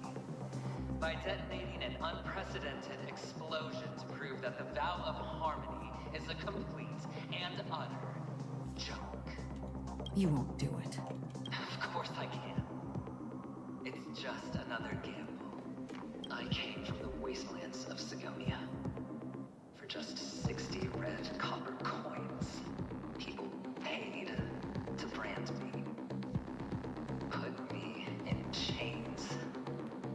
Place me in the gallows and bury me in the golden sands.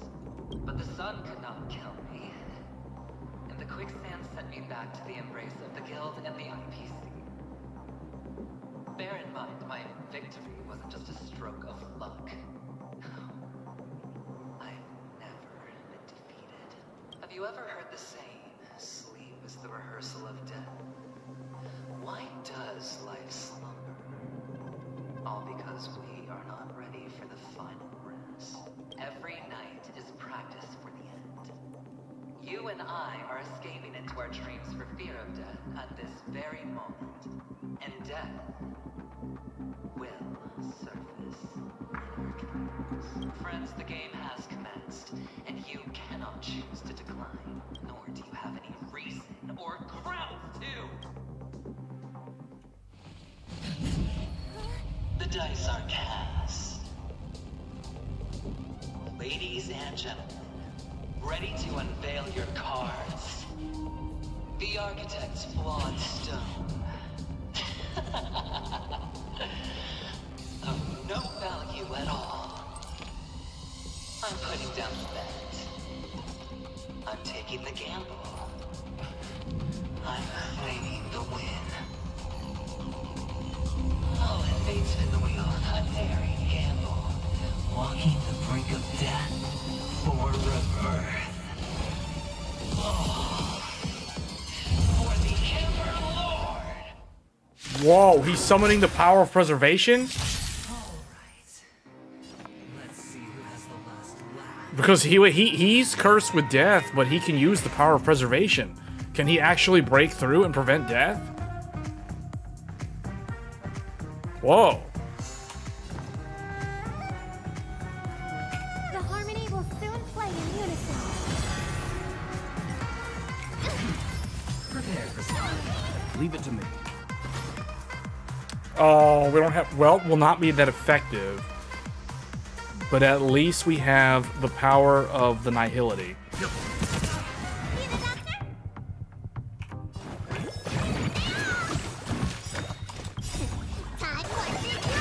Much better. Hold up, let's see. We're gonna have to use her normals. Free will, or was it fate?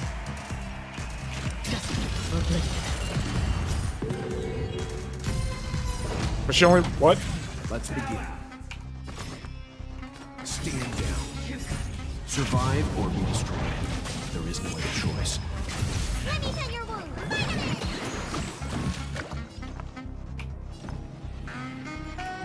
All together. Down from above.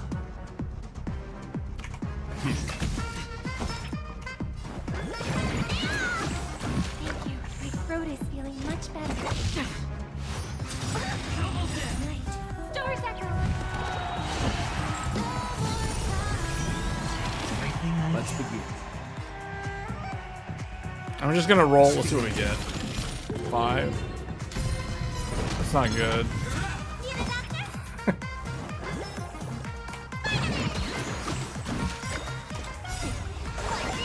Yeah, okay, the problem with Bailu is she doesn't remove the status effect. I weep for the departed. It too shall fall. Prepare for something. Another journey begins.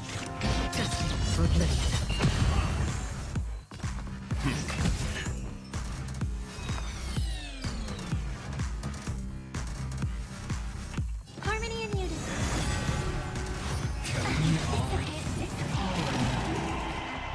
Stand down. You know nothing of the weight behind this power. You know nothing of the wave behind this power? Survive or be destroyed. Survive or be destroyed. There's no other choice. What? He rolled over 9? There is no other choice. Let me tend your wound.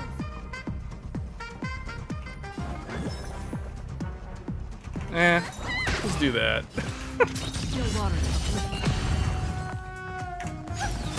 Time for some hardship. Time for some hardship.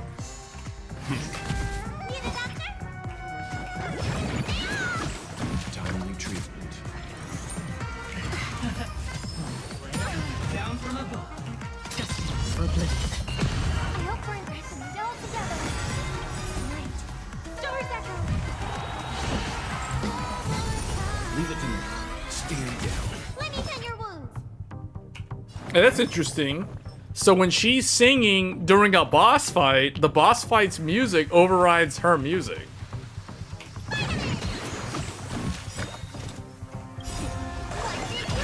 I think this gives us invigoration, doesn't it? Yeah. Okay, damage mitigation. That's good. Okay, so at least she has that. Because we don't actually have a dedicated tank in this fight. I didn't bring one. Let's begin.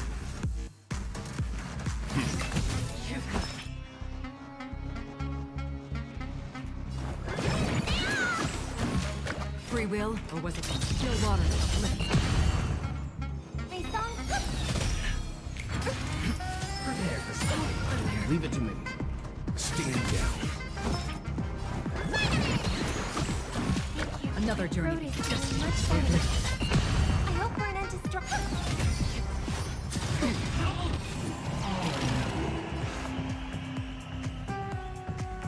Harmony and unity. Right. Stars echo.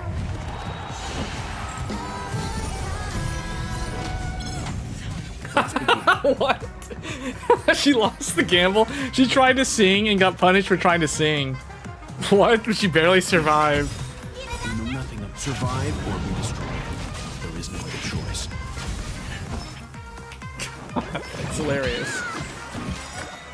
I weep for the departed. It too shall fall.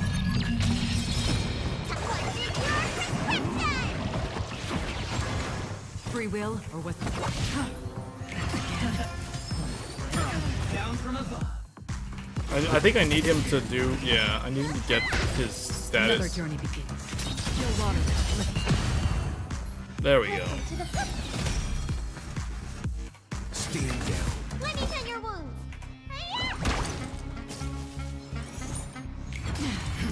Prepare for something. Destined for oblivion. Resonate all together.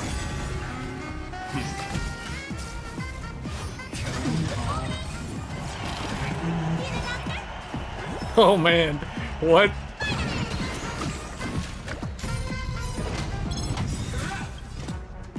Still water. Song break. Down from above. Stand down. Let me tend your wounds. Timely treatment. Timely treatment. I hope for an end to strife in the world. Harmony and unity. Free will, or was it Stars echo. Let's begin. You know nothing of survive or be destroyed. There is no other Man, this is still phase 1. Yeah, I should have brought a different group. I have the wrong group. Bailu is not really. I mean, she's making it so that we can't actually lose, but it's just making the fight really, really long. Yeah, whatever. Just heal them. She's gonna get punished for that. Oh well. It doesn't really matter. Another journey begins. Destined for oblivion. Prepare for something.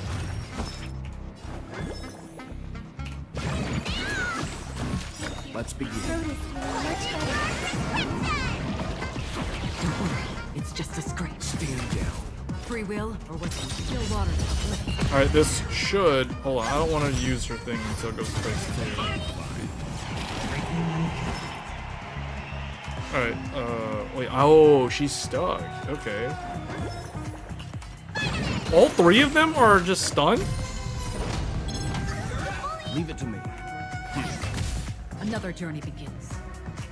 Destined for oblivion. I weep for the Alright, departed. now that he's in phase 2, we'll use this. It too shall fall. As long as people they'll keep throwing money at the hand. This case. Is what you hang on to. Oh, I did it in wrong order. She should start seeing before I do that. Stars echo. Stand down. Still water.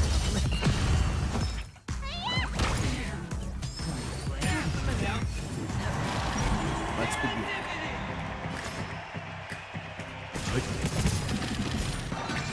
Hey, he got it. He got it. She's not gonna do this, so we're just gonna have to. I don't know. Just hit one of them. Free will, or was it fate? Destined for oblivion.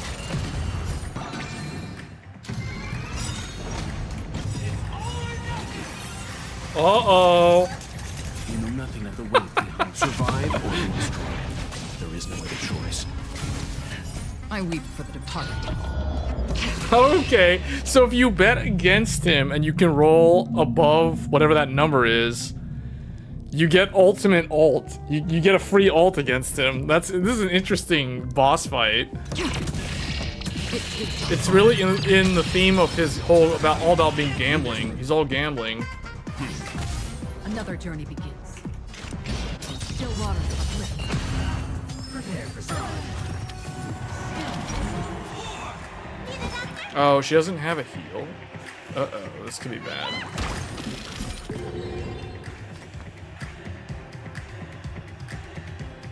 Welt is gonna get hurt.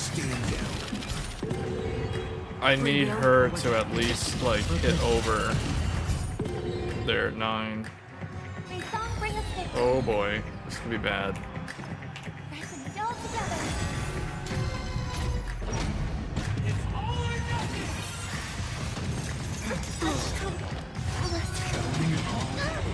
Whoa, okay, I think we lost.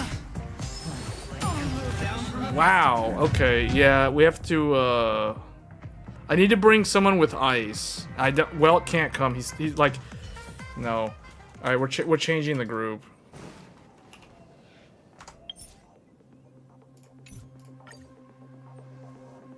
We have to bring someone with ice power. The tour is over.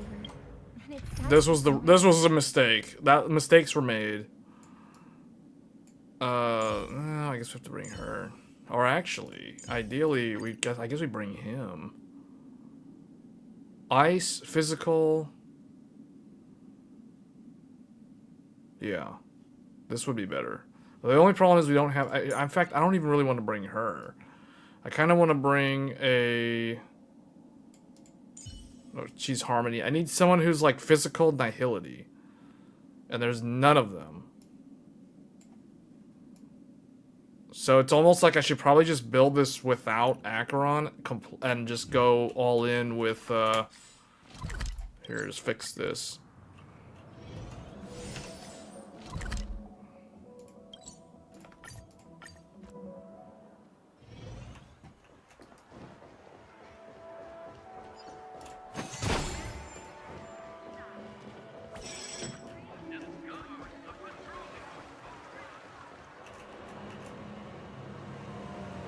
What's their specs?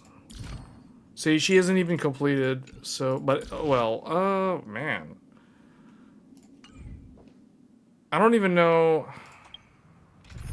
Probably remove her and bring somebody like Argenti or something, but then I should probably remove her and put Kafka. But then it'll be very boring, generic, like, not really in theme, so whatever, we'll just leave these people here. Yeah, that's that. Let's.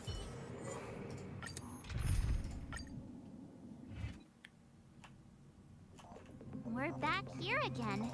That got. Not a soul.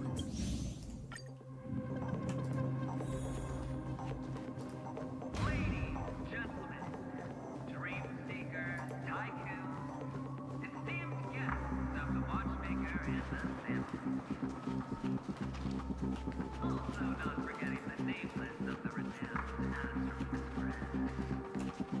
Astral Express. As long as every... Alright. As long as each character can deal damage to his bar, that's better.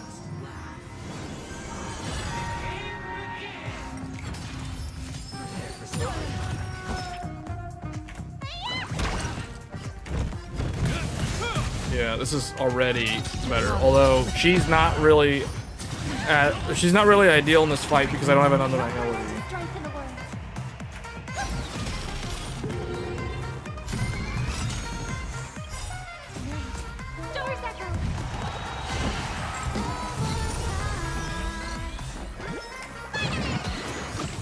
Don't worry, it's just a scream.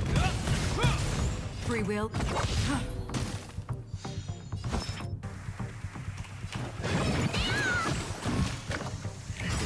The name of landing wheel forged in ice never falters. There, see, this is better because now we have a tank. Another journey begins. So now it's pretty much guaranteed victory.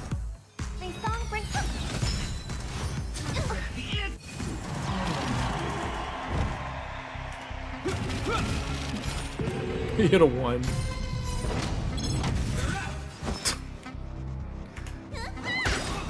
Free will, or was it still water to uplift?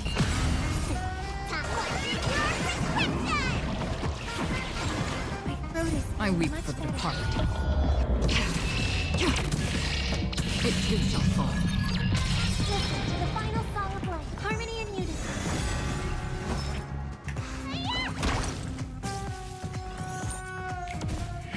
Prepare for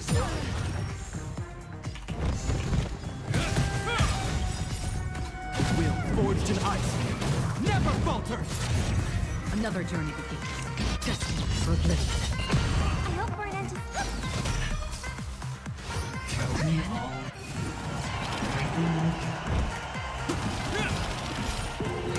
Jabard never can hit over the number. He keeps getting imprisoned. Resonate all together. Right. So stars echo. Free will, or was it still water?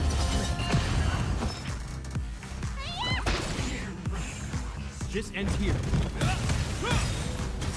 In the name of Len, will forged in ice. Never falter! Down from above. I wonder if I even needed Violet. Well, I'm just better safe than sorry. I don't know. I don't even know if I needed her though, because Jabard's shield. Well, this is a long two-phase fight, so I guess yeah. Hope you're prepared. Still water.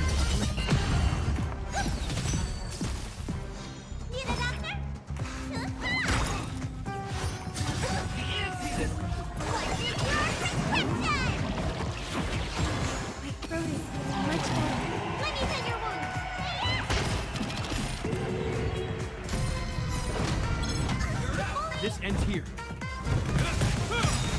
She actually resisted it though. She actually resisted the imprisonment. Jabard always gets imprisoned. I weep for the departed. It is your fault. Destiny for oblivion. They song harmony and unity. Need a doctor? This ends here.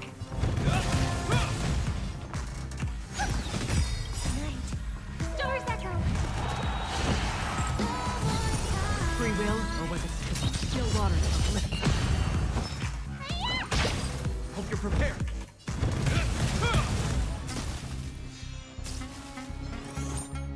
Is that all? Down from above. This ends here. He's doing a lot more autos than a healer typically does, because his shields are so good. I hope for an end to strife in the world.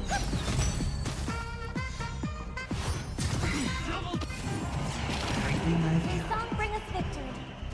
Resonate all together. Need a doctor? That's hilarious. It's hilarious. If you don't play the game, you get imprisoned. That's hilarious.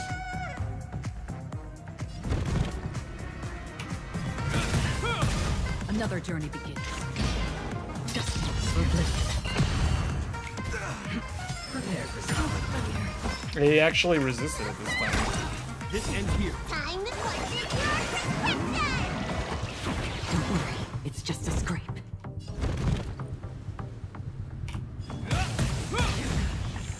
I hope for Free will, or was it still water? Well, you recovered fast. You recovered real fast from that. Let me hit your wounds. Man, this is long. Harmony and unity. Stars echo. This is 10 Stoneheart's Aventurine of Stratagems. That's his full name. The name of Len, will forged in ice. Never falter! Destiny for oblivion. I weep for the departed. It is your fault.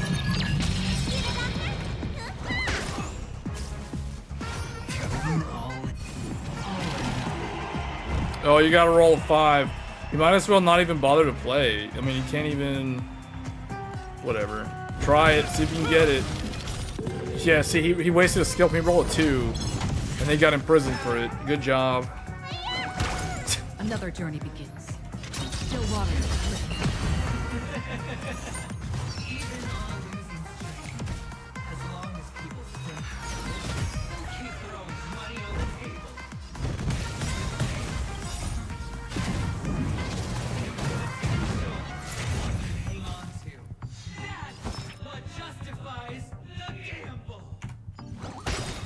free will, or was it fate? Destined for oblivion. Prepare for something. Ooh, that okay, that makes them lose energy. They lose energy from that. Let me tend your wounds.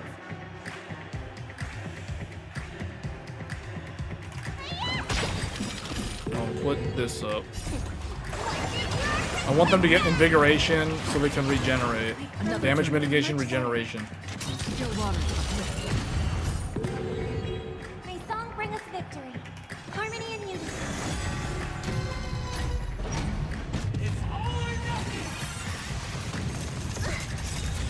Showing all. Destined for oblivion.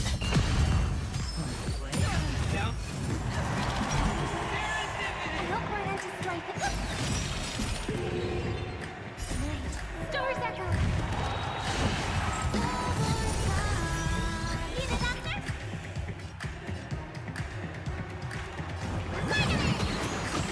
Don't worry, it's just a script. You're prepared. They're all gonna fail this, except maybe Acheron. They're all gonna. Okay. What? Even she failed. Everybody failed? And there's no shield. Wait, what? Whoa, wait, what? She didn't bring. Wait, what?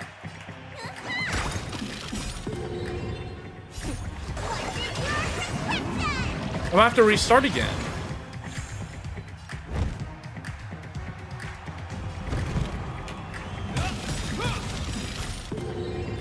In the name of Len, will forged in ice.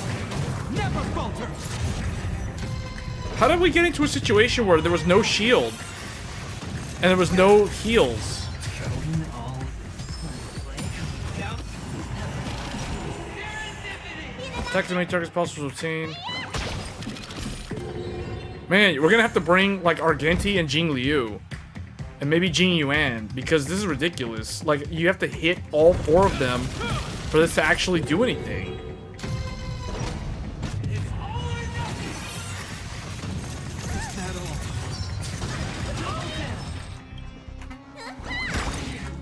Prepare for something. This ends here. In the name of Len, will forged in ice. Never falter. Let me tend your wounds.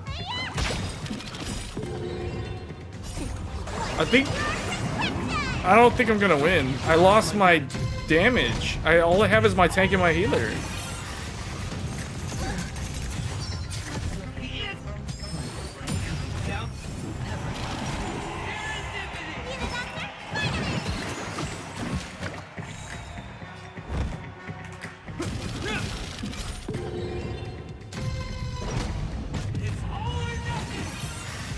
So I have to roll over a 9?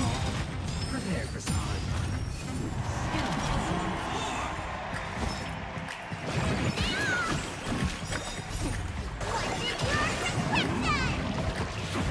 Man, also, she can't get rid of the status effects. I don't think this is gonna work, because I'm not able to hit. Hold on. No. This isn't supposed to take this long. This is...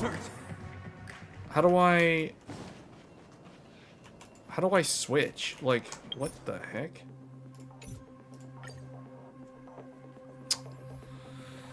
Ah, we have to bring the overpowered characters. She's not gonna work because this group is not designed. We're not bringing him. We're gonna bring Aventurine, believe it or not, against Aventurine. We're not going to use her because she cannot remove status effects. So we're gonna have to bring a bunch of characters that don't actually fit this fight, but that's how it's gonna be.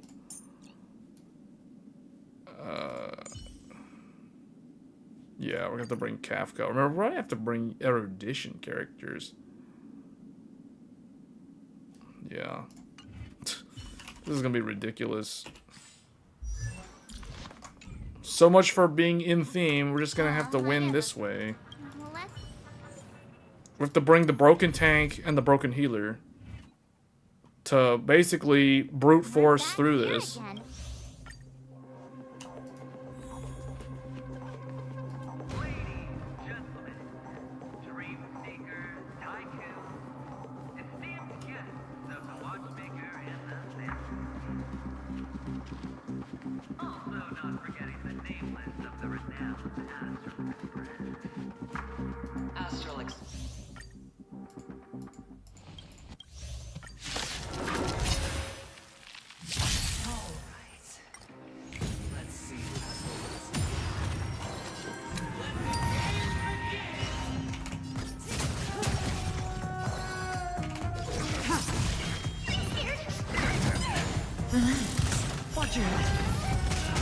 Yeah, we're gonna have to go with this.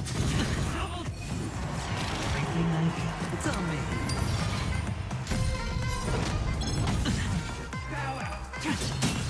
Say bye to breathing.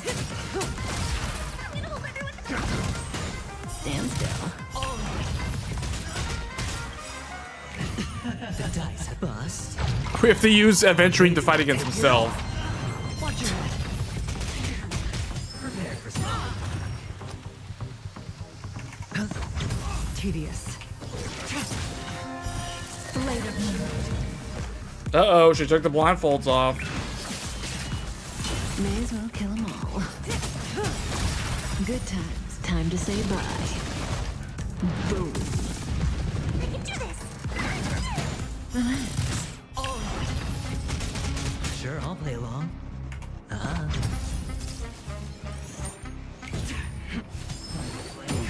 Ready for death.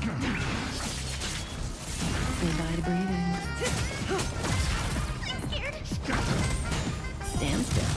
Watch your What? All the follow-ups. Stand down. All will be revealed. In lunar flame. Boxcars. Man, what is she doing? All will be revealed. In lunar flame. He doesn't even need to put the shield up. There's like so much shield. prepare for some.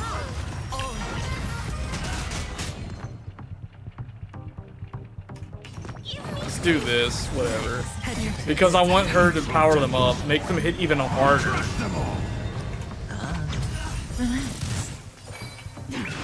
Jingliu, she's like, okay, you know what? I'm not even gonna put the thing back on. I'm just gonna keep on doing this. Good times. Time to say bye. Boom. Spend freely. The dice have been bust. Or maybe I'll take it all. Watch your Stand still.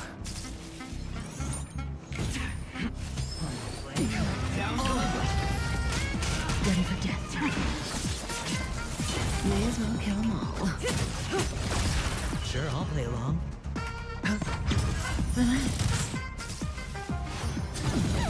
Watch your Tedious. What? Oh, she's like, whatever.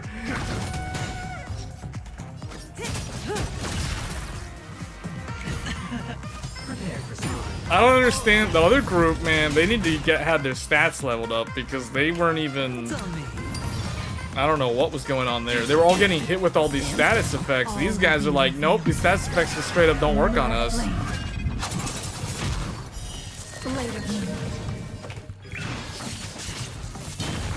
Who would have thought? All you had to do was bring a Frost character to this fight.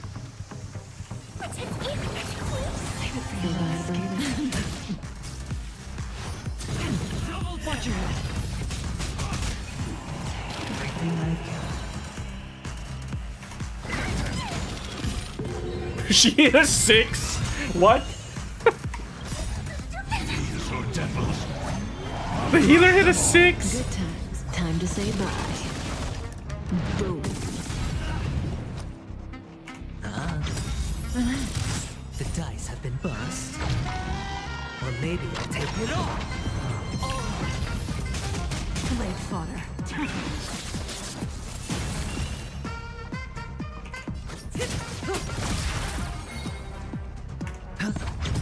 Stand still.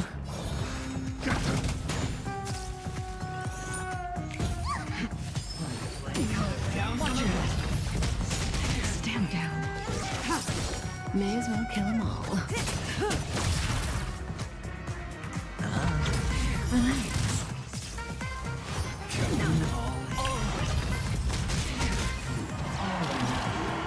Man. Hit the left one again. Oh.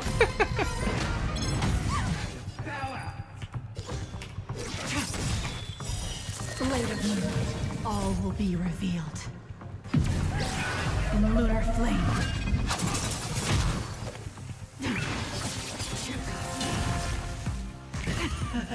Prepare for sword.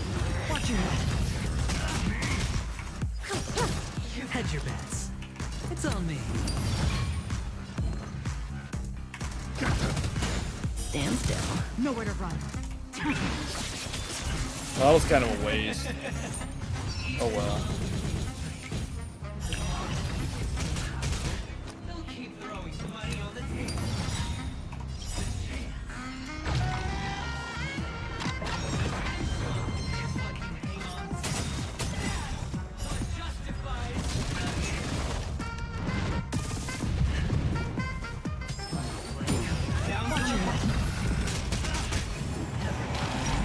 Oh, here we go. Attack as many targets as possible. This is what caused me to lose last time. Bam! 9. Hit this one, I guess. She hit a 1. Well, that's not gonna work. Yeah, I made it go to a 2. Sure, I'll play along. May as well kill him. Is this just all random? Kafka hits like a bunch of them.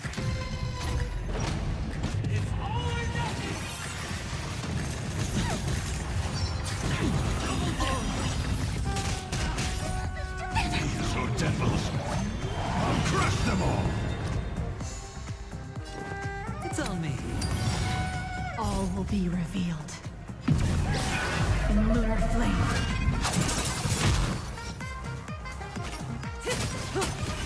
Tedious.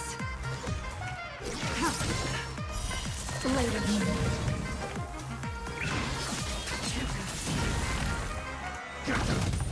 Stand still. Prepare for sword. Watch your We're gonna have to make sure we put a shield up. Just in case, because what's her name is kind of low. The dice have been cast. Bust. Or maybe I'll take it all. He passed. Oh, she doesn't have. Uh-oh. Oh, yeah? Good times. Kafka's gonna obtain a lot more points Time now. to say bye. Boom.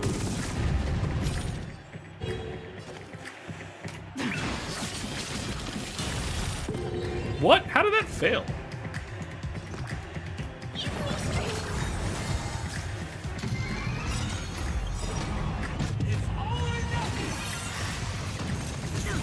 Good times. Never left. Time to say bye. Boom. I hit the mark.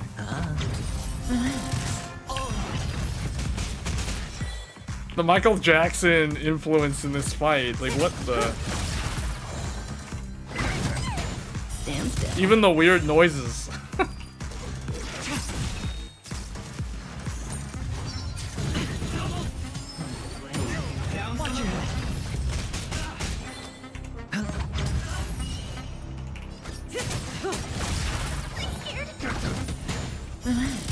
Stand down. Blade of moon. All will be revealed. In lunar flame.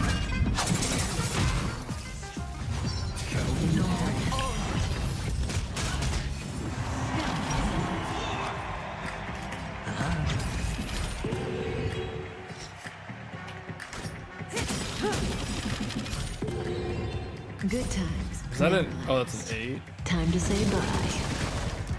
Boom. Ready for death.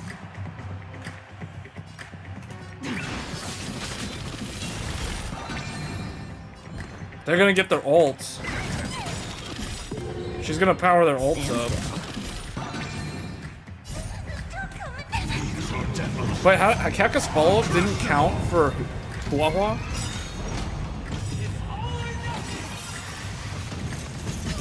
The dice have been bust.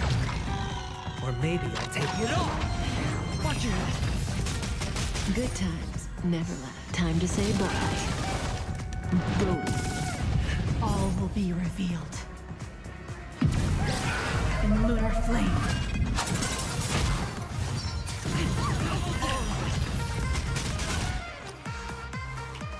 Spend freely. Say bye to Brandon. Nowhere to run. I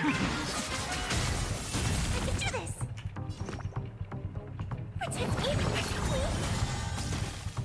Wow.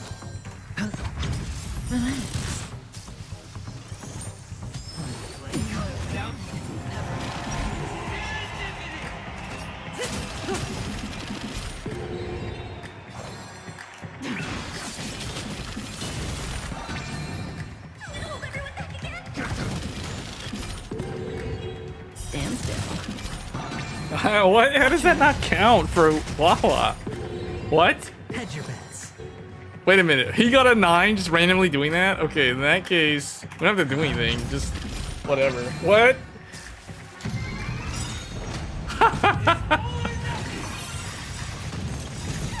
Good time. Oh no, she got stuck.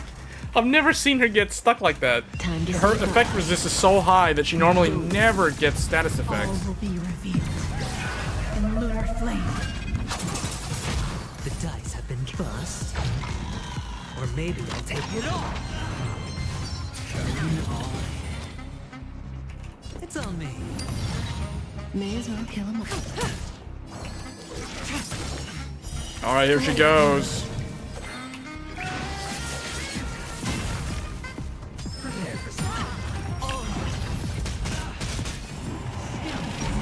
Oh man, this thing activates like way too much.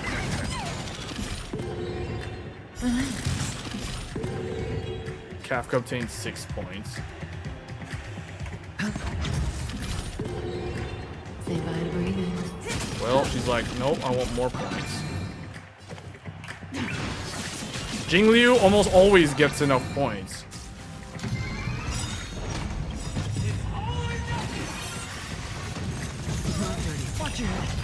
She got stuck again. She got caught. Never last. Time to say bye. Boom. All will be revealed in lunar flame.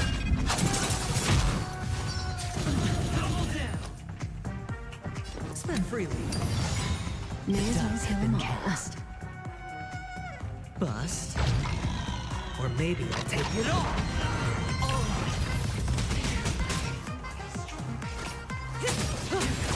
Unworthy. Stand still. Oh, I've been waiting to do this one for a while. Love everybody. Let's go.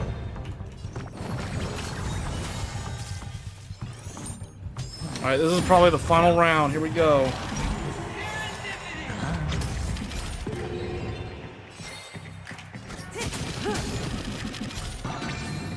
Tedious.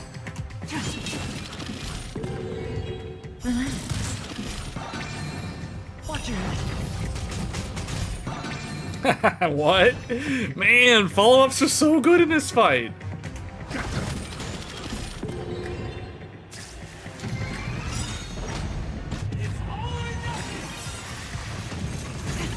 Good times. Time to say bye. Boom. The dice have bust. Or maybe I'll take it all.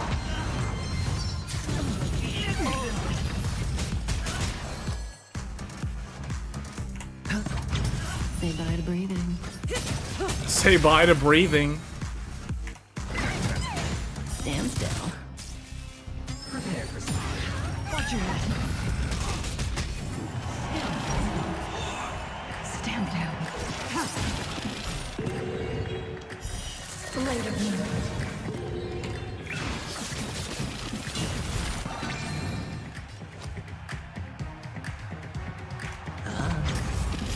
Yeah, there's no way he was May as gonna. well kill them all. What? She was one off.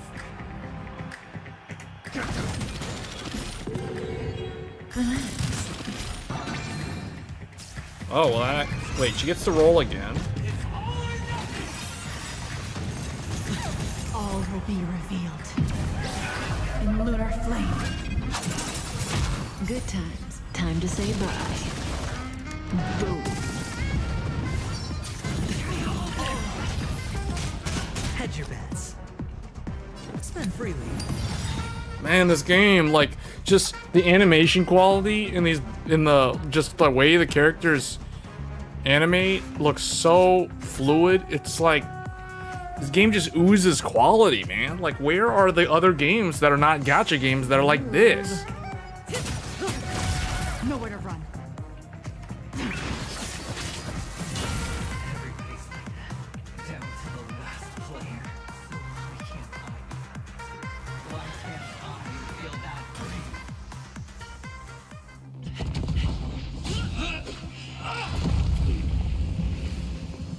Always hide your ace with a straight face. I'm starting to get a little impatient with you all.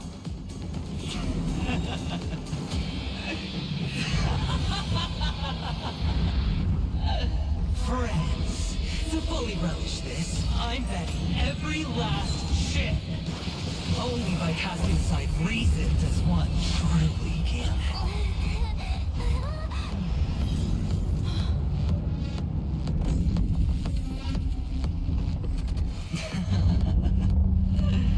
Emanator, I know you'll match my wager, right? You're leaving? Perhaps. I might pass through the place you mentioned. Pinnacle. What do you hope to find within a dream? I'm not looking for anything. They aren't in a dream. I'm afraid the family will not open the doors for you. Why? Because the path you walk is not accepted by the Harmony. Even if that's not what I want. Precisely because it's not what you want. Because they are not like other EOs. They have never glanced at anyone, and they never need to. They leave woven strands of fate for humans to walk, and together, they weave a great shadow. And this shadow silently envelops them. There are always those who rise from the shadows. They mostly become a part of the shadow. In your eyes, am I the same? You still have a strand of color. Not much. That is enough. Before they vanish completely, I will reach the nihility's end.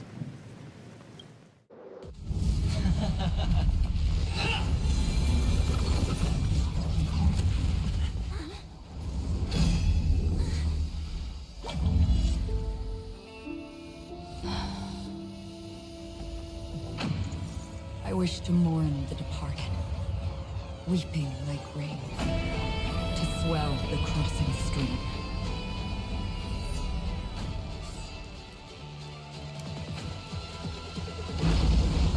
As the tide arrives, leading you back home.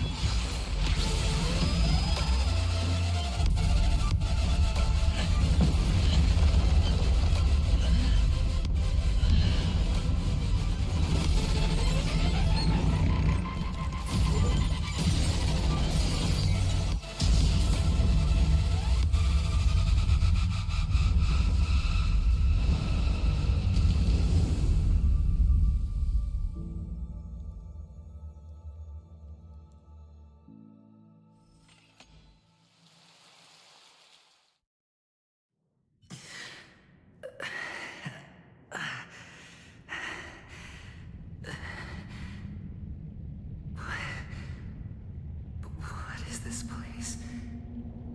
A gigantic black hole. And see, have I succeeded?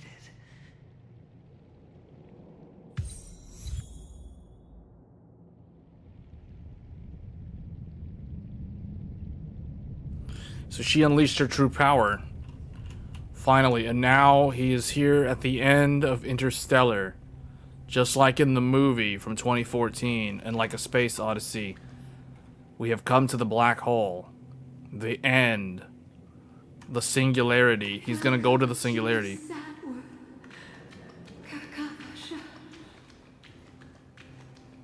Whoa.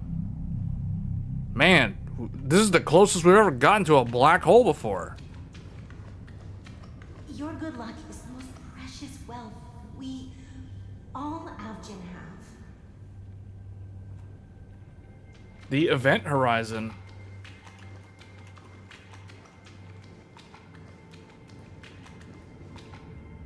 You came out alive after 2 days. It proves that you are the real deal. Wealth, status, power. The IPC will give you whatever you want.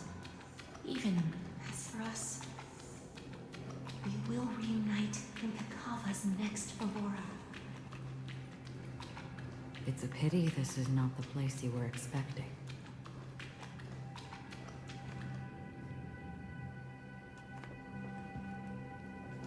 Melody, is it? Perhaps to you, I am just an emanator who's hiding her identity. But the sleeping and shapeless never glance at anyone. They have no face, no form, and even less of a will to speak. The nihility envelops everyone equally. Only some who have gone under their shadow can go farther, tainting themselves with more nihility. That's all. That's all. My friend, you really leave me at a loss for words. So, is this my final destination? The land of the dead? This is all but a fleeting dream. One of the thousands of manifestations of IX. Under the watchful eye of nihility, we momentarily linger here before moving on to our own paths. It seems that my death has already been determined. Even if you wish for it, I can't promise you anything. Now that you've accomplished your goal, I think you can be a little more forthcoming. What do you mean? Your performance at the theme park was wonderful and grandiose. A simple yet practical technique that fooled almost everyone. No one would have ever thought that you would have gone to such lengths, even staking your life just to prove a fact that had seemingly been disproved long ago. Real death does not exist in Penacony's dreamscape. Why would I do this? Because this is the only way you can uncover a secret that is even more unspeakable than the serial murders. To use this dream death to get there. To that promised land people constantly seek in this grand gathering.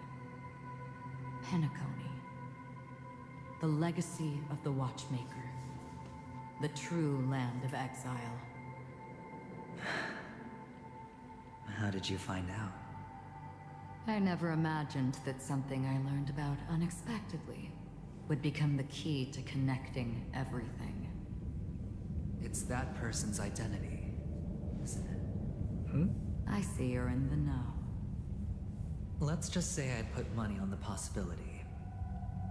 The murder isn't nearly enough to disrupt business as usual. Even if there were 1 or 2 murders on Penacony, most people wouldn't be personally affected. And that won't create any waves.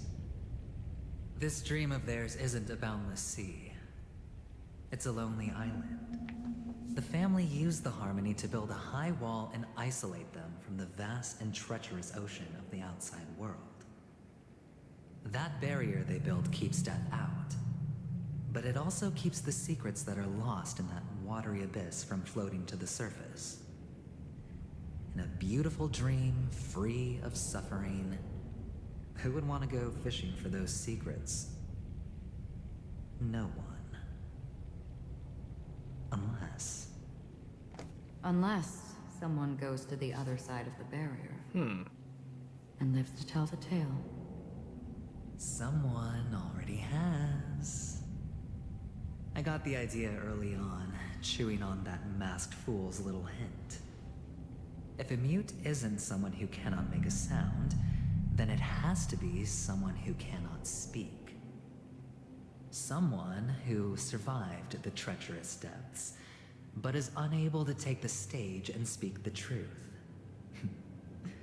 Well, I'm happy to know she's safe and sound, and still on Penacony. Hint? Is that not proof? Well, proof is the one thing I don't have. The only thing that can prove these conjectures is for the family to come clean. And with the way they buttered up these outsiders, it seems pretty clear they're intent on covering their tracks. But you don't need proof to have a suspicion. And for me, suspicion is enough. I didn't need to find the memory zone meme. I just needed for someone to kill me like it killed that silver-haired girl. You don't sound very confident to me. Going out of your way to make citywide broadcasts in an attempt to involve more people. You are simply betting on the possibility of someone being able to break down the barrier. You're very lucky that fate has decided to let us cross paths. I happen to be equipped with a very sharp blade. Sharp enough to slice through the veil of dreams. I can also carve the Harmony's brand off of you. You possess great cunning, deliberately setting us up to be on opposing sides, constantly repeating the words of the Emanator in front of others, leaving me no choice but to draw my blade against you. And that's how you win. Opportunity and strategy, both are essential. And in your plans, the IPC always wins. Even if you lose the bet. To the family, the life of an ambassador is still invaluable. That's a huge gamble, isn't it? But allow me to point out a mistake. The IPC's success is not guaranteed. I, unfortunately, have no contingencies for such an important matter. Detonating a Stellron. I can't do it. The Aventurine Stone is too broken to even safeguard my escape from the stage. If, at the end of the day, you did not unsheath your blade, I would have lost the bet. It is pointless to discuss what-ifs. You have won. Your prize is an entry ticket into that deep sea. And after this, whether you can return from the abyss is another gamble of yours. Have you never wavered? Wavered? Of course I have. But I can only bank on my own good fortune. Because other than that, I have nothing. Wake up from this dream and go to where you should be. Your gamble is not over yet.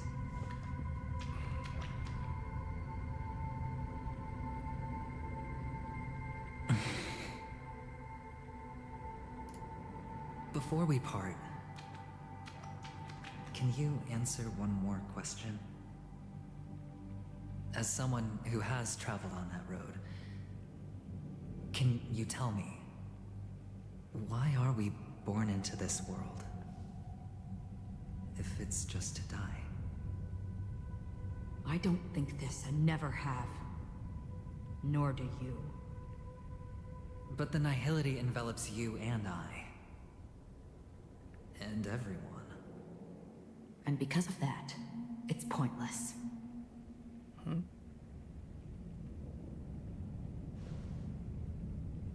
But it is still there.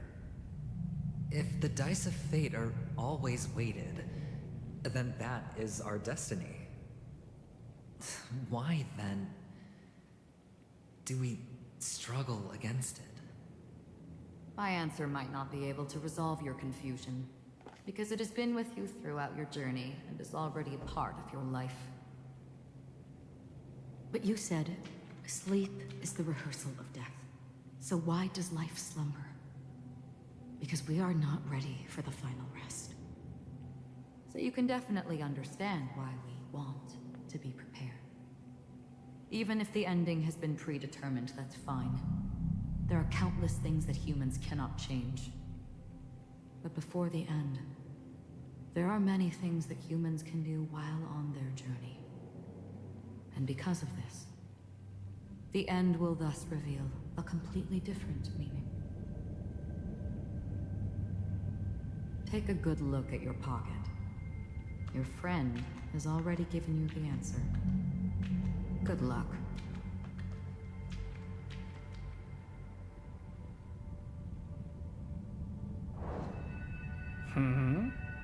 Dr. Ratio.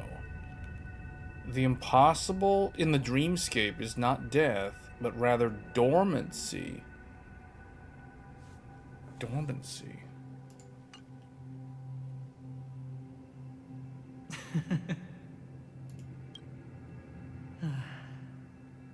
Then I shall get going.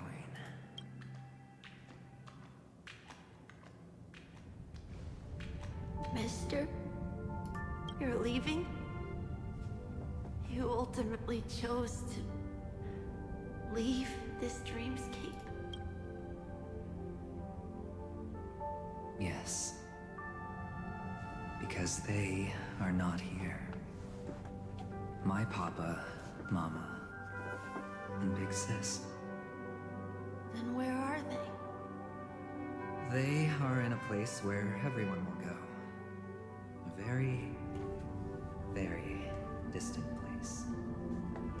Then are you going to? I'll get there one day.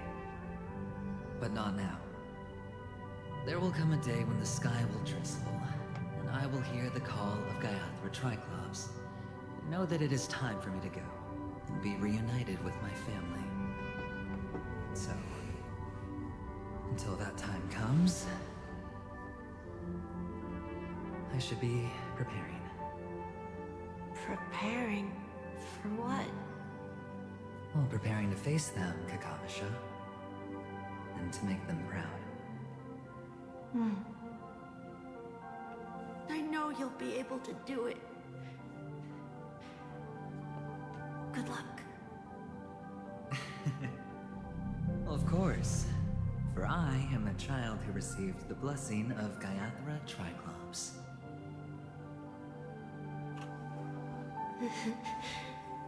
But you still seem nervous.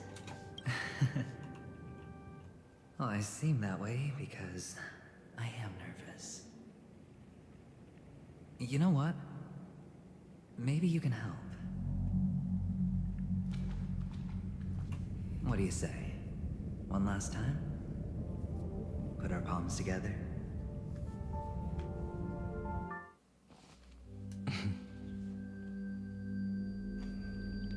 This is the end.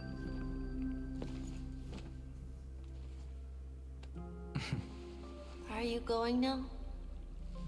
Yes.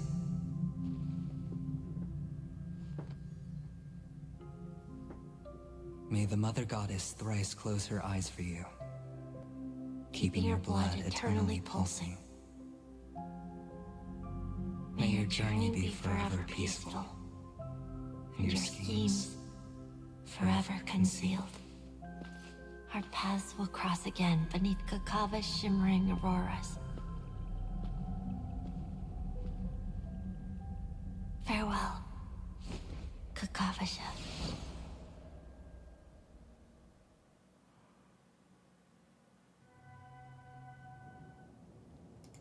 Well, that's it. Until the denouncement of all coming morrows kisses me, I have then embraced a quiet death? Huh?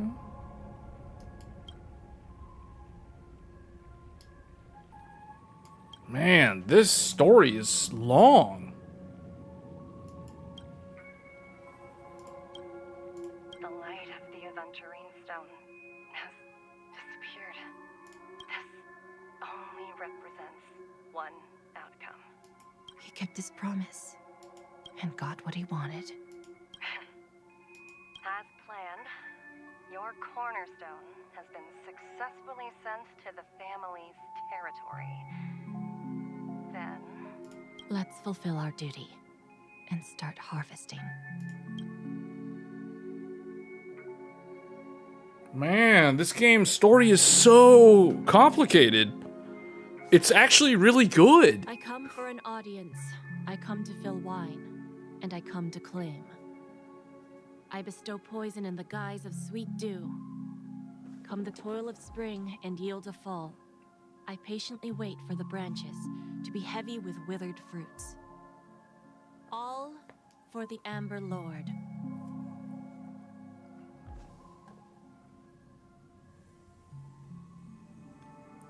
The memory zone depths.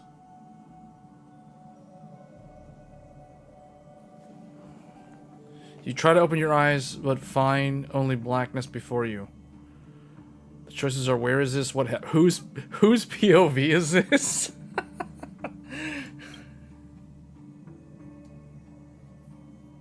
Adventuring. Oh my god. Followed closely by Ashron's drawing her blade. That was it. The indescribable force severs the power of preservation. What? Time and space froze instantly. Then fire engulfs you in its embrace. Doesn't matter, I need to get out of here. You're awake. I've been waiting on you for quite a while. It's you? What have you done? And you are... You've met me before.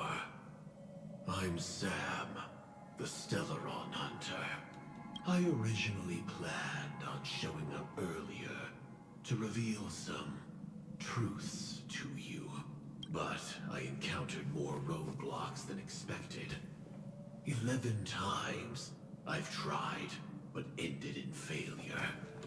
Before I knew it, this world and I became too intertwined, and it became too difficult to escape the constraints of the script. Elio is right. In this land of the dreams, you and I will reap unforgettable gains. I don't know people's hearts as well as he and Kafka do. Nor do I have a specialty like Silverwolf and Blade. Most of the things that I'm good at only apply to villains who need no mercy. So, there is only one method that I use. This is to show you.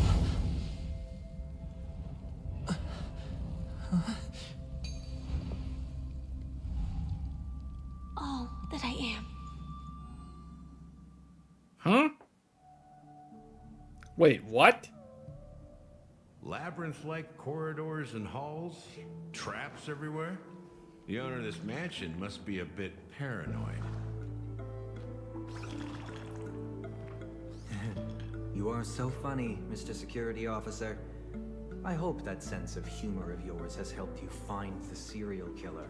Just expressing a personal opinion. Why? Did I hit a nerve? Mr. Gallagher, my patience is wearing thin. Neglecting duties will only make me more suspicious that you and the real serial killer are connected.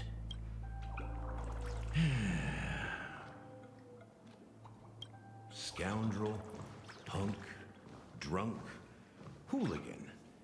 I have heard this trash talk all too often. But I have never once thought that I'd be treated as an accomplice to a murderer. I take back what I said. Your problem isn't paranoia. You're just crazy, you know? Lunatic. Huh?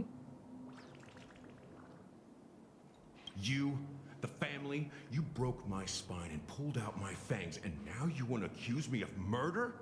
Ridiculous. Only idiots who've drunk too much Soul Glad will berate a stray dog in the streets. What exactly is making you say all this nonsense? You should be more concerned about the Outworld visitors who are making a scene in the theme park than me. I don't need you to remind me. Once that ambassador walks through the doors of the mansion, I will know what he wants. My servants see everything. His little magic tricks may have fooled me, but no matter. I'm happy to see how it's turned out. Why do you think that I just let him go?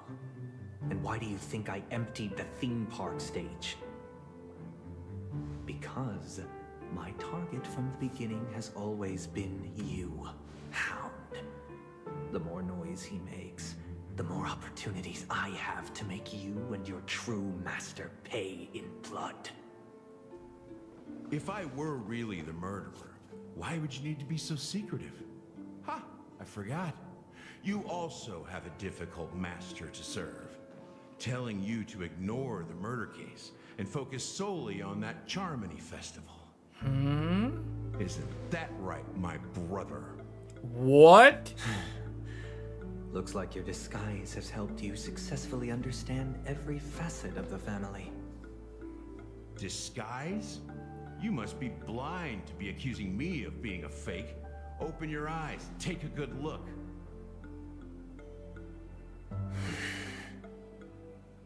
Indeed, every part of you is real. The brown hair, soft and curly like Benny's. The orange eyes, which make me miss the gaze of Sir Whitaker. That odd scar, the mark of Wolsey. And the gray vest, tie, hound emblem, bottle, the bartending, and your role as a security officer. These are all true traits.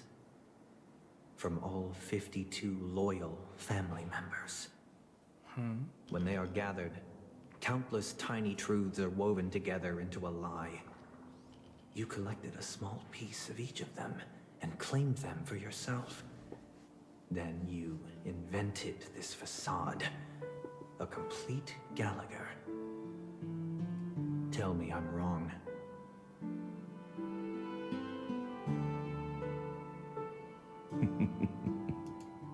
Minion of the what? You have guts, I'll give you that. Not bad. I severely underestimated you. Admirable. But so what? Can this prove that I murdered your sister and that stowaway? This proves that you and the Memory Zone Mean Death are linked. And that's enough. Listen up. I don't care how you did it. I only care about one thing. The answer to a question.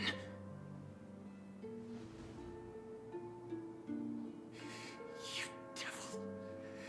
You wretched, despicable dog. Why did you kill her?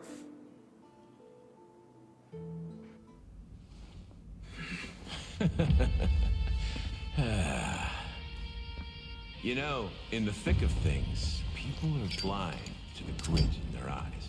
Yet they can always feel it scratch. Want the answer? I'll give it to you. The whole thing is just fate playing a cruel joke on us.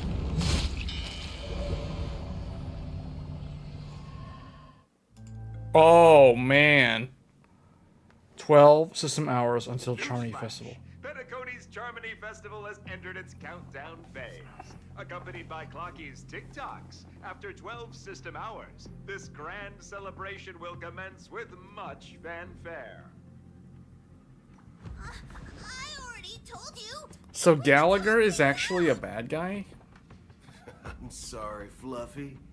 I really have something urgent to attend to, so... Oh, this dude. I remember him. He... What? ...to ask in this favor of you all. Since you already know what you're doing, I'll also have to remind you of its risks. This is the guy... This dude is the dude that was on the... that intercepted that call. He's trying to make contact with the Galaxy Ranger. For the last time, state your identity and purpose. My name's Boot Hill, and I'm a Galaxy Ranger. He's a Galaxy Ranger with shark teeth. Galaxy Ranger. Another one? Like you seen a ghost. Did you think we all went extinct? Well, that's the price you pay for being off-grid for too long. The righteous heroes of the hunt would never hijack the Astral Express. I ain't hijacked anything. What, chatting with someone while holding the gun is considered a hijacking? It probably is. Pardon my frankness, but there are plenty of rumors in the cosmos regarding the Galaxy Ranger's current status, and none of them are pretty stories. I have a hard time believing you. This is hilarious. The tale that this bunch of fools spin is getting out of hand. There's even a bit about the Galaxy Rangers being turned into gibbons by Dr. Primitive, and they're in some valley screwing around on swings.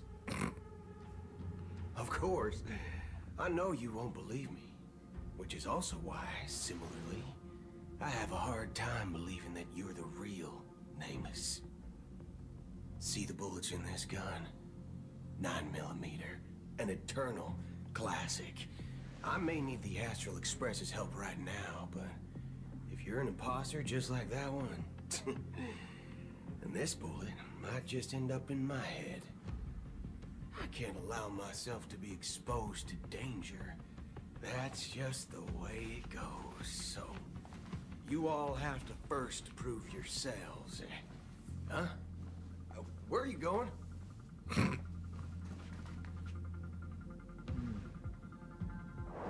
Recognize this? It's a model fudger. The Jade Abacus of Ally and Oath. The CN Joe really gave this to you This guys. guy's lines. This guy's lines. Muddle fudger? Muddle fudger. This is the Jade Abacus gifted to the Express by the Shenzhou Luofu's general, Jing Yuan. Its presence on board serves as the Shenzhou Alliance's official recognition of the Express. Is that enough? Not bad, kiddo. And across these sprawling stars, a gentle squeeze is all it takes to rustle up a whole legion of Cloud Knights. Now, I reckon that'd be one fudging sight to behold. Now it's your turn. Been ages since the Galaxy Rangers had the spotlight shown on them. We ain't equipped with such fancy gadgets. But I've been around the block enough to know the way to handle these types of situations is easy as pie. All right then. Feel free to toss any questions my way. And why would I play? If I truly am a real Galaxy Ranger, you stand to lose nothing. All right then. Tell me, what kind of organization are the Galaxy Rangers? Ah, my friend, this question is a hard one. I don't think I can even consider us an organization to begin with.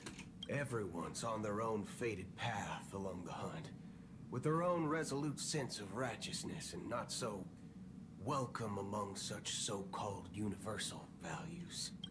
This reply does not instill trust, and only makes your predicament more precarious. I'm guessing you're gonna ask about some form of shared faith, right? But us Galaxy Rangers don't need that sort of thing. What brings us together is a shared bottom line. Never bully the weak. Never kill the innocent. These oaths aren't some lofty beliefs, but the fundamental bottom line that one must never cross as a person. As Galaxy Rangers, we strictly adhere to the bottom line. When someone crosses them, the hunt's vengeance will surely come knocking. And in this moment, the other crucial meaning of bottom line comes into play. As long as you don't cross it, you're free to do whatever you please. You catch my drift? Second question. Why do you seek trouble with the Astral Express? I already said that I seek no trouble. I must go to Penacony for a matter. But I don't have an invite. And I can't even enter the family's hotel doors. If only I could borrow the Nameless's identity. The entire cosmos knows you're guests of the family. Aren't the Galaxy Rangers also esteemed guests? Oh, you've hit the nail on the head. This is why I'm here. It's fine if I tell you. The Rangers are pursuing an imposter. A son of a nice lady posing as one of us. She's on Penacony right now. My informant is a memo keeper. She's the same as all mimetic organisms, appearing one moment and gone the next. She scares the fudge out of me. Still, she gave me some vital info. That Galaxy Ranger imposter. Who is it? Is that the third question? Is it a hard question? It isn't. Just that you might not believe me. That person calls herself Acheron. And according to our informant, she could be an emanator of nihility. That's impossible. That's what I said. Don't worry. When I first received the news, I had the exact same reaction as you. IX never gives anyone so much as a first glance, and that's perfectly normal. What reason would they have to bequeath strength unto mortals? Then you must know that emanators can also conceal their own identities, which, for many people, it's better that way. Otherwise, there'd be wanton bloodshed across the cosmos, or even, perhaps, turning their back on the path they're supposed to follow. I had the good fortune of running into an elation emanator. Its appearance was no different than that of those clowns. If it weren't through sheer luck that I got it drunk, I would have never known of its eminent status. Even in the purest hunt, you'll find the Xianzhou Alliance under the spotlight and Galaxy Rangers lurking in the shadows. Paths are inevitably concepts created by people. Exist in planes beyond our understanding. Man, this story, it just keeps getting more and more interesting. Nihility emanators don't exist. Well, maybe we just ain't nihilistic enough. So, do you understand now? Your companions are in danger, and it's pretty harrowing. If you don't want to believe me, you'd best send a message to them. But I'd advise you to move fast. We don't know what's happening in the dreamscape or how much of what the memo keeper said is true. And that Acheron, who knows what she intends to do. She's very powerful and very dangerous. I don't intend to do anything. That's not up to you. Who is talking? Did you know? People who come to the land of dreams for the first time, they'll subconsciously stop to reaffirm that they're still walking on solid ground. And then they will unanimously raise their heads to gaze at the sky. Who is talking? Be it reality. Now there's more of them. Staring at the sky is instinctual for humanity. Oh, this must be the voice. Golden hour was completed. The voice of Harmony. It's always been there. Harmony is talking directly to her? Single night of decadence. But now this night sky has been mercilessly severed. Died with the mist of nihility. And this whole event happened within the course of a single slash of a blade. A single slash of blade isn't really accurate. It was actually 2 blades, just that the second one was faster. That's not the point. Many guests who weren't supposed to be invited have gathered at this banquet. Even if the harmony is all-embracing, I have no choice but to show some of them the door. For the sake of Penacony and the peace.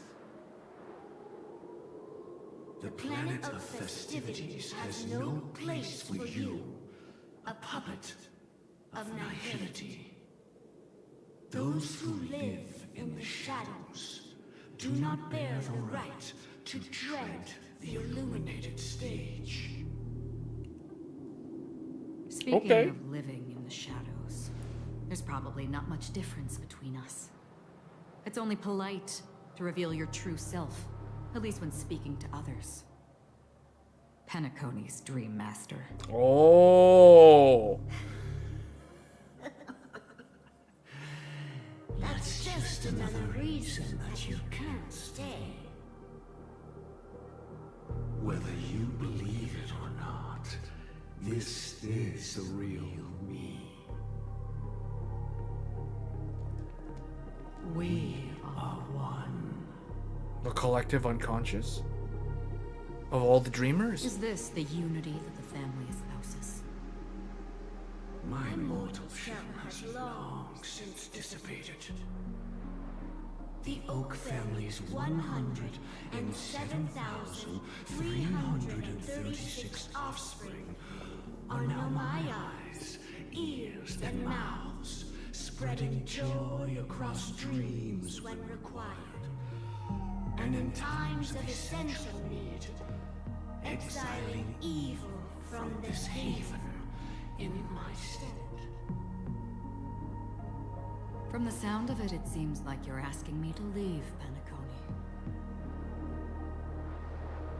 I am glad that you're an understanding one. Alas, I'm not asking. If you think you can. Are you threatening me?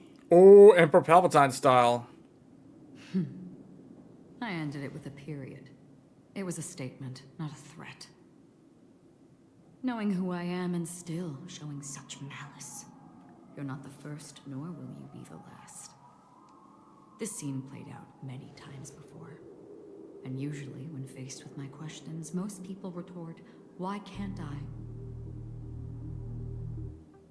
The result has invariably been that they can't. You are confident.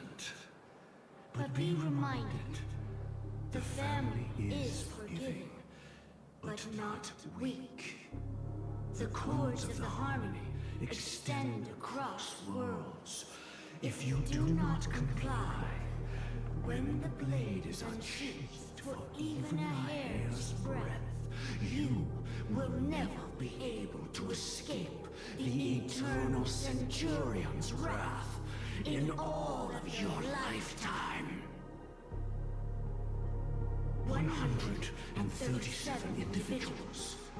That is how many heathens I have exiled since I became Dream Master. Among them were those who once severed my wings, and those who immolated my body. And here I stand again, about to add another mark to the tally. And you will die. I mean, all of you will.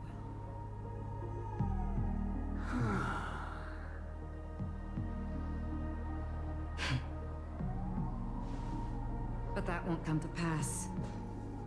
I'll do as you ask. I'll leave. A wise choice. I wasn't aware there was a choice.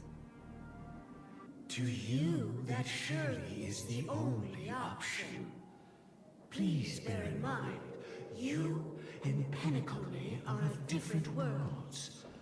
Those born on the far bank cannot seek solace across the river. Leave and never return. The radiance of the planet of festivities is overwhelmingly bright, luring in tricksters, wrongdoers, and criminals. But even the harmony itself will never welcome the self-annihilator of nihility. And even more so, when this self-annihilator heralds the destruction of everything. Your strength is obviously a gift of the sleeping and shapeless, immeasurable and fathomless, like a tributary spawned from the abyss that brings death and sin to all. Acheron, a befitting name. Take it from someone on the other side of your so-called river. You know better than I do that Penacony has already deviated from the harmony. Whatever your intentions may be, I foresee only one outcome. Its future holds nothing but nihility. Just like all the worlds that have drowned in their shadow. Whoa! Attention, please. The unusual. This is so long. This is like watching a movie. What is going on? The family has promptly responded. This story just keeps on going. It doesn't stop. There have been no injuries. Oh, I swear that was no movie. When am I gonna get back control of the characters? And I even caught one of them, but it vanished in an instant before my very eyes. Excuse me. Are you talking about the Clock Studios theme park incident? Yeah. Wait, what the heck? How is she still alive? Miss Robin, am I seeing things right? What? No need to worry. I apologize for any inconvenience caused to your delightful dream journey. What you just mentioned about the chips really piqued my interest. Would you mind providing more details about the incident? Oh, it was just those chips you normally see everywhere. The green ones? They fell from the sky as if it were raining. And then those chips simply disappeared. It appears to be the dream sim tech the Iris family has been developing. Huh? Miss Robin, you those chips were all part of This just keeps on going. Man, so basically, she basically stood down because apparently, well, I don't know. She claims that the harmony has already, this place has already deviated from the harmony, which indicates that she suspects that it doesn't have the full blessing of the harmony anymore, which means if she were to oppose the Dream Master, she might actually be able to win. But I don't think she, I don't know, like, probably because the Express people are still around, and I don't really know what her end goal is. It's just kind of weird. So she's just like, I'm just gonna leave. It's like, I'm out. Okay, whatever. Do whatever you want. It looks like there are other guests who are also confused. I'll have to excuse myself. So, okay, we have established that the family is basically controlled by the Dream Master, or they follow the Dream Master, who has the power of the harmony, which means the Dream Master might actually be an emanator of the harmony, which would mean, that would imply that the Dream Master is equal to Acheron in terms of power, which means she knows that in that moment where they're threatening, basically the whole Emperor Palpatine, are you threatening me, Master Jedi? That whole line where they're like, are you threatening me, to her, the Dream Master tells her, are you threatening me? And she basically then tries to backtrack and claim that that was a sentence, not a question.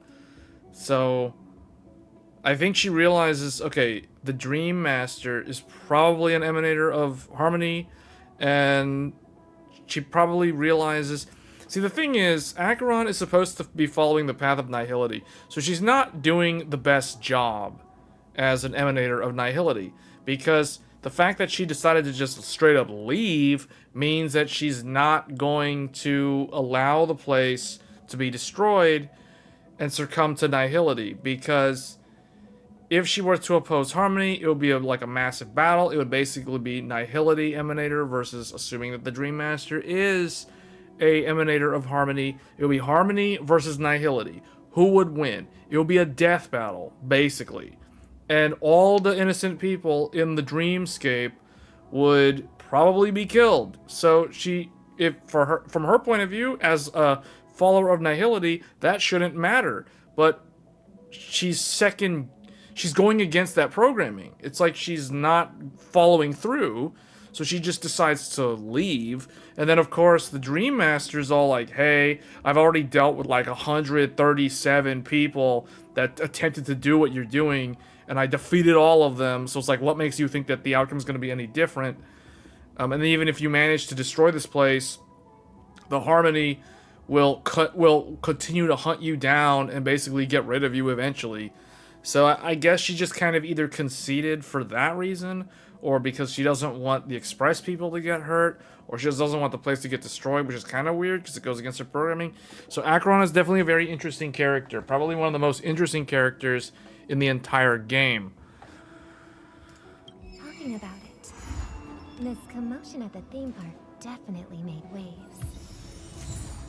Alright, well, this concludes that arc. So this, I'm pretty much not really caught up because there's still more story. I don't even know how many more hours I'm walking into this, but we're probably going to end the stream here because this is like, man, 6 hours. Although I will say like almost 2 hours of this stream was just me talking about technology. So at the first part of the stream, the first third of this stream, the remaining 4 hours were basically gameplay. Yeah, I think this game's story is actually amazing. I was actually very impressed with this third story arc, this new story arc. It's very good. This is definitely the best sci-fi game that I've played in a long time. It's better than Jedi Survivor. It's definitely better than Starfield. And it is more enjoyable than Star Citizen. So I don't know what other sci-fi games are there. This is like the best sci-fi game I've ever played in a very long time. I'm trying to think of one that can top this one. Why am I not able to go past these? What is this guy doing?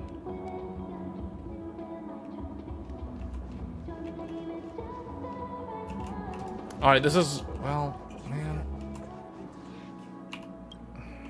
The family promised they would protect the guests within the dreamscape, but I witnessed a group of organic life forms making their way to the theme park. And soon after, a rip tore through the sky, and black rain started leaking out of the void. The family needs to provide a reasonable explanation, or I'll take my loved ones and return to reality. It appears the good sir has seen many great events. And it's true that an uninvited guest has unexpectedly entered the dreamscape. Uninvited guest has unexpectedly entered the dreamscape. Their target is not the ordinary guests, but the ambassadors of the IPC. The family will certainly ensure that the safety of the guests is of the highest importance. Who's the invader? I know the Bloodhound family has already sealed off the theme park. Is it Boot Hill and Dan Hung? But it won't resolve the problem. The family can try their best to protect their reputation. Why would Boot Hill try to oppose the IPC? That's like a suicide mission right there. Is he trying to stop adventuring? Does he even know what? He has no idea what has transpired. Perhaps the dreamscape is not as perfect as promised, but there's no place safer than dreams under the family's rule. I believe you know this better than I do. If this incident happened in real life, how many people would be able to walk away from it? I could stay here, but keep in mind, guests come to Penacony to enjoy the dreamscapes. They do not wish to be entangled in a conflict between the family and the IPC, so... Of course. With the Charmony Festival about to commence, we will spare no effort in our preparations. Rest assured. To express our apologies.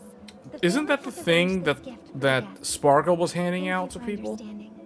She gave this to Adventurine. This is supposed to be like a bomb or something. Like, why would she be handing this out to the guests?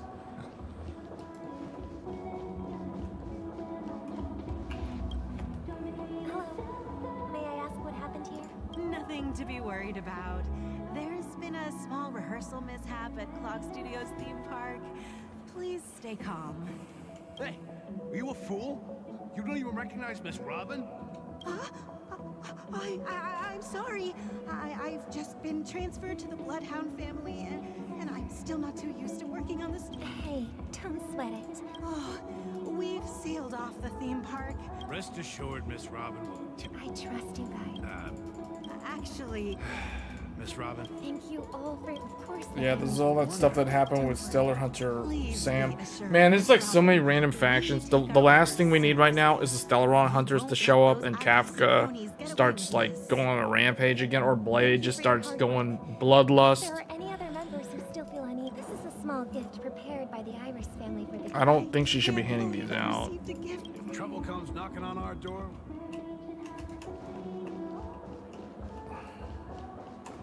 Am I not able to teleport out? Oh, well, wait. No, you can't teleport. You gotta finish this story thing. Miss Robin? That's the renowned cosmic super... I didn't expect him. Okay, this is just a bunch of filler. We can skip all this dialogue. Plus, I met... Everyone, please. Even if you say... Miss Robin? Still. Huh? Here. Oh, what? Oh. Little guest. This gift has been No wonder. It isn't even her. No wonder. Okay, it was Sparkle again.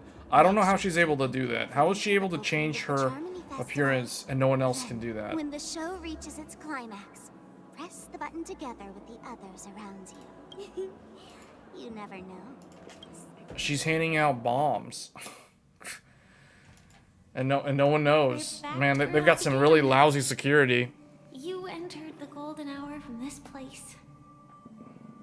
And it is also from here where you will enter the true Penacony. Wait, you entered the golden hour? It is a pleasure to journey alongside you once more. What? But it's time I laid bare the entire truth before you. As you might have heard, I also go by another name. Stellar Hunter Sam.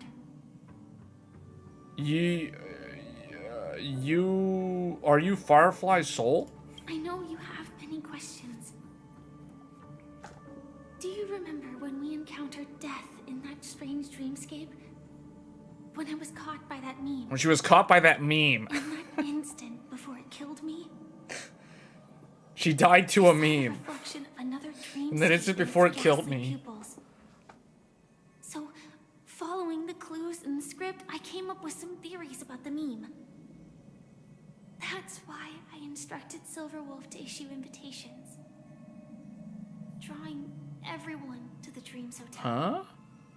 I intended to call upon death before you arrived, to solve the riddle using more direct means, and then invite you to join. However, contrary to my wishes, I couldn't defy the script. And I didn't get a chance to explain it to you. It is how you see now. I was impaled by the bladed wings of death. The heavy pressure of concentrated memoria, miasma, exploded in my mind as if it was actually reality. But after the momentary numbness subsided, I found that my body was absolutely unscathed. I was still alive. And it was just as I thought. I had arrived at a place starkly different from this beautiful dream. Beneath the dreamscape of Penacony lies another, more chaotic, more primal memory zone. Its name? Land of the Exiles. Land of the Exiles? So, then I returned to the hotel in the dreamscape, hoping to tell you of its existence. Yet I could not reveal my own identity. So I could only divert your party's attention and lure you away from the battlefield. She has like a really good spacesuit, somehow survived there. All my attempts proved futile. It wasn't until not long Must have borrowed that from Tony Stark or something. crimson blade of light Jeez, she was able to fight against Acheron a one-on-one and survive. to fall far into the abyssal depths of the dreamscape. Using that Iron Man outfit. I was able to awaken you and your companions one by one. And that's it. That is all that's happened so far. I'm completely confused. I know it's tough to believe all this without reservations. I just want to say, you are very close to the final answer. Now, Whatever that is. Whatever the final answer is. I don't know, man. We've been streaming for like 6 hours and they just keep throwing characters at you left and right. All these different factions. and visualize the All these different terminologies. They even put like terms in the subtitles. Like they've got superscript words on top of words to help define certain things. 2, 1. Don't be afraid. Oh no. Oh no. Wait, what? Now I'm getting stabbed by death?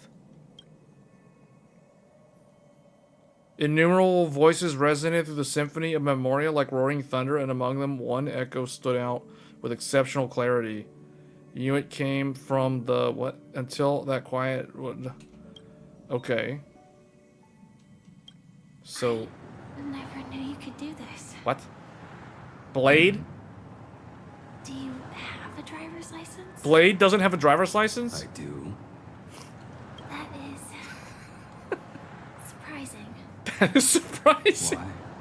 Because this is Japella, the city of sins. Japella, the city of sins. Apparently there's a whole nother place. We're discovering things left and right in this story. Thinking that you haven't slept in 20 system hours. Are you sure? Yeah. I'm fine. I'll survive. Man, this story just keeps getting better and better. There's more terminology, there's more vocabulary, there's more places. Slow down a bit. They slow down. What? Blade's driving too fast? Feel free to activate Sam anytime you like. Okay, apparently she's a superhero. Where the next part of the script unfolds.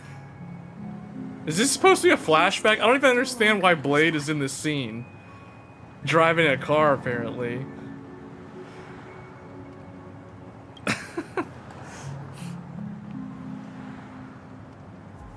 I don't understand what's happening. Apparently Trailblazer just got stabbed by death, and then the scene with the car and Blade just started playing. In half a system hour, it will lead us to Kafka. And then comes the downfall of the Japella Brotherhood. Japella Brotherhood?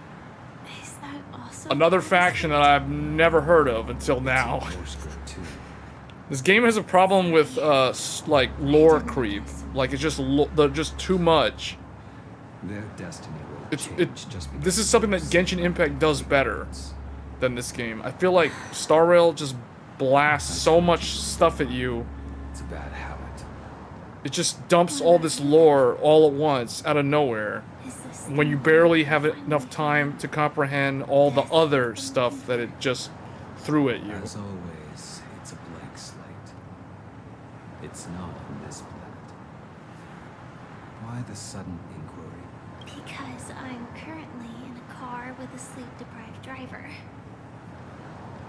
I just want to get there. I don't even know if I'm in the new content. I was so far behind. I've basically spent the entire stream just doing the story. Full self-driving capabilities. I'll just put my hand on the steering wheel. Hey, don't take everything so seriously. Elio would always say there's only one type of destiny. I don't understand the point of the The scene. inescapable type. I mean, it's cool, but it doesn't really provide any clarity on what's currently happening in the present story. Before that moment arrives, we can still choose what we do. We all have this right, don't we? After today, Japella's name will disappear from cosmic history. and the Everflame Mansion will take its place. In the not-too-distant future, you'll receive an The invitation. Everflame Mansion. That's your next stop. Whatever that is. Land of the dreams. Penacony. I hope you find whatever you seek there. Be it answers or salvation. I don't understand the point of that scene. That was a very random scene. Glad to see you're safe and sound. All of a sudden, Welt's back. Mr. Yang, you're here too? Close your eyes. I would have never guessed. Is the answer. Isn't it incredible? Huh? The monster that we have always known as death is actually the guardian of the land of the exiles. It abides by a certain rule. Abducting people from their dreams and bringing them here. Oh, it's like that. It's It's like that children's fairy tale. Really exist in the dreamscape appears to be a cognitive trap. It was laid by those orchestrating events. So death is actually the Tooth Fairy? The truth behind the disappearances and the existence of this fortress known as Dreamflux Reef.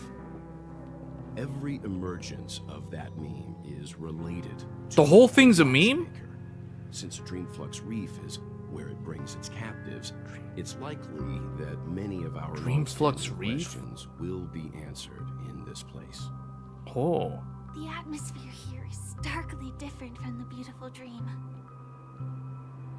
There are no regulators here like the family.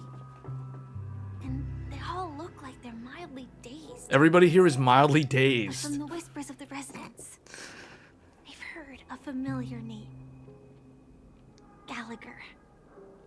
It's that man again. Ah. Always in the right place at the right time. Though that does save us the trouble of looking for him. The one 4-star character that I don't have. Get ready. We're about to set off. The one 4-star character that I don't have is actually the true villain of the game. Should we speak to everyone first? What are the chances?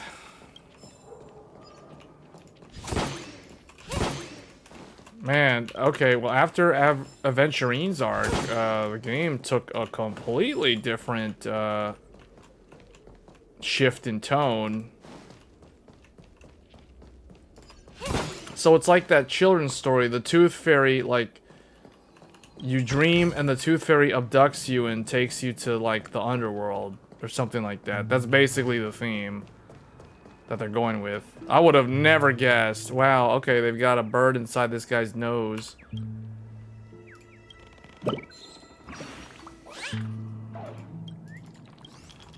Snotty bird. Feels dirty. Alright, well this is... I think... Can I teleport yet? Can I go back to the other places? Okay, I finally... It took us like 2 hours of cutscenes and one boss fight to be able to gain back control of the characters and start, like, teleporting normally again.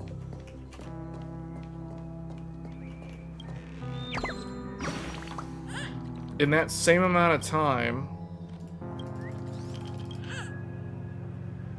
Hold on, in that same amount of time, how much stamina? I've gained 64 stamina?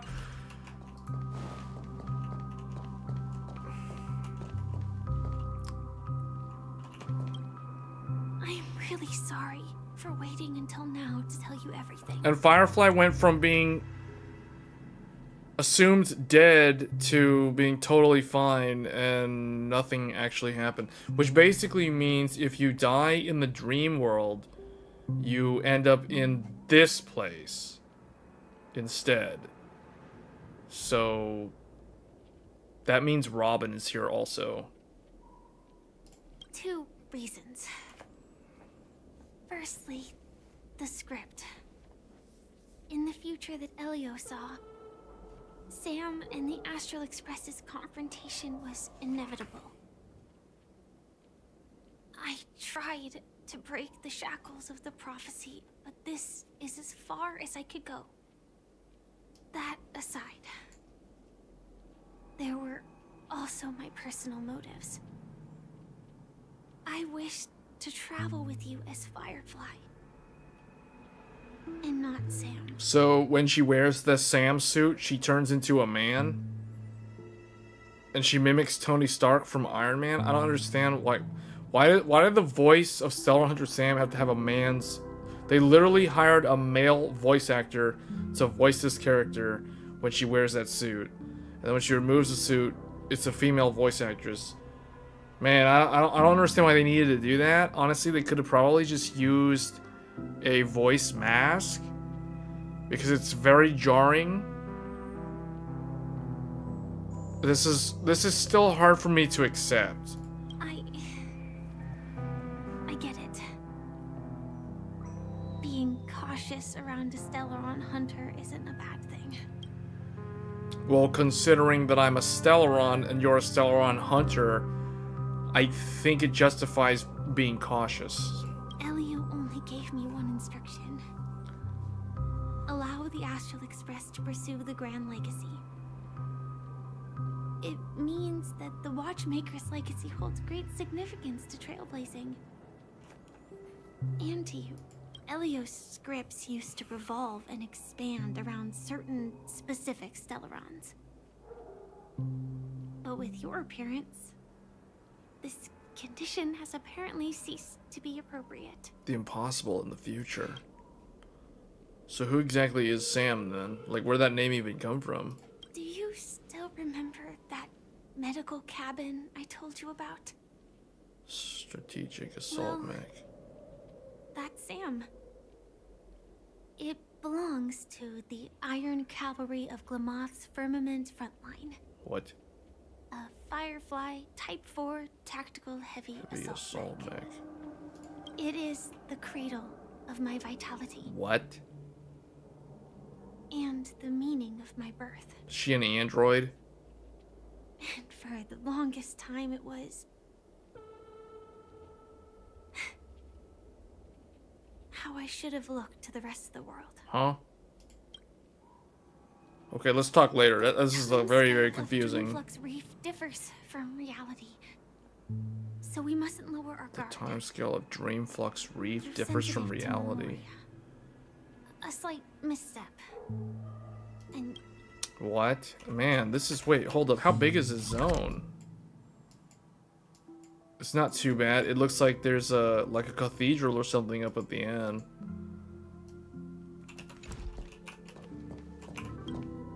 Something on your mind? No wonder Miss Acheron is so averse to drawing her blade. It's hard to imagine such terrifying power could reside in an ordinary sheath. If it weren't for the fact that Aventurine's power originated from the preservation, the entire dreamscape would have been affected. Don't feel burdened by this.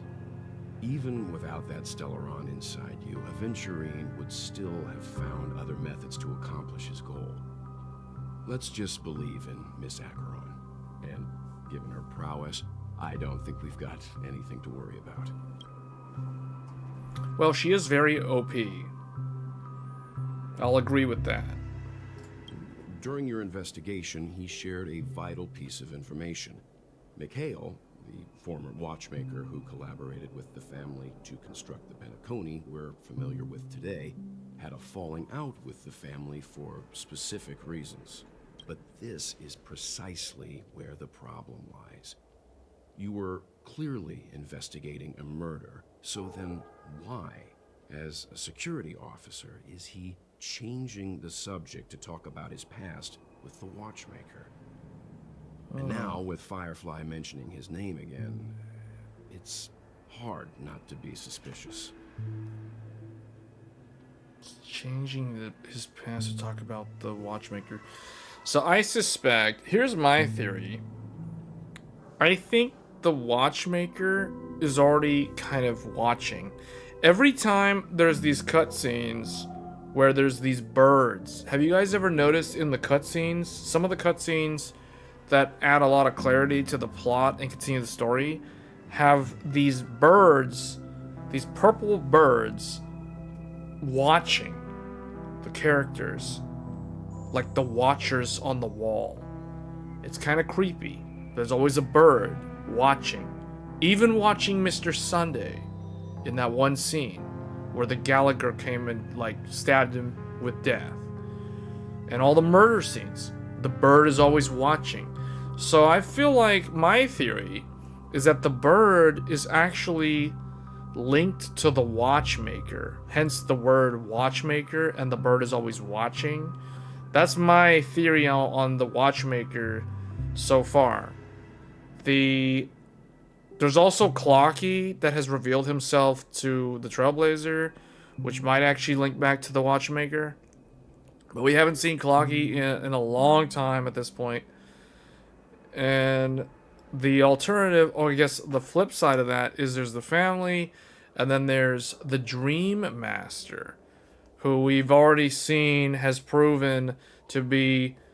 It's implied that the Dream Master controls Piacani, currently has control of Piacani, has the favor of the Harmony, and is supposedly powerful enough that even Acheron, the Emanator of Nihility, would not oppose the Dream Master and would stand down for multiple reasons.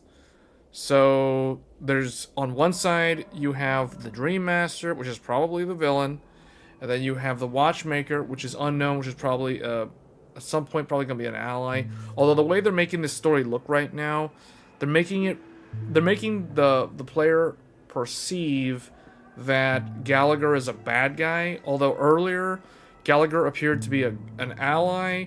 Now it went from Gallagher being the ally and Sunday being the bad guy to Sunday becoming a villain and Gallagher being a suspicious villain. So I don't know, man. This plot twist in this story, it's really good, but it's a roller coaster ride. And what I don't like is when they start throwing a bunch of random other things, like that one scene with Blade driving a car. I don't understand the significance of that scene. I don't understand why that scene even needs to be there. That just further convolutes the story and just acts as filler.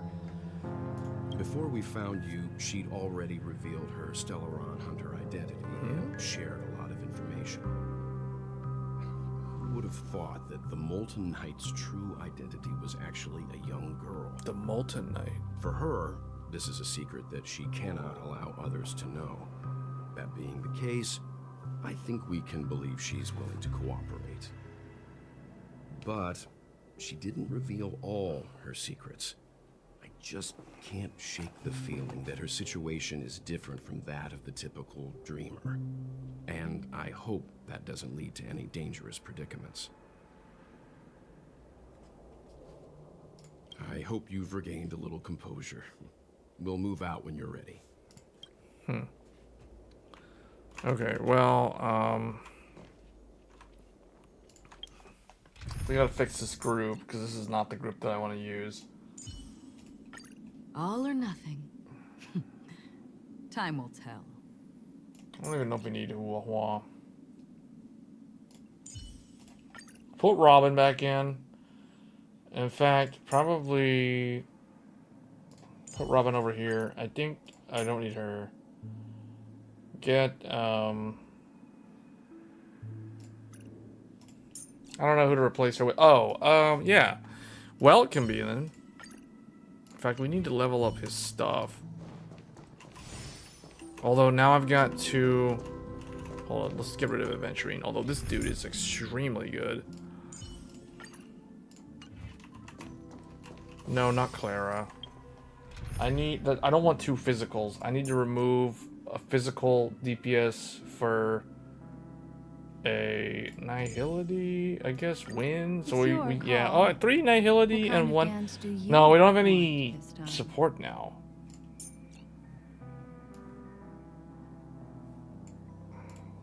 I guess her.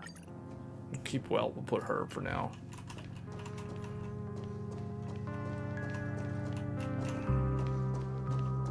Although I think this is a good stopping point. So where am I, man? This game's got so many. Okay, The reality has the parlor and this. That's it. Everything else is Dreamscape. Golden Hour, Dream's Edge, A Child's Dream, The Reverie Dreamscape, Dewlight Pavilion, Clock Studios theme. What's this? What is that?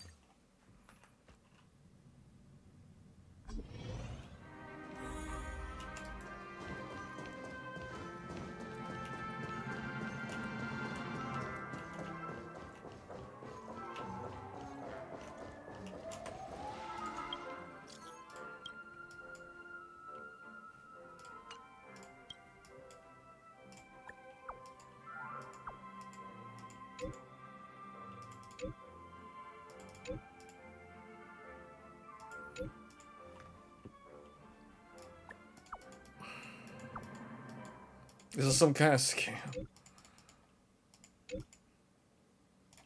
What?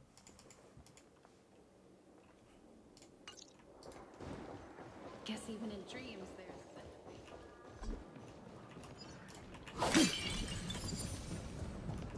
What is this? Oh, this is Adventurine's thing? Man, you had to play really far into the story to unlock his thing. So that means I think I am done with... I think I'm actually done with the previous patch story. Although I'm not actually even sure if that's the case. Stream 4.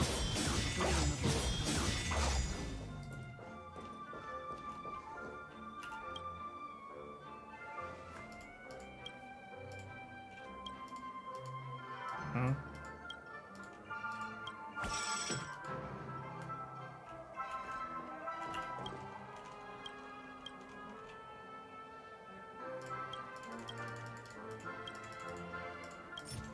What is this? Please submit the required items. I'd like to buy some food. What has he got? Oh, okay. He's got a recipe for ice cream. Want to try some tasty snacks?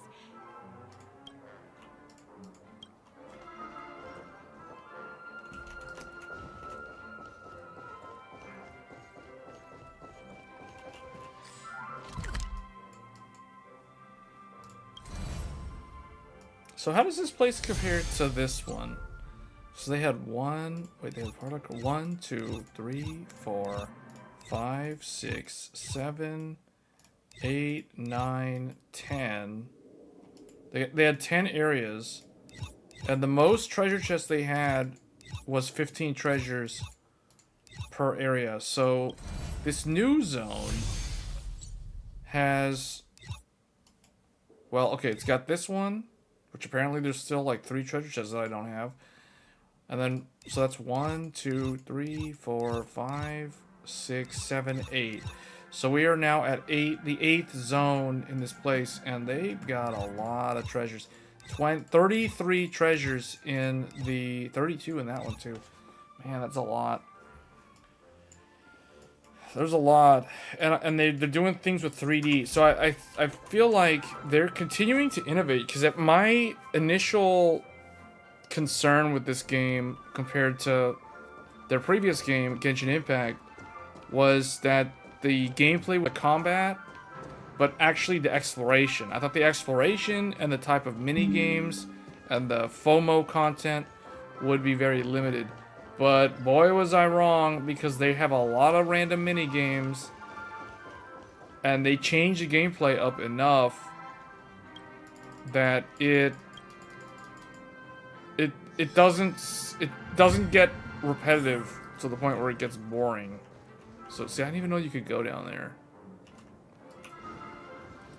I didn't even know it was possible to go down there. Oh, that's that maze. Isn't that the maze that what's his name was in? How do you get down there?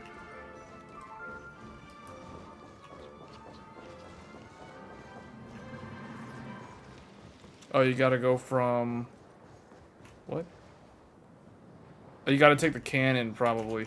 Well, that's interesting. So, I think this is a stopping point for me. I didn't realize it was gonna be this long. And technically, the main storyline is still going. Like, it's not even over. And there's even like a Herta space station story, too. Wow. So, man, there's a lot. There's just a lot. Alright, where's Welt? I need to finish his... I can't believe that Welt doesn't have the stats. Although, we gotta finish leveling up what's your name.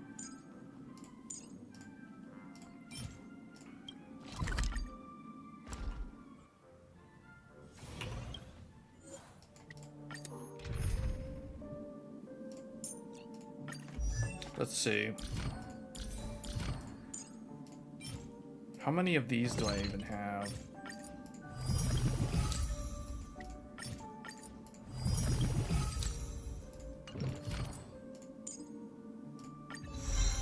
Okay, well that's level 7. Just need to get these. So we're gonna do 6 runs of this.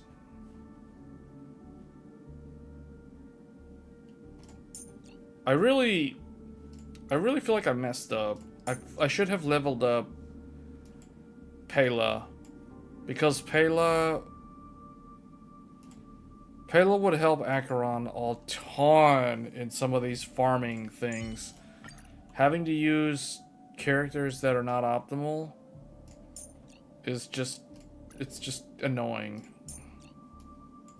Okay, get, I don't know, just put her in, doesn't really matter. Resonate all together.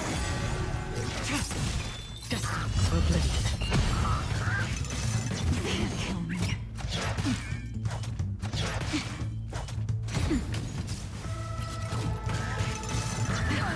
Man, we've almost been streaming for 7 hours. I can't believe that. I don't think I've ever streamed this long before. Completely lost track of the time. I weep for the departed. This will be the last thing. After this, we're ending the stream. But yeah, Star Rail. The game is really good. It has its high points, its low points. But overall, I think this game is very high quality game. You can tell the production values for this game are really, really high.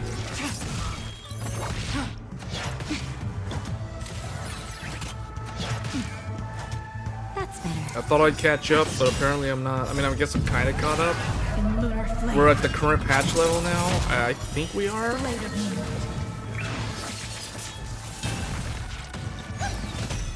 I need to finish this story this weekend because I don't want to like let it sit and just fall further and further behind, because I won't be playing much of this game at the end of this month. I weep for the departed. Because we'll be switching back to Final Fantasy 14, and I'm gonna try Wuthering Waves, but I don't know. I don't know if I'm gonna play that game long term.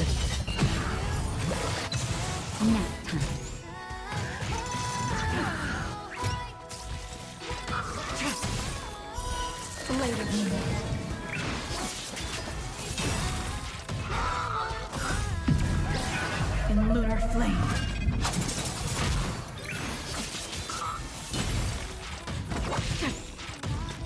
Try harder.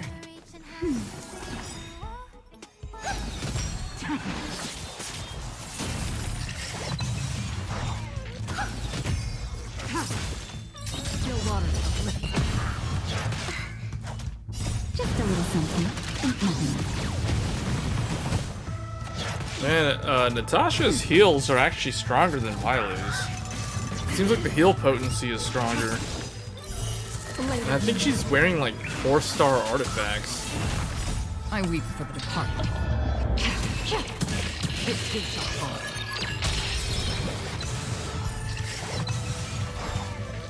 This party's not ideal for Acheron. There's no other Nihility character in here, so that's why her damage numbers are not that great. I mean, the party isn't even properly built for Jingliu either. Again. Although there is a Harmony character in the group. Harmony and unity.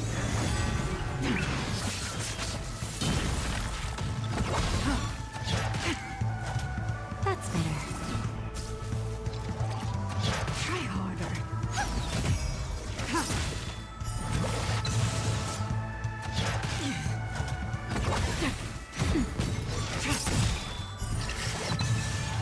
Okay. Still not enough. We're still gonna be farming these for a while. But anyway, that's a good stopping point. Level 10 and no battle pass.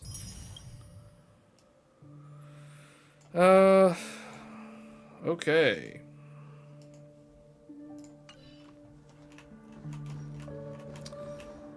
That is going to be it for this stream. Thank you everybody for tuning in. If you stayed till the end or if you left, that's totally fine. I did not expect to be streaming this long.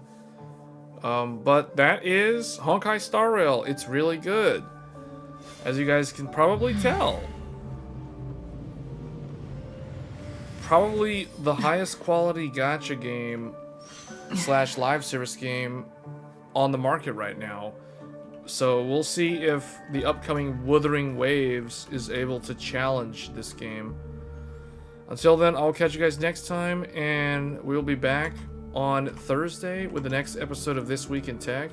If you're new to the channel and you like this sort of content, this PC DIY discussions that we do every Thursdays, do hit that subscribe button and hit the notification bell if you want to know when I go live, because sometimes we do random live streams like this on the weekend. We answer questions related to PC builds and that sort of thing. And until then, I'll catch you guys next time. Take care and